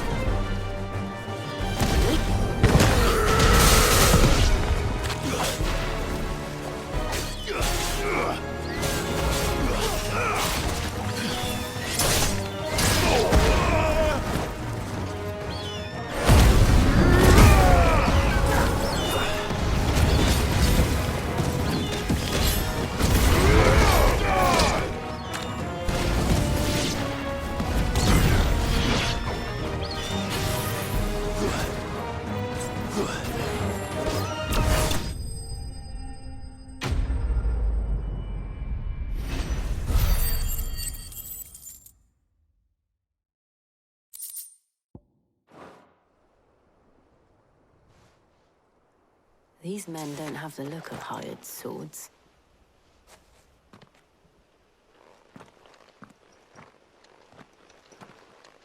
If you've come to rob this place... You are mistaken, my Lord Rosfield. We're here by Madame Martha's leave. How do you know my name? Forgive me, my lord. There wasn't time for introductions. We're with the Guardians of the Flame. Wade's men? But how did you come to be here? Where is your commander? Sir Wade left earlier with a scouting party to find out where the Akashic were coming from. Did he? Take your wounded back to the inn. Martha will see you're looked after. We'll join you anon.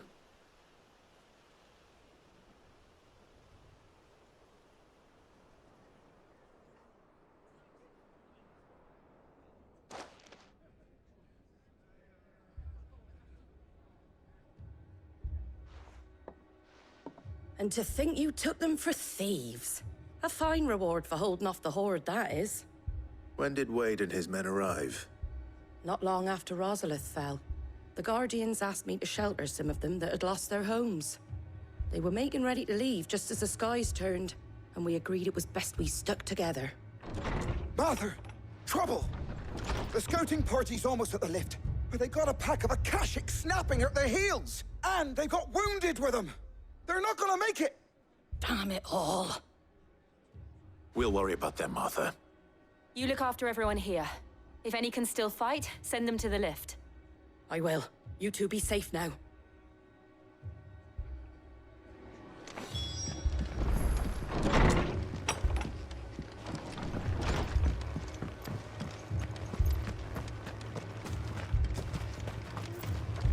Anything catch your eye? Much obliged.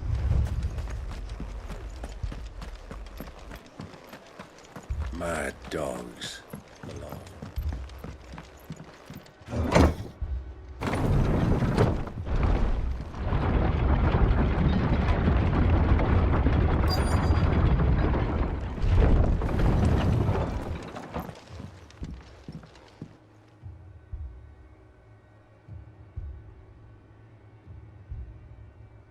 Squire, I need you to get those who can still walk up the lift to Martha's.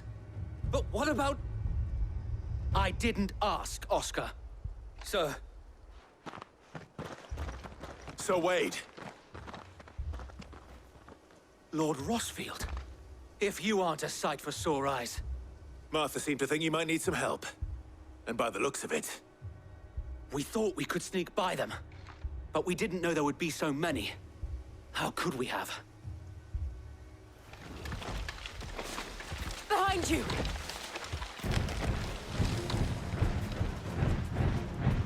Damn it! We need to get the injured to safety. Do you think we can hold them off? We can certainly try. Are you with us, Sir Wade? Always.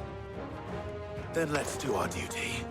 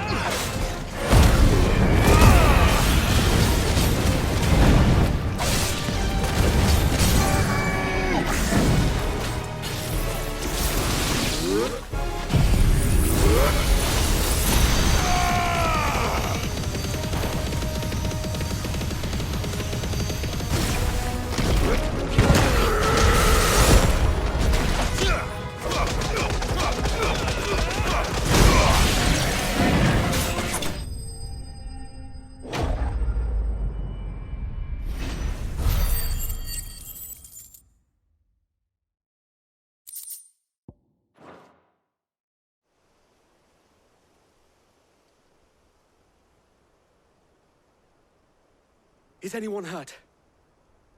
I don't think so. And yet again, you've pulled me from the flames. It's just a pity I keep walking into them.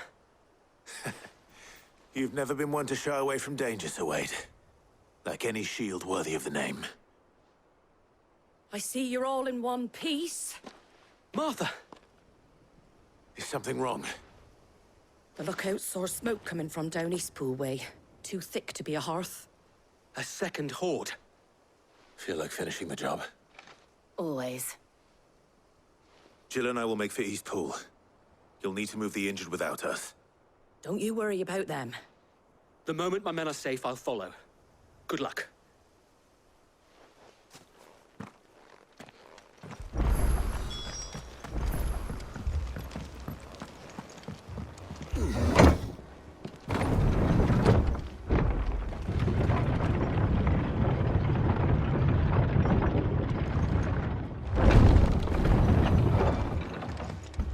Mad dogs. My brothers. This man's gonna die if we don't get him to a healer.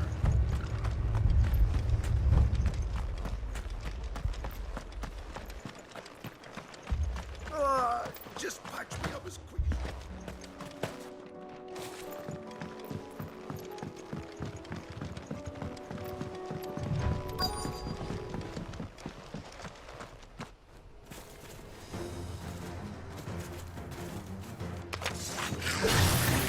They're headed for the rest. We have to slow them down. Martha and the others won't be ready.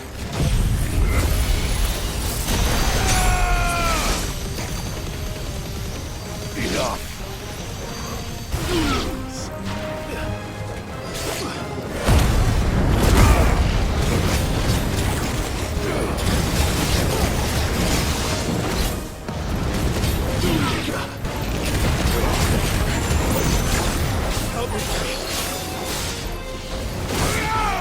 Stay down!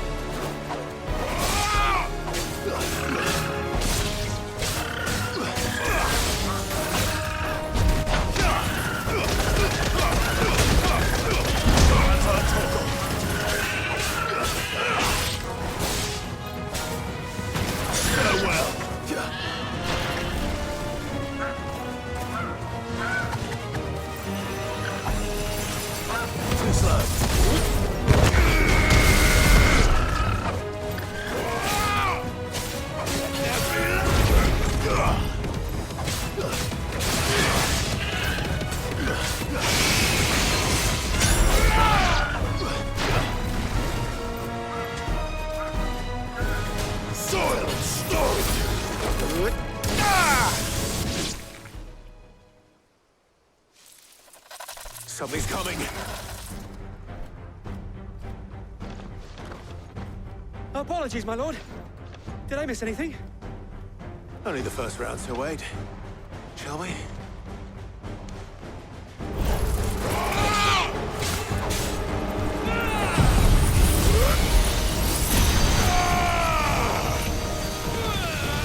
It's over!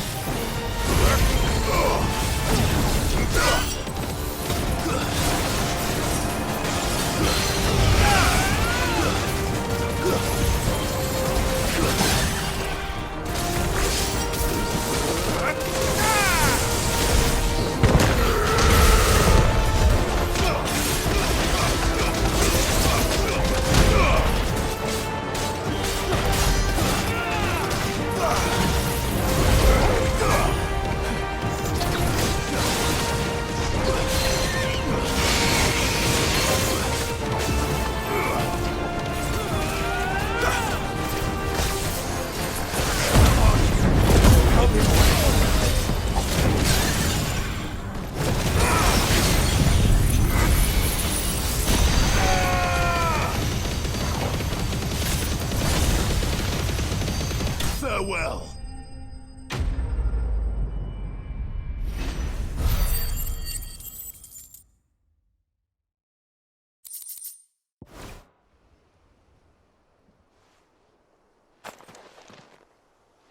Do you see any more? No. I think that was the last of them. But it won't be long before the next lot arrive. Then we make for Martha's while we can.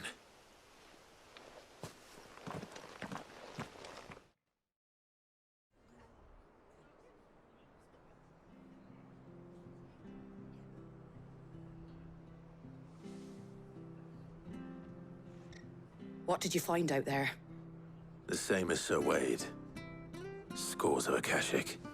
Well, wherever they came from, they're gone now. Our lookouts say the lowlands are clear. Hopefully we'll have enough time to lick our wounds. How many of your men were injured? A damn sight less than if you hadn't turned up. Thank you. It was a hard-fought victory. But as long as the skies remain dark, I fear the Akashic's numbers are only going to rise. It's not a matter of if the Horde will be back, but when. And whether that's sooner or later, we'll need to be ready. The inn here affords a good view of the land, and is easily defendable. I'd like to make this one of our outposts. What do you say, Martha? You'd have more men to guard the rest. Well, when you put it like that, of course they can stay.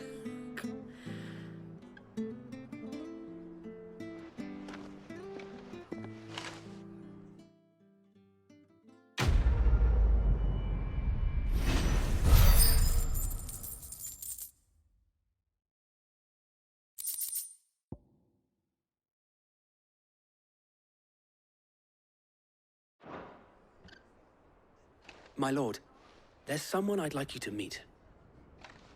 Oscar, over here.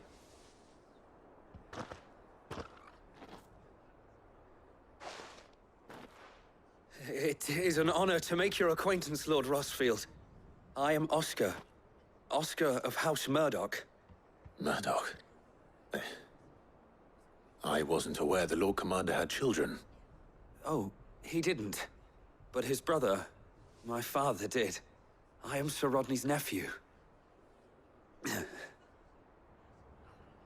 Well, go on, then. It's not for me to ask him. Yes, Sir Wade.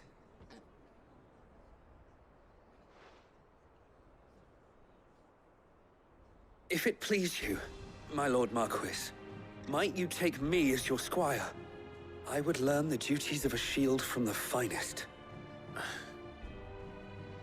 I'm sorry to disappoint you, Oscar, but I'm a shield no longer. Nor was I ever the finest. And spending time in the company of an outlaw hardly seems a fitting education for one aspiring to take his oaths. My Aunt Hannah once told me that a man is not defined by his title, but what he does in its name. You have accomplished much since taking on the mantle of Cid, winning no little honor in so doing. And I would sooner serve under an honorable outlaw than an unworthy shield. Not that Sir Wade and the other Guardians are... I mean to say that, they're... It's all right. We know what you mean. There is only so much the boy can learn from me, my lord. But a squire... Would that really be so bad? You were a squire once. And I'm certain Sir Rodney would approve.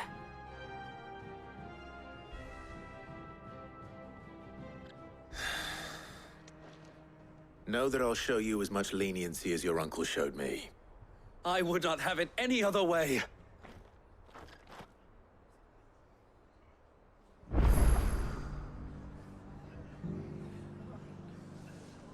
I will not let you down, Lord Rossfield.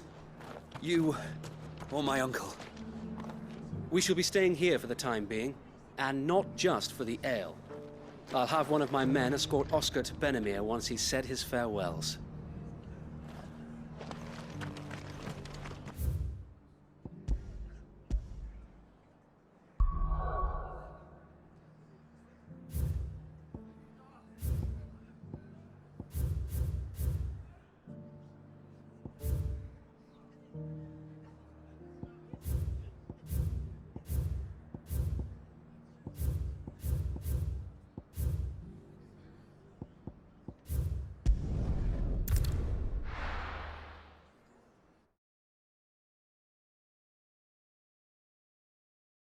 First, we find Isabel. Heard a bloke saying he saw ghosts on the far side of the wall. Ghosts? A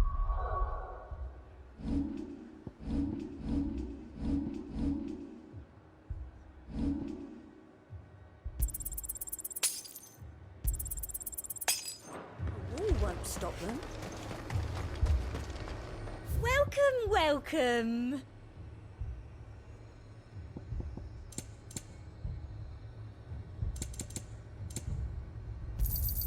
I do like a customer who knows what he wants. I saw it with my own eyes.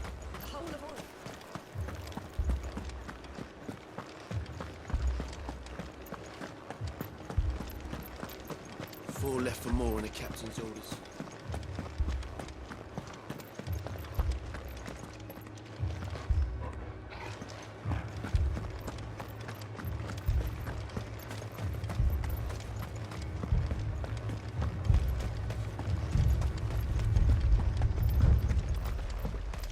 More arrived from the capital.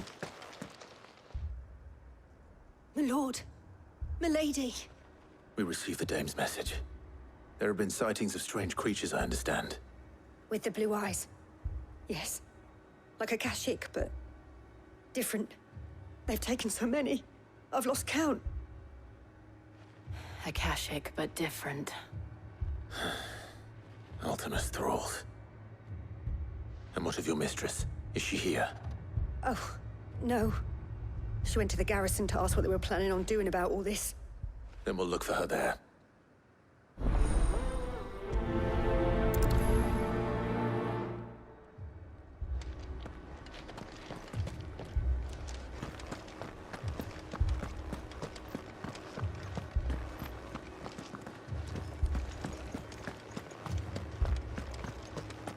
We could leave.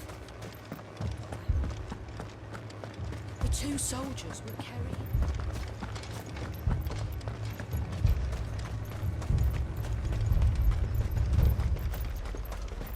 Madame, please! Half the garrison's been slaughtered by those things. We lost the captain this very morning. We've tried requesting reinforcements, but there's been no word from the capital or the Dominion in days! What more would you have us do? I would have you do your duty. Those at the Vale look to me for protection. And protect them I shall. Because they are my charges, and that is my duty. In case you have forgotten, the people of this town are your charges. But more than that, they are your people. Your sisters, your brothers, your lovers. So you have a choice.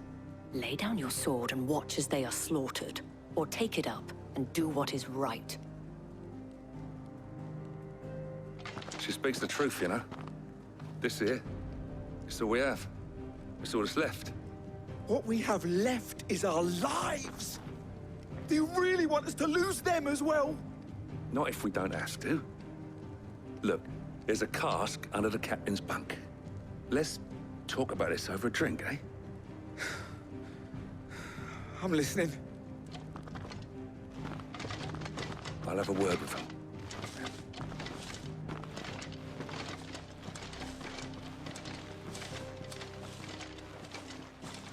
Ah, Clive. I didn't expect help to arrive so quickly.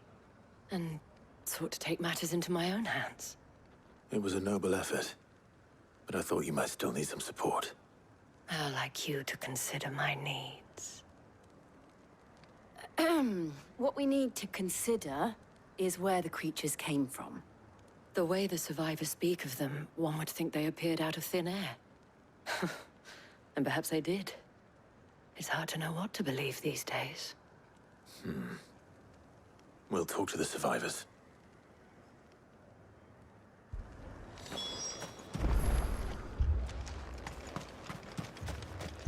That thing, it took off the captain's head.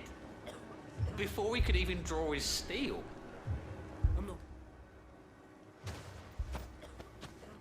Did you see the creatures that attacked you? Creatures? Yeah, They came out of nowhere. They went for Joseph first, then me, and then they were just gone. Do you remember where you were? On the road from Oriflamme. We just passed Moor when... Where's my Joseph? It's all right. Just rest now.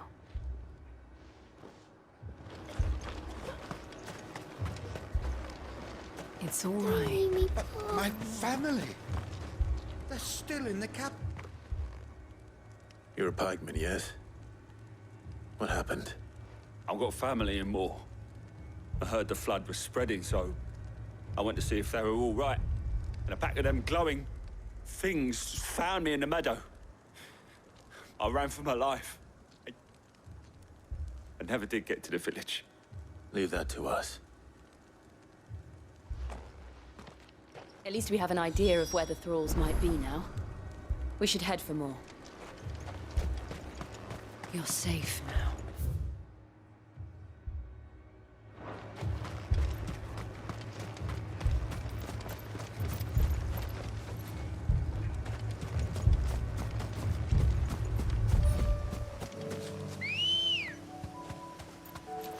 Good girl. Yeah!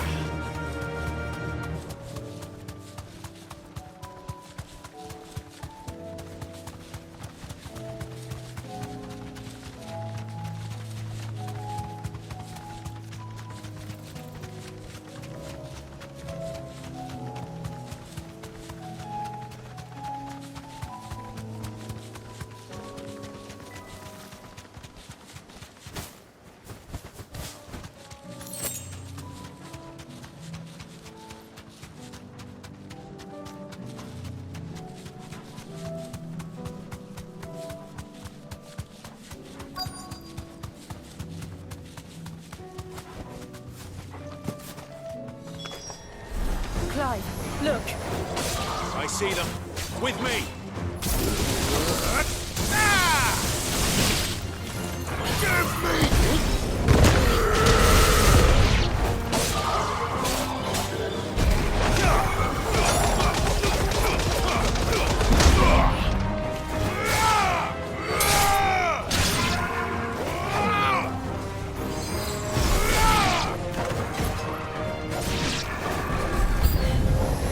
Should I prime? Save your strength.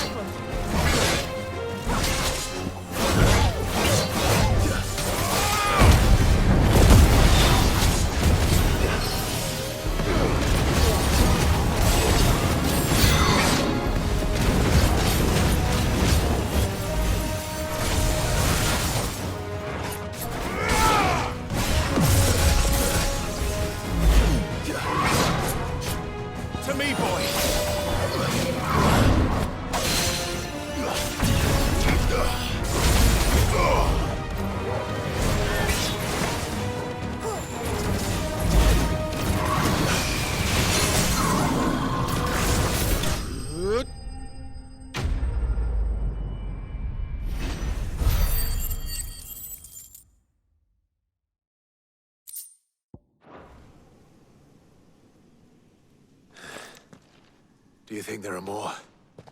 There are always more. But I'd say we've done what we can for the time being. Then we should let Isabel know.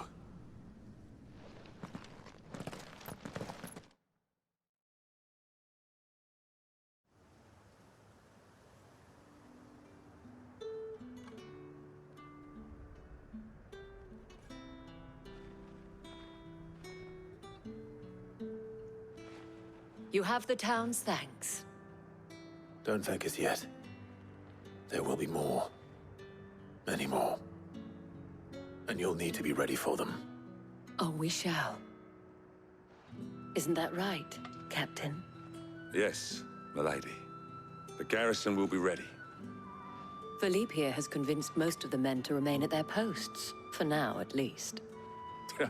Hearing that the Dane would look kindly on any man who committed himself to the task certainly didn't hurt. It's not the most selfless of motives, I'll admit. But whatever it takes, eh? Now me, I never needed convincing. I became a soldier to protect the people I love. And the people I love include the ones standing before me. Handsome and chivalrous. Now, if you don't mind, I have sentries to post. Milady.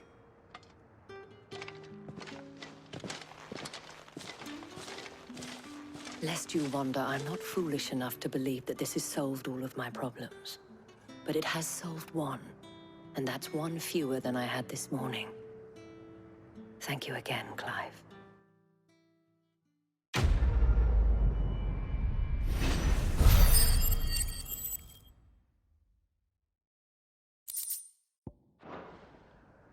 Our friends seem to have things under control. For now, at least. Let's go and put Otto's mind at rest.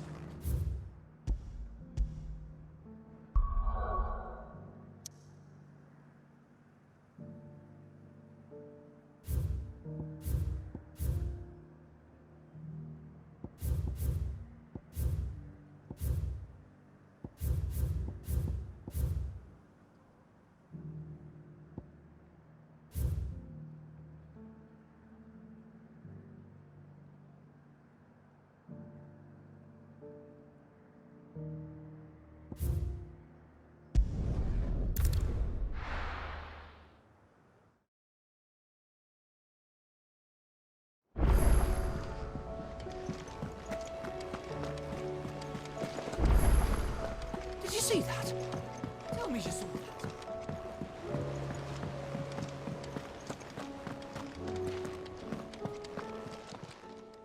Welcome to the Patron's Whisper. Is everything we've received and everything promised all yours?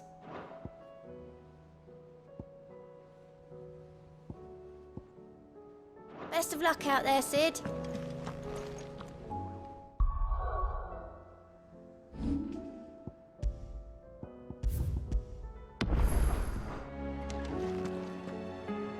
Was wondering when you turn up.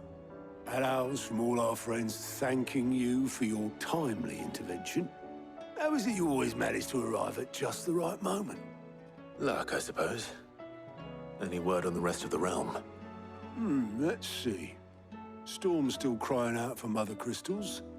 The nations are still in chaos. And the skies are still the color of a kick in the kidneys 2 days on. So... Right. Clive, we knew this was going to happen. Well, not the bleeding skies part, but you take my point. Now's not the time to second-guess yourself. Now's the time to visit the infirmary. Talia says your brother's awake. Thank you, Otto.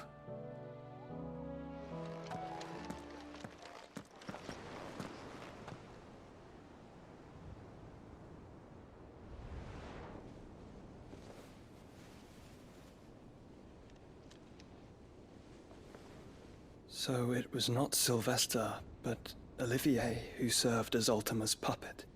And when Dion learned of this, he sought to slay the fiend.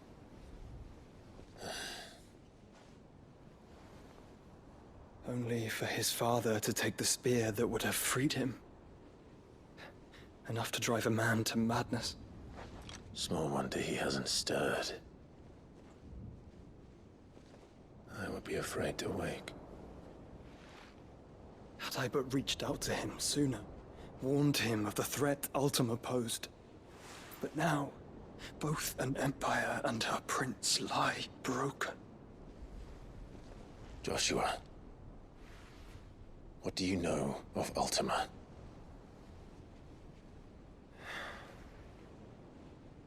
Very little, I'm afraid. Despite my best efforts. 18 years ago, as I lay buried beneath the rubble of Phoenix Gate, 'twas not death who came for me, but another. And it was while in my rescuer's care, I first heard of Ultima. I've been chasing his shadow ever since. Ultima is driven by some deep, dark purpose, and for whatever reason, it would seem you are crucial to his designs. He will stop at nothing to have you, even if that means toppling an empire. But why me? What possible use could I be to such a creature? That is one of many answers that have eluded me. Yet, I am certain of this. It is not mere chance. You were chosen for a reason. All dominants carry within them the might of an icon. Nigh limitless power that is at once acutely limited. I wield fire, and only fire. And I only ice. 8 wardens for 8 elements. But you, Clive. You are different. You're special. Your abilities begin with the flames of Ifrit. But they do not end there. The fact Ifrit can even exist goes against everything we thought we knew of dominance. Perhaps Ultima has been waiting for one such as you, whose potential is truly limitless. I've encountered that thing several times now. If it or he, as you say, needs me, why hasn't he claimed me as he did the boy? Were I to hazard a guess, I'd say the two of you are somehow incompatible. His mind not properly attuned to your body. His mind? Mind, awareness, spirit, call it what you wish. But I believe Ultima to be an embodiment of the concept. This is why I struggle and fail to contain him here inside me. I'm sorry. Inside you? With every setting sun, I feel my strength wane. And though the Phoenix's flames mend the prison I have made for Ultima, they do so at a cost. We must find a means to bring an end to him before I meet my own. What were you thinking? It was that or let him take Clive. And I've always had a soft spot for my brother. But that doesn't mean you should sacrifice yourself to save me.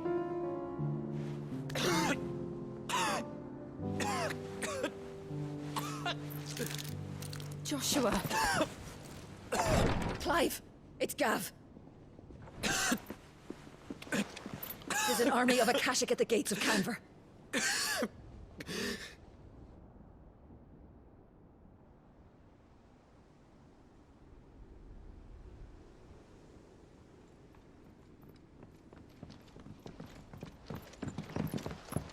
Well, what's the short of it? I thought Ty had told you.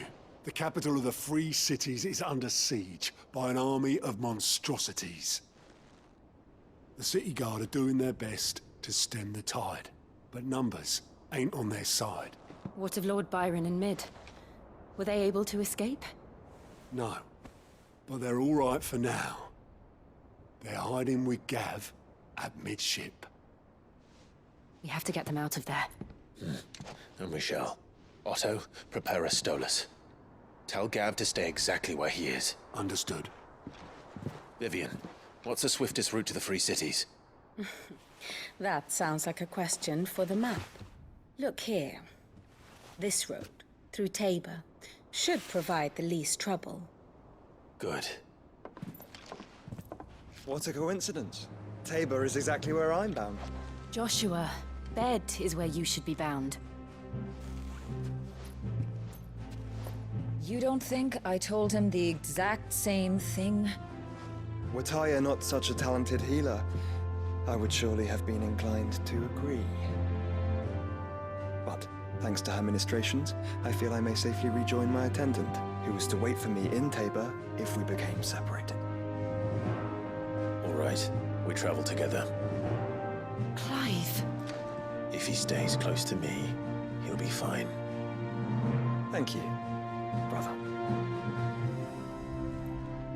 I'll look after him.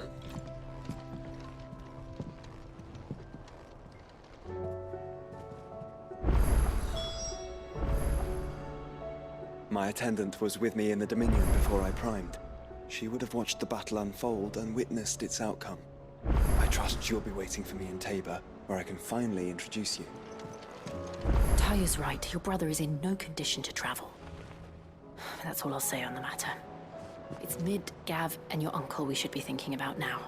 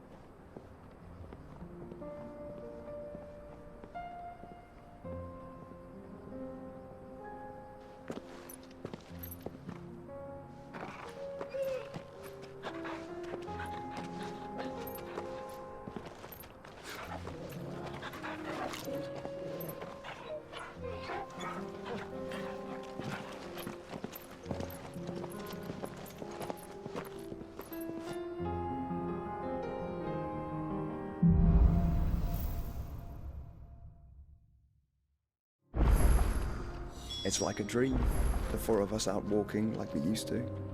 Enjoying this, are you? Gav and the others could be in danger as we speak.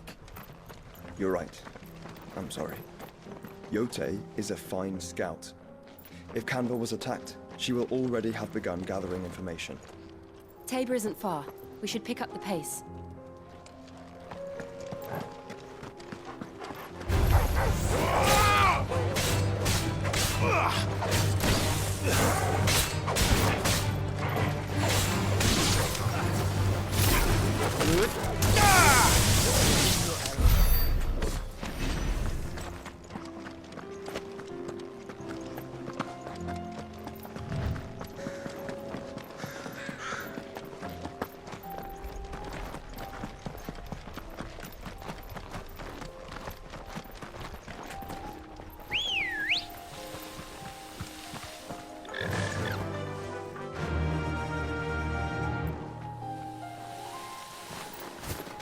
We can use the ruins to cross the ravine.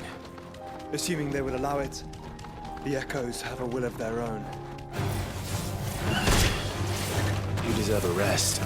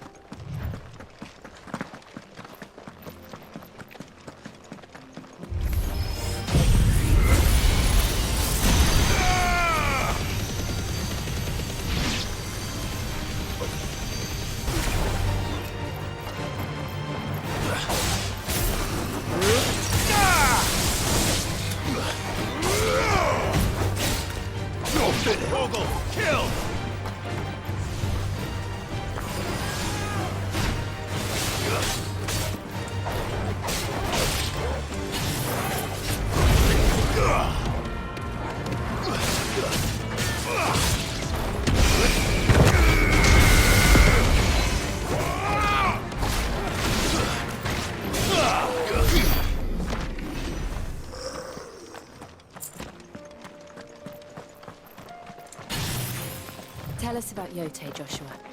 She's strong-willed, loyal, and deadly with a blade. Much like Clive, but with better manners.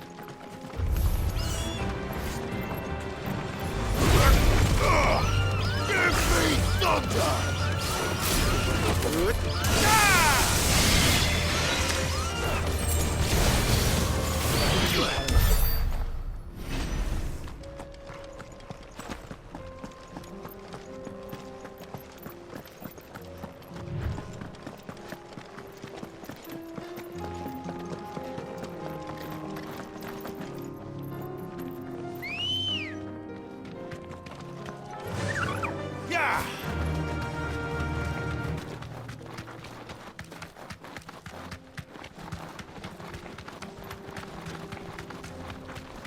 Another ether flood. They're everywhere now. We can't go around it. Then we'll just have to be careful.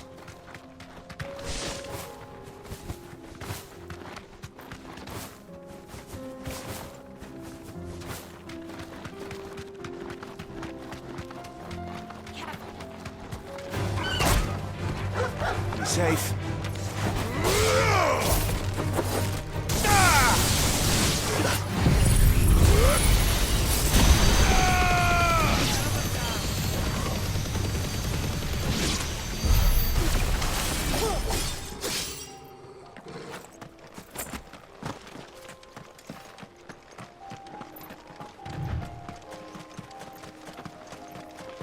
We're nearly there. Have you been to Tabor before? There are a few places I haven't.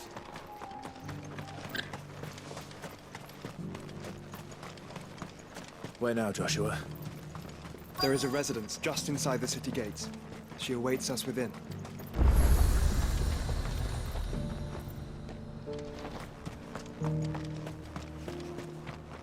Are you buying or selling?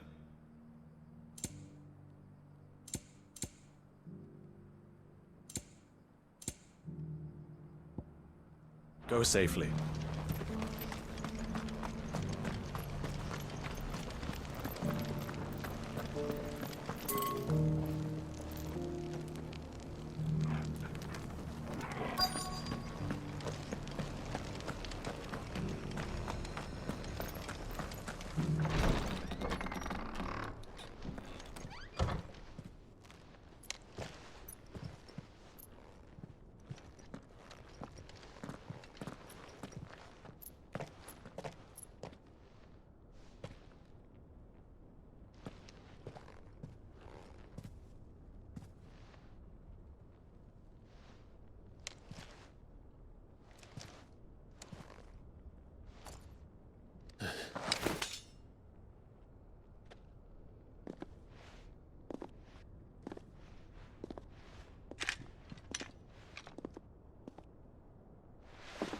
My Lord Marquis, it is an honor. I am Yote, Knight of the Undying, charged with the protection of His Grace Joshua Rosfield, Keeper of the Flame of the Phoenix. Of course. It all makes sense now. Would you care to elaborate?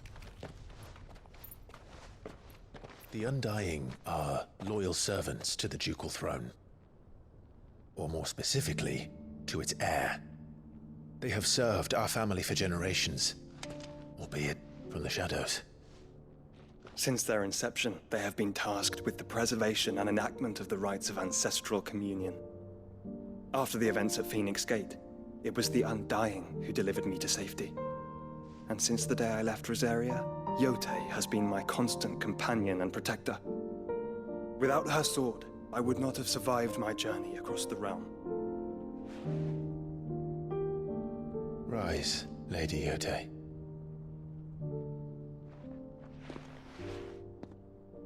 You saved my brother. I owe you a debt I can never repay. I but did my duty. Come now. Tell us what you've discovered. Your Grace. It is as you feared. The vessel we spied off the coast of the Crystalline Dominion on the night of her fall. It was the Einherjar. Beyond any doubt. The Black Galleon. Joshua, the Einherja is the Royalists' flagship. What business would they have in the Dominion? Upon learning of Waloed's involvement in recent events at Drake's Fang, I sensed the malign influence of Ultima, and bid Yote and the Undying look into the matter. We have reason to believe that the Black Galleon weighed anchor shortly after the fighting began, and set a course due south. For Canva. Then it is Waloed Knights who besiege the cities. What is left of them, yes. And the Black Galleon sails at but one man's behest. Barnabas Tharm.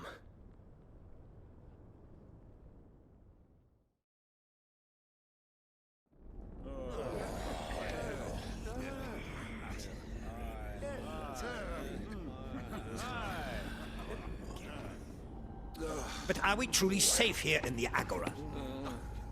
The city guard have been paid, if that's what you're implying. All the more reason for them to run. Well, you are free to leave, Lord Minister. Markets abandoned, warehouses aflame, blackened hulls choking every port in the capital. Canva is ruined. The realm teeters on the brink of chaos, and all you can think about is commerce! Forgive us. We were not aware Dhalmekia now subsisted on charity. How dare you!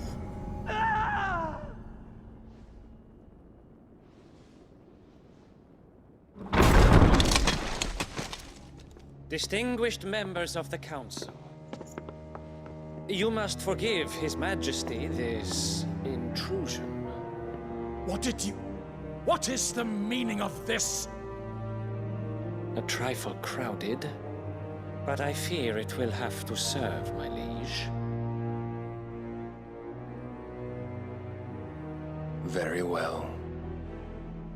My colleagues, do you not see? The King! He has come to save us from the Akashic!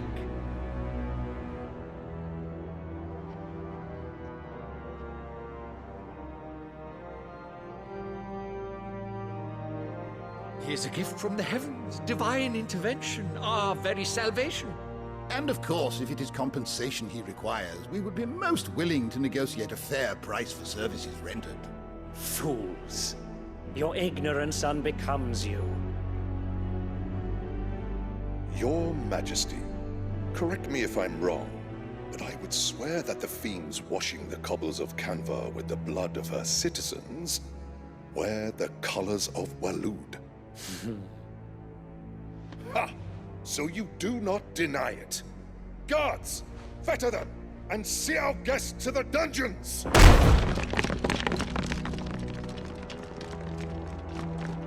Enough.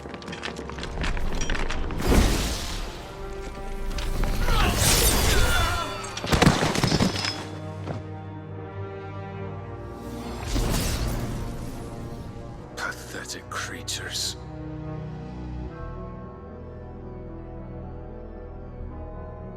That you should imagine yourselves worthy of salvation. The girl is still here, somewhere in the city. Her consciousness fair dripping with her late father's hubris. A consciousness to which Mythos is inextricably bound and inexorably drawn. See that he is made welcome. Yes, Your Majesty. Come, Mythos. Surely the prince's light cannot have sated you.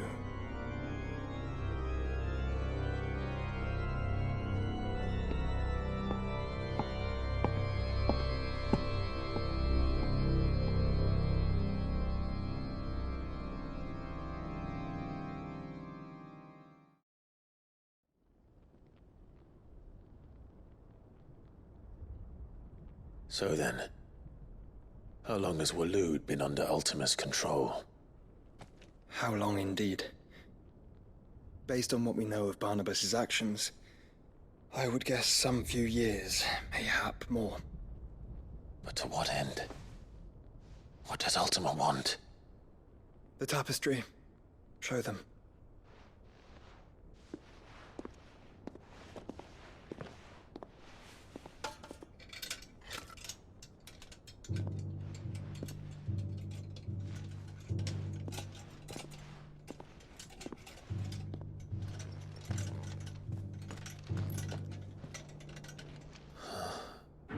By the flames. Phoenix Gate, Drake's Breath, and now here. But what is it? It is old, ancient, even. Naught remains of the faith it represents, save what can be gleaned from the image itself. None could tell me what the one in the apothecary meant, even the Undying. But I believe it may be the key to discerning Ultima's purpose. That figure in the center, the one beneath whom the icons congregate, that I believe to be Ultima. He is a god, or at least godlike, his very existence beyond our ken. The icons, and by extension their dominants, are meant to be his subjects, and while some, like Barnabas, have accepted this role, others have rejected it, like you, Clive, which is rather inconvenient, as it appears he needs you most of all. And gods don't like to be disobeyed. No, I don't suppose they do. Clive, may I tell Yote of the lake? By all means. Yote, I will be accompanying my brother to the Free Cities. Whilst we are afield, I would have you watch over those Clive has made his wards. Omielos delan tuisag ilith. Though well concealed, the hideaway lacks trained fighters to defend its occupants should they be discovered. But it is my duty to... As it has ever been my brother's duty, remember. If that is your wish, Your Grace. But please be safe. If aught were to befall you, You have my word.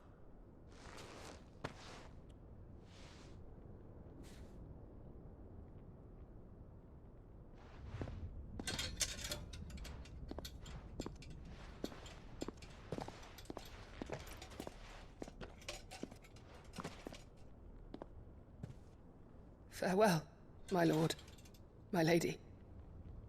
We are in your debt, Yote.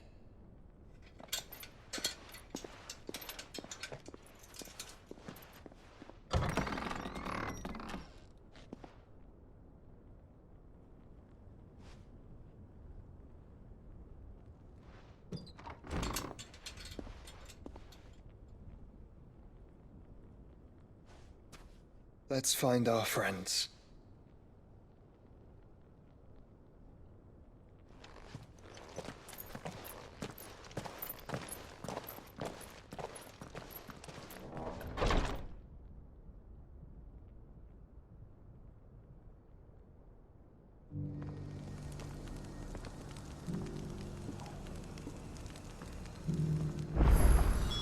It's plain she cares for you very deeply.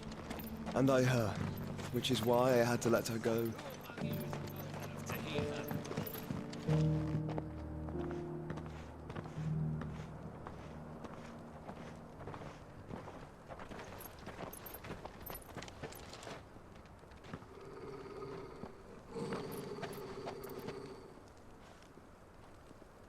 Cyril.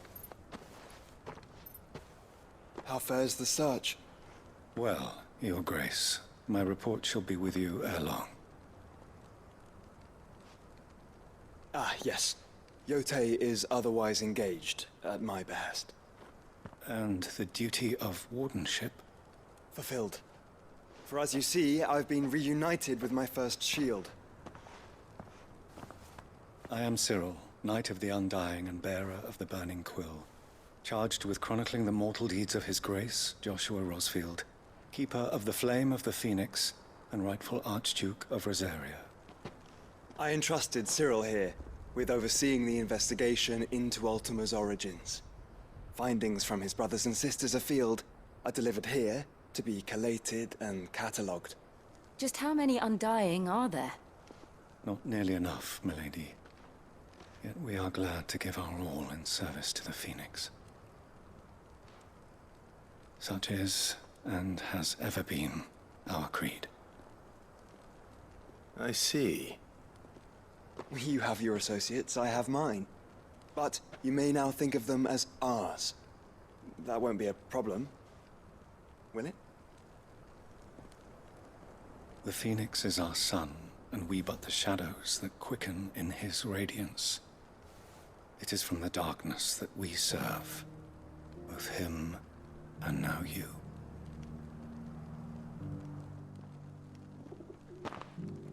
Pray accept this token.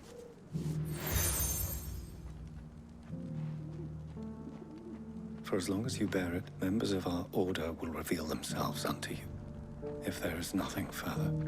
No. You are dismissed. Your Grace.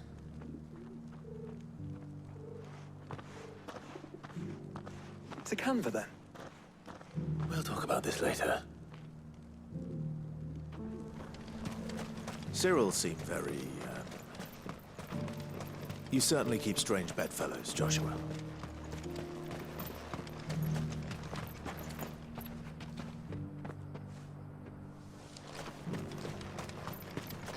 The free cities under siege.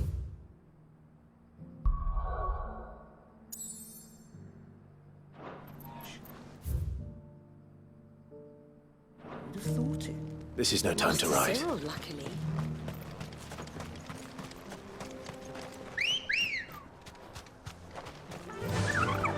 Faster!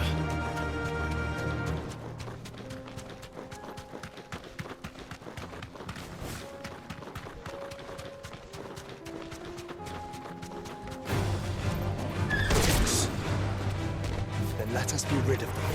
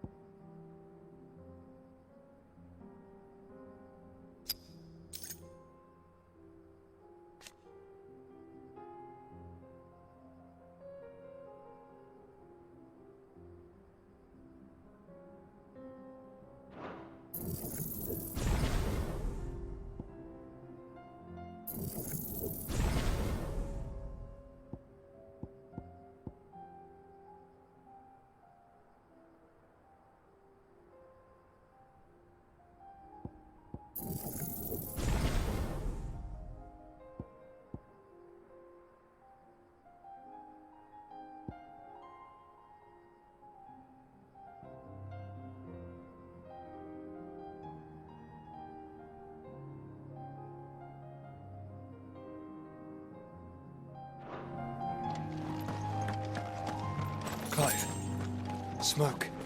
Is the city fallen?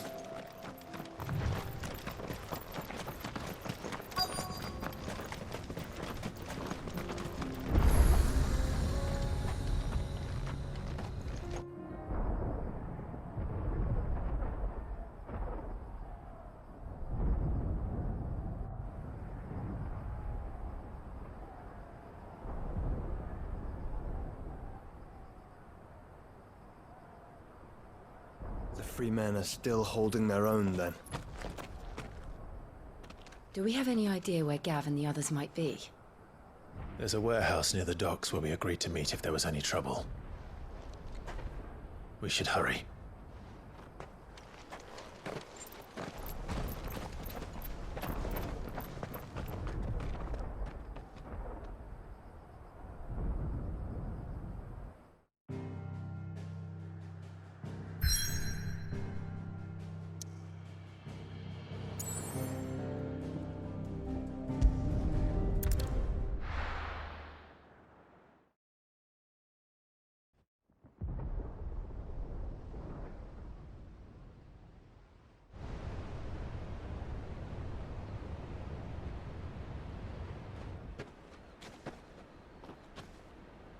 Sounds like thunder.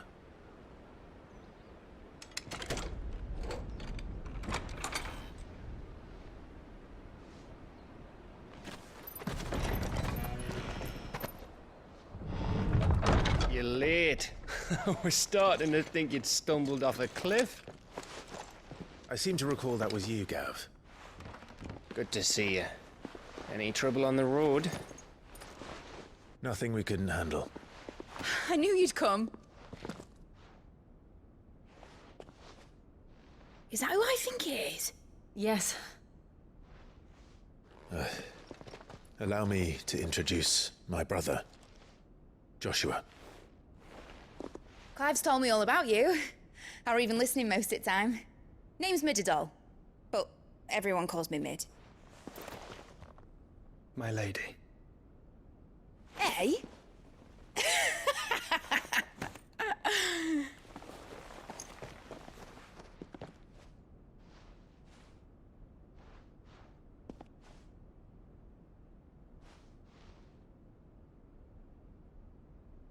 My boy. Uncle Byron. It's really you. I never thought I'd see the day.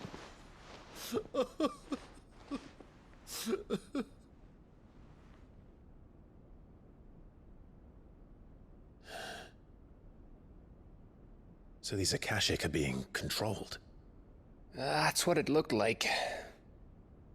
Empty eyes, eerie blue glow. No doubt they were turned, but silent as monks, every last one of them. Your man here speaks true, Clive. We saw more than a few in the city. They moved in ranks with a purpose, and not of their own. Ultima's doing. Perhaps. What of the city? The people? Dead, mostly. Mostly, but not all. A handful managed to lock themselves in their villas before the Horde arrived. Some in the Merchants' District to the west, and a few others on the far bank. If the Akashic stumble across either hiding place, a few bolted doors won't hold them for long. We need to find them. And quickly. What do you propose? We split into two parties. I will make for the Merchants' District, while you look to those across the river. Mind keeping an eye on my brother? Not at all. We find the villa and try the servants' entrance. Understood. And what of us? Mid, is she fit to sail? The ship, the Mithril engine could probably do with a few more tweaks. Then you better work fast. Even if we do reach the survivors in time, they'll never make it to the hideaway on foot. You leave that to me. See that Mid doesn't get herself into trouble, would you? Think I can manage that? I'll keep him safe. Looks like you stuck with me, Byron. That's Lord Rossfield, you little gutter snipe!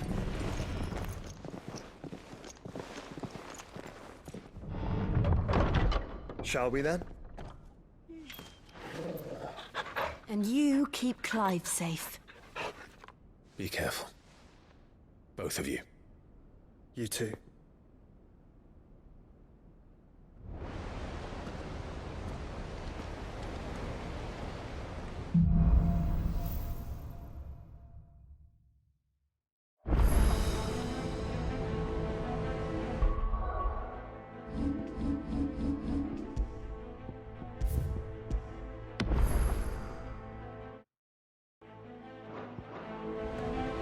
Right, Torgal.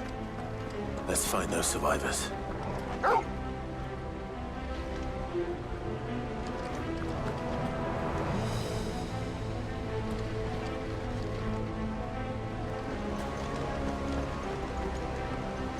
They don't stand a chance against those things.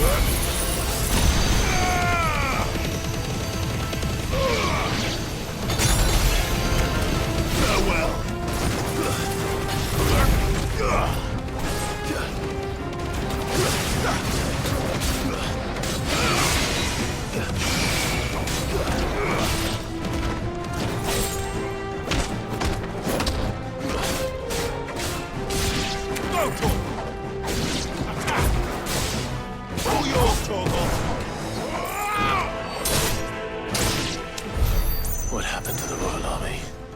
There's nothing but monsters here.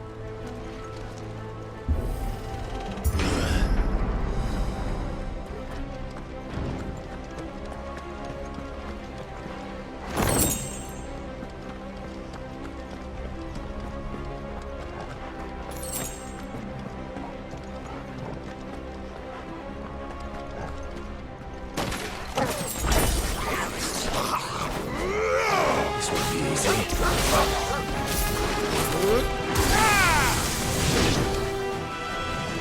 Let there be light!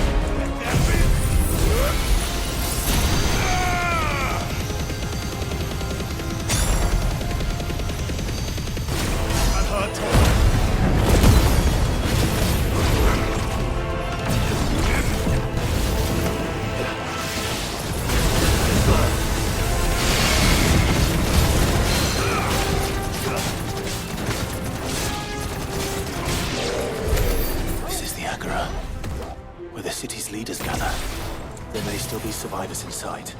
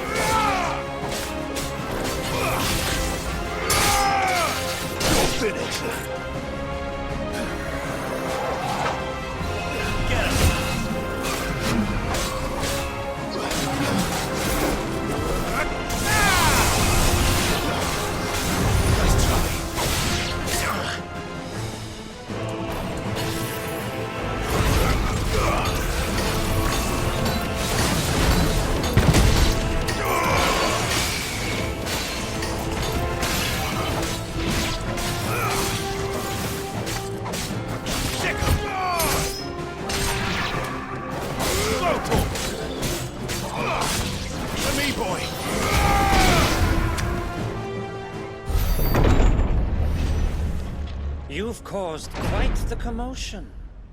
But then I would expect no less from you, Muthos. You again. I don't believe we've been introduced.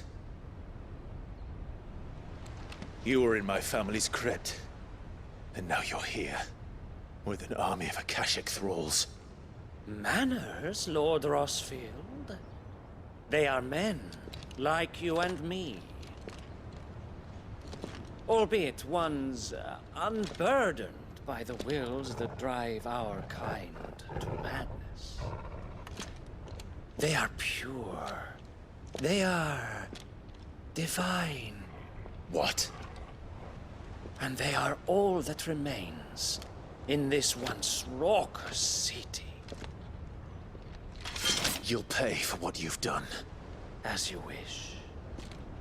I confess I have been very much looking forward to this.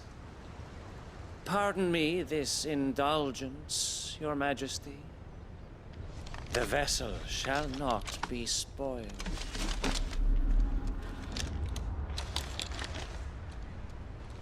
I am Saintmere of House Harvard, and you will yield. Or not. As long as you don't hold back. And her talk.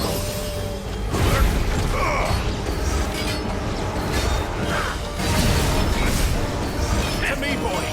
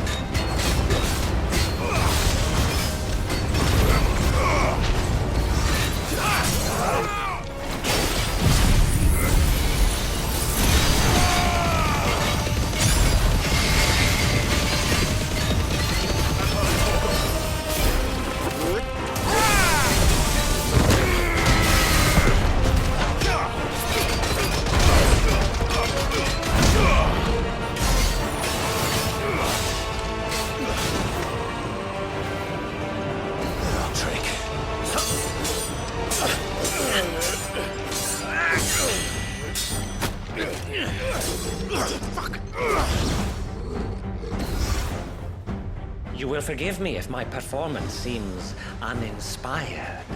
It is just that I expected so much more from our chosen one. Perhaps this will kindle your flame? What now? A gift from my liege lord's armory.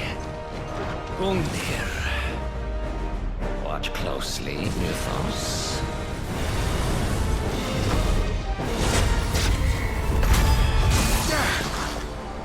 Yes! Yes!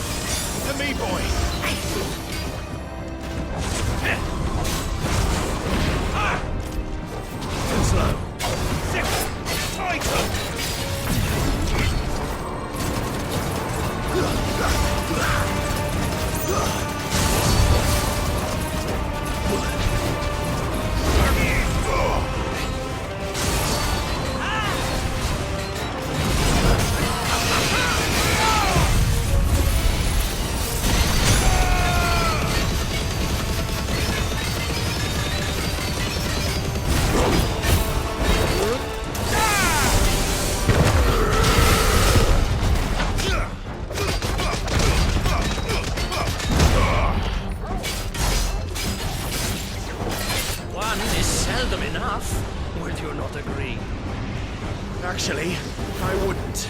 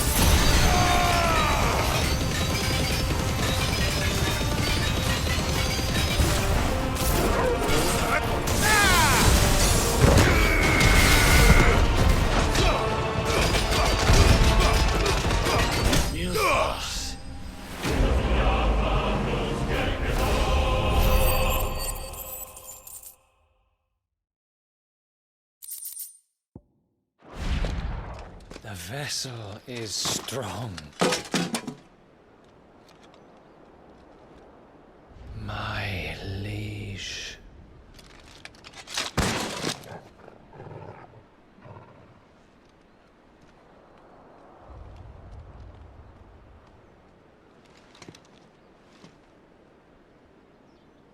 Clive! You're all right. As are you, I see. We are, yes. I'm sorry, but we couldn't save them. It was over before we arrived. Well, you did what you could. I fear we were all too late. What's wrong? Nothing. I hope.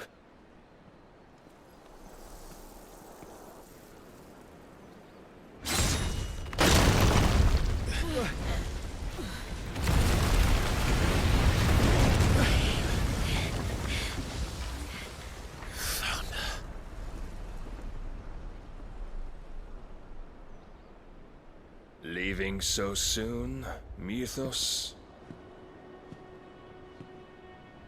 It's the king. Indeed. You may kneel before Barnabas Tharm, Warden of Ash and King of Waloed. Get back.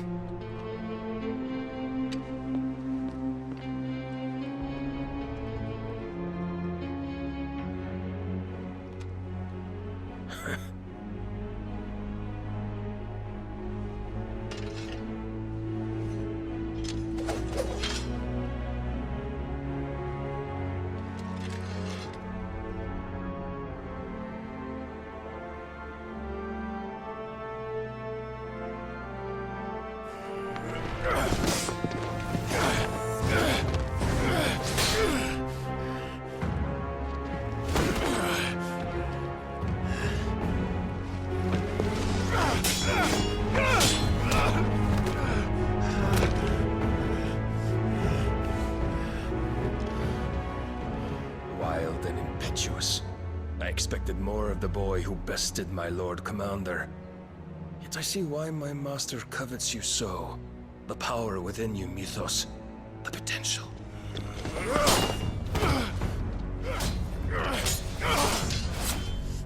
Stop calling me Mythos.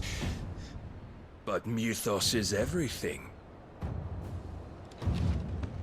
The cornerstone of all creation. The Lord's vessel. Your purpose. My purpose? To surrender my mind and body to that thing.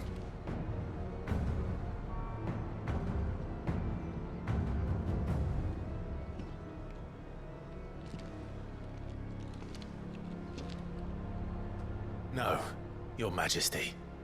My purpose is my own. I made a promise to my friends, to my people. And nothing is going to stand in my way. You would allow this delusion of free will to bar your path to greatness? Truly, your volition is a cancer. One that must be excised.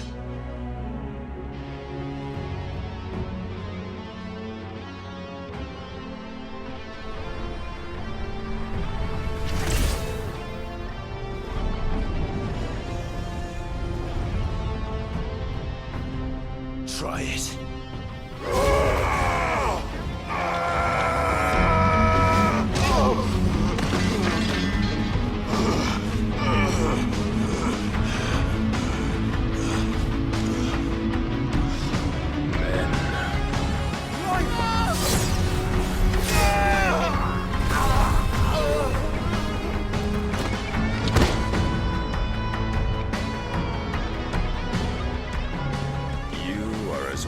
As all the rest. Joshua!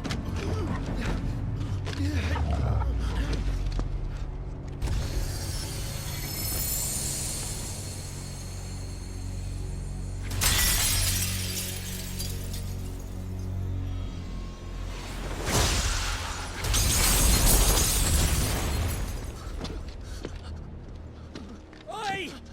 Oi! This way! Hurry!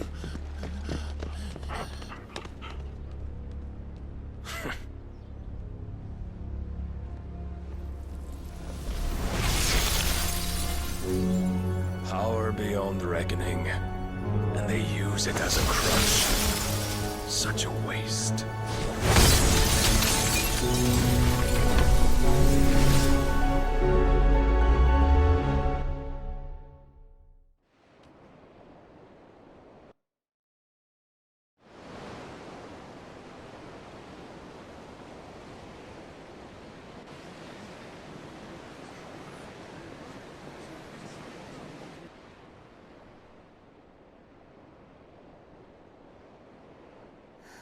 Will he be all right?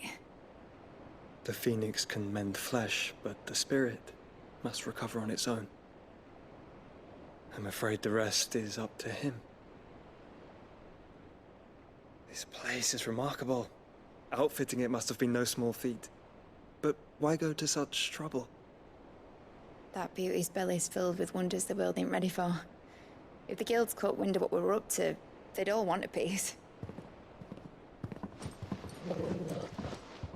All right? And how is he? Do not blame yourself. He was barely breathing when you brought him here. We would have lost him if it were not for you. No. Barnabas may have severed nigh every sinew in my brother's body. But he made certain the wounds were not fatal. Nigh every sinew? Allow me, your lordship. Don't know what I was thinking, putting you to the trouble like that. 'Tis no trouble carrying comestibles to my ailing nephew. I know, but you've already done so much for us. Pouring your gil into the hideaway and now the ship. I don't want to take the piss. You risked your life. And for what? Some girl you hardly know. Why'd you do it? You not mad or something? I wouldn't go that far. Clive! You're awake, my boy. Oh. All I want to do is help. And the world won't save itself. It was Sid. Your father, who taught me that. Sounds like him.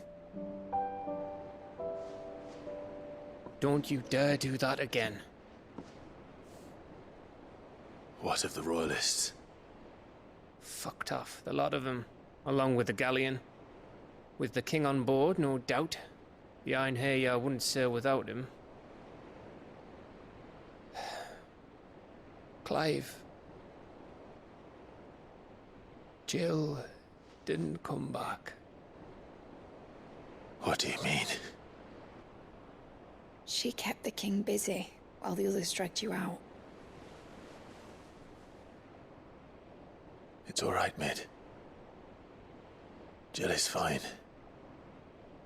The ether of her icon endures. And as long as it does, we can be certain she is alive.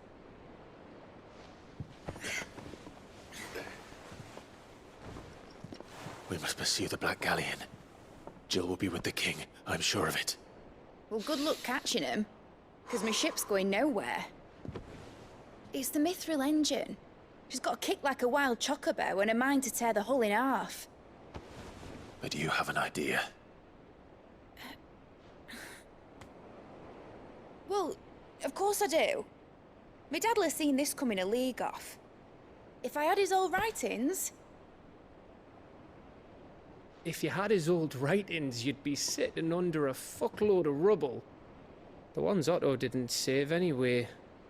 I suppose he might still have a few pages in his stores. We'll have to hope it's enough. Do what you can to ready the ship. I'll speak with Otto. In your condition, you really are mad. Perhaps. But the world really won't save itself.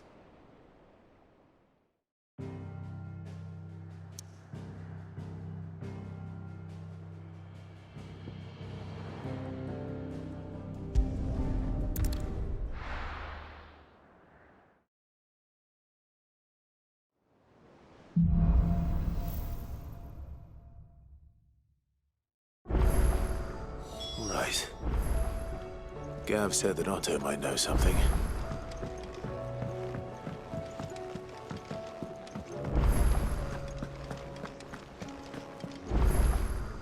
Clive. If you're gonna buy something, be quick about it.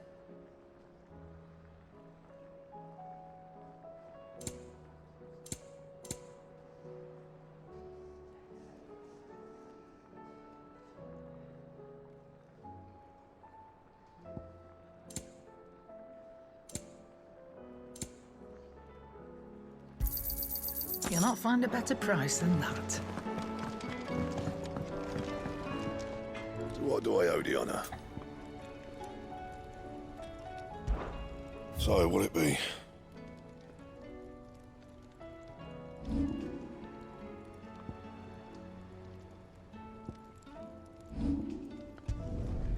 Not bad, if I do say so myself. Not my best work, but it'll do.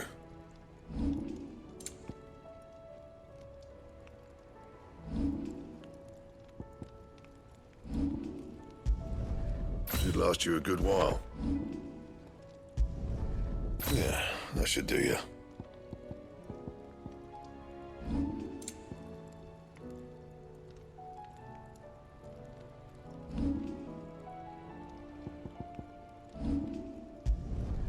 Not bad, if I do say so myself.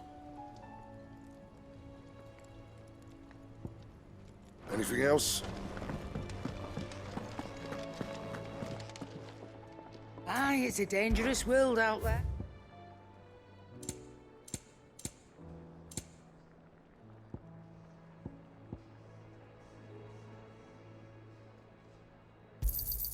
It'd better all be here.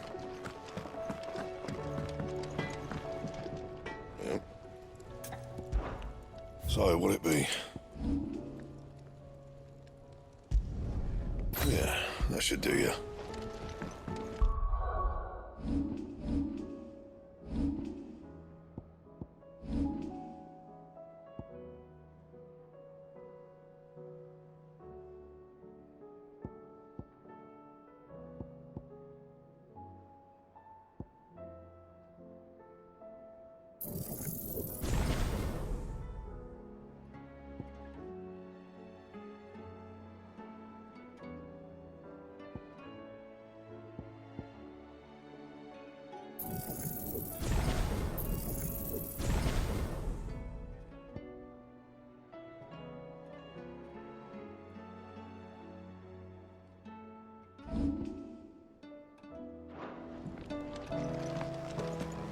If it's knowledge you seek,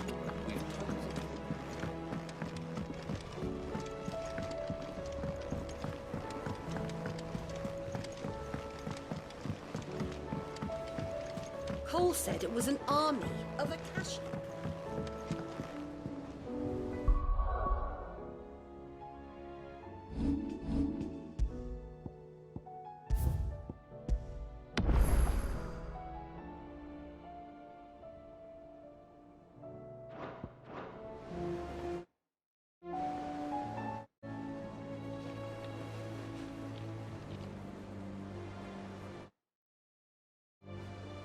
How are we supposed to do our duty when the hills are crawling with Akashic and the valleys are full of ether? How indeed. My men and I lost an entire day.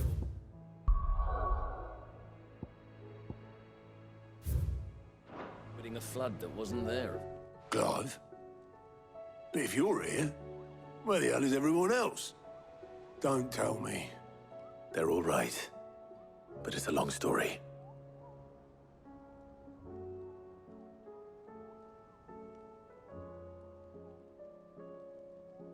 You lot don't do things by halves, do you? Well, at least everyone's still breathing. Now, as for these writings, I'm sorry to say, Clive, but if you had those, you'd be... Sitting under a pile of rubble, I know.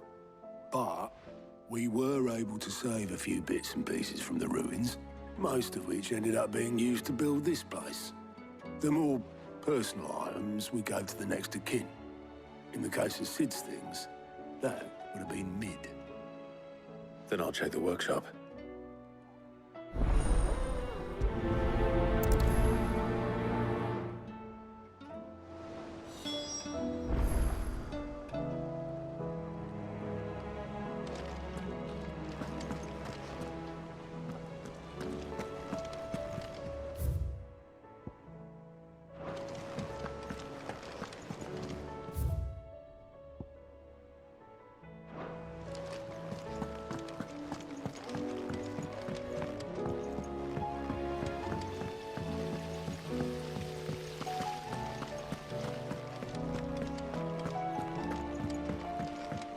if Amber and the Lazarus are gone. Do you think Mid's ship will ever sail?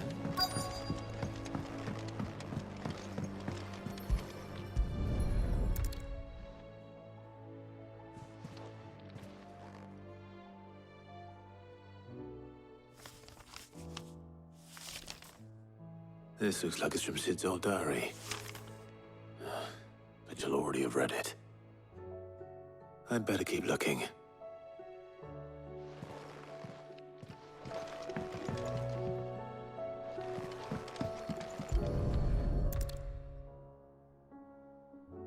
What do we have here? Oh. Sid's pipes.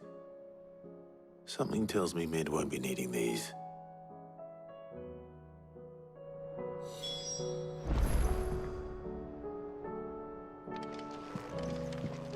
We've had no word from Canva for days. Please tell me Mid is all right.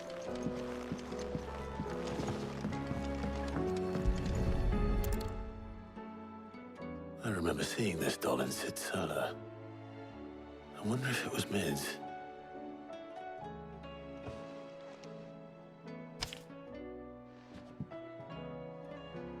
Huh. What's this tucked inside it?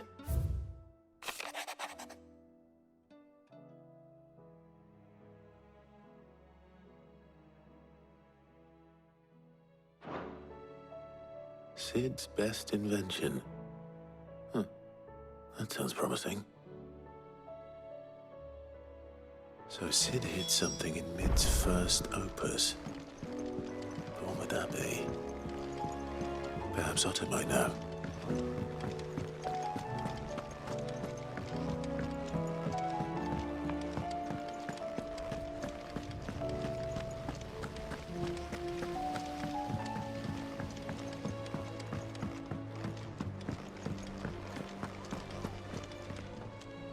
Well, did you find anything? Possibly. You wouldn't happen to know what Mid's first opus was? Opus? That girl's as tone deaf as a banshee. Unless you mean the orchestrion. She couldn't have been more than, what, 11, 12 when she cobbled that thing together? It surprised us all. Not least her dad. You should have seen how proud he was of the little scamp. What's that battered old box have to do with anything? I think Sid may have hidden something inside it. Wouldn't surprise me. Those two and their bloody treasure hunts. Half the things in the hideaway were hidden one time or another.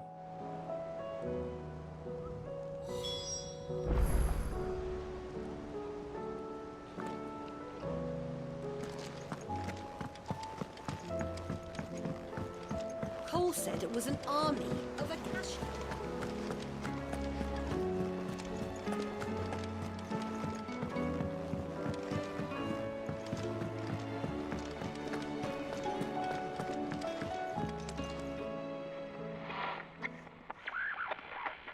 I didn't break it.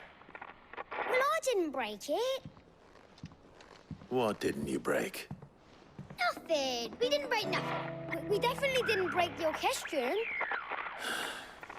What's wrong with it? It's broken. Except when it isn't.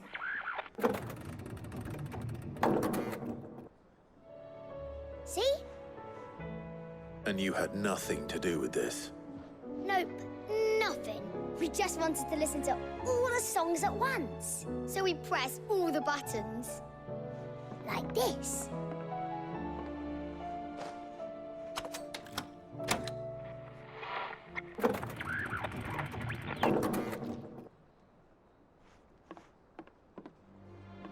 See?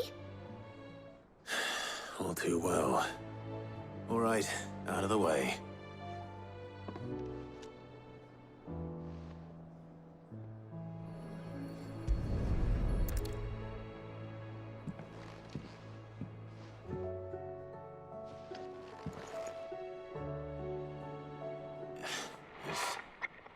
Something caught on one of the gears. Did you break it? Can you fix it? No, I mean, yeah, yes. There. How about now? You fixed it! Sid fixed it! Sam fixed it. Yeah, new music. Huh. Never heard this one before. They started playing when I removed this. Whatever it is.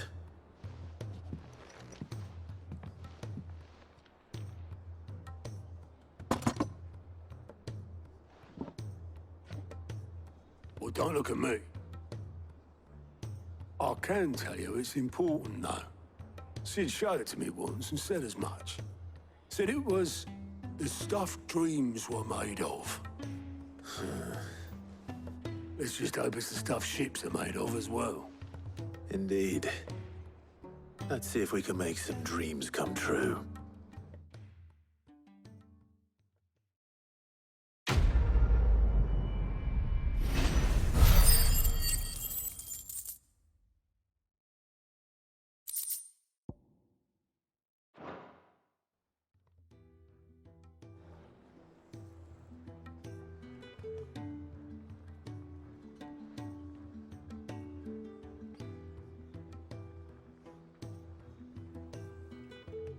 Just the two I was looking for.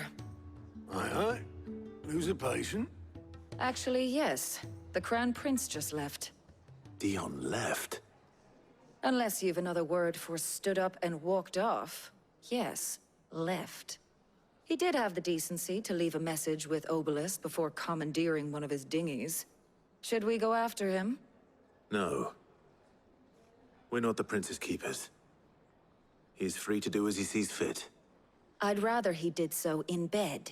His wounds are nowhere near healed. Much like yours, I suspect. Otto told me what happened in Canver. What is it with this realm's princes and their aversion to rest? Ask me when I get back. Though I may be sometime. Then at least try to stay safe. And if that fails, try to stay alive, eh?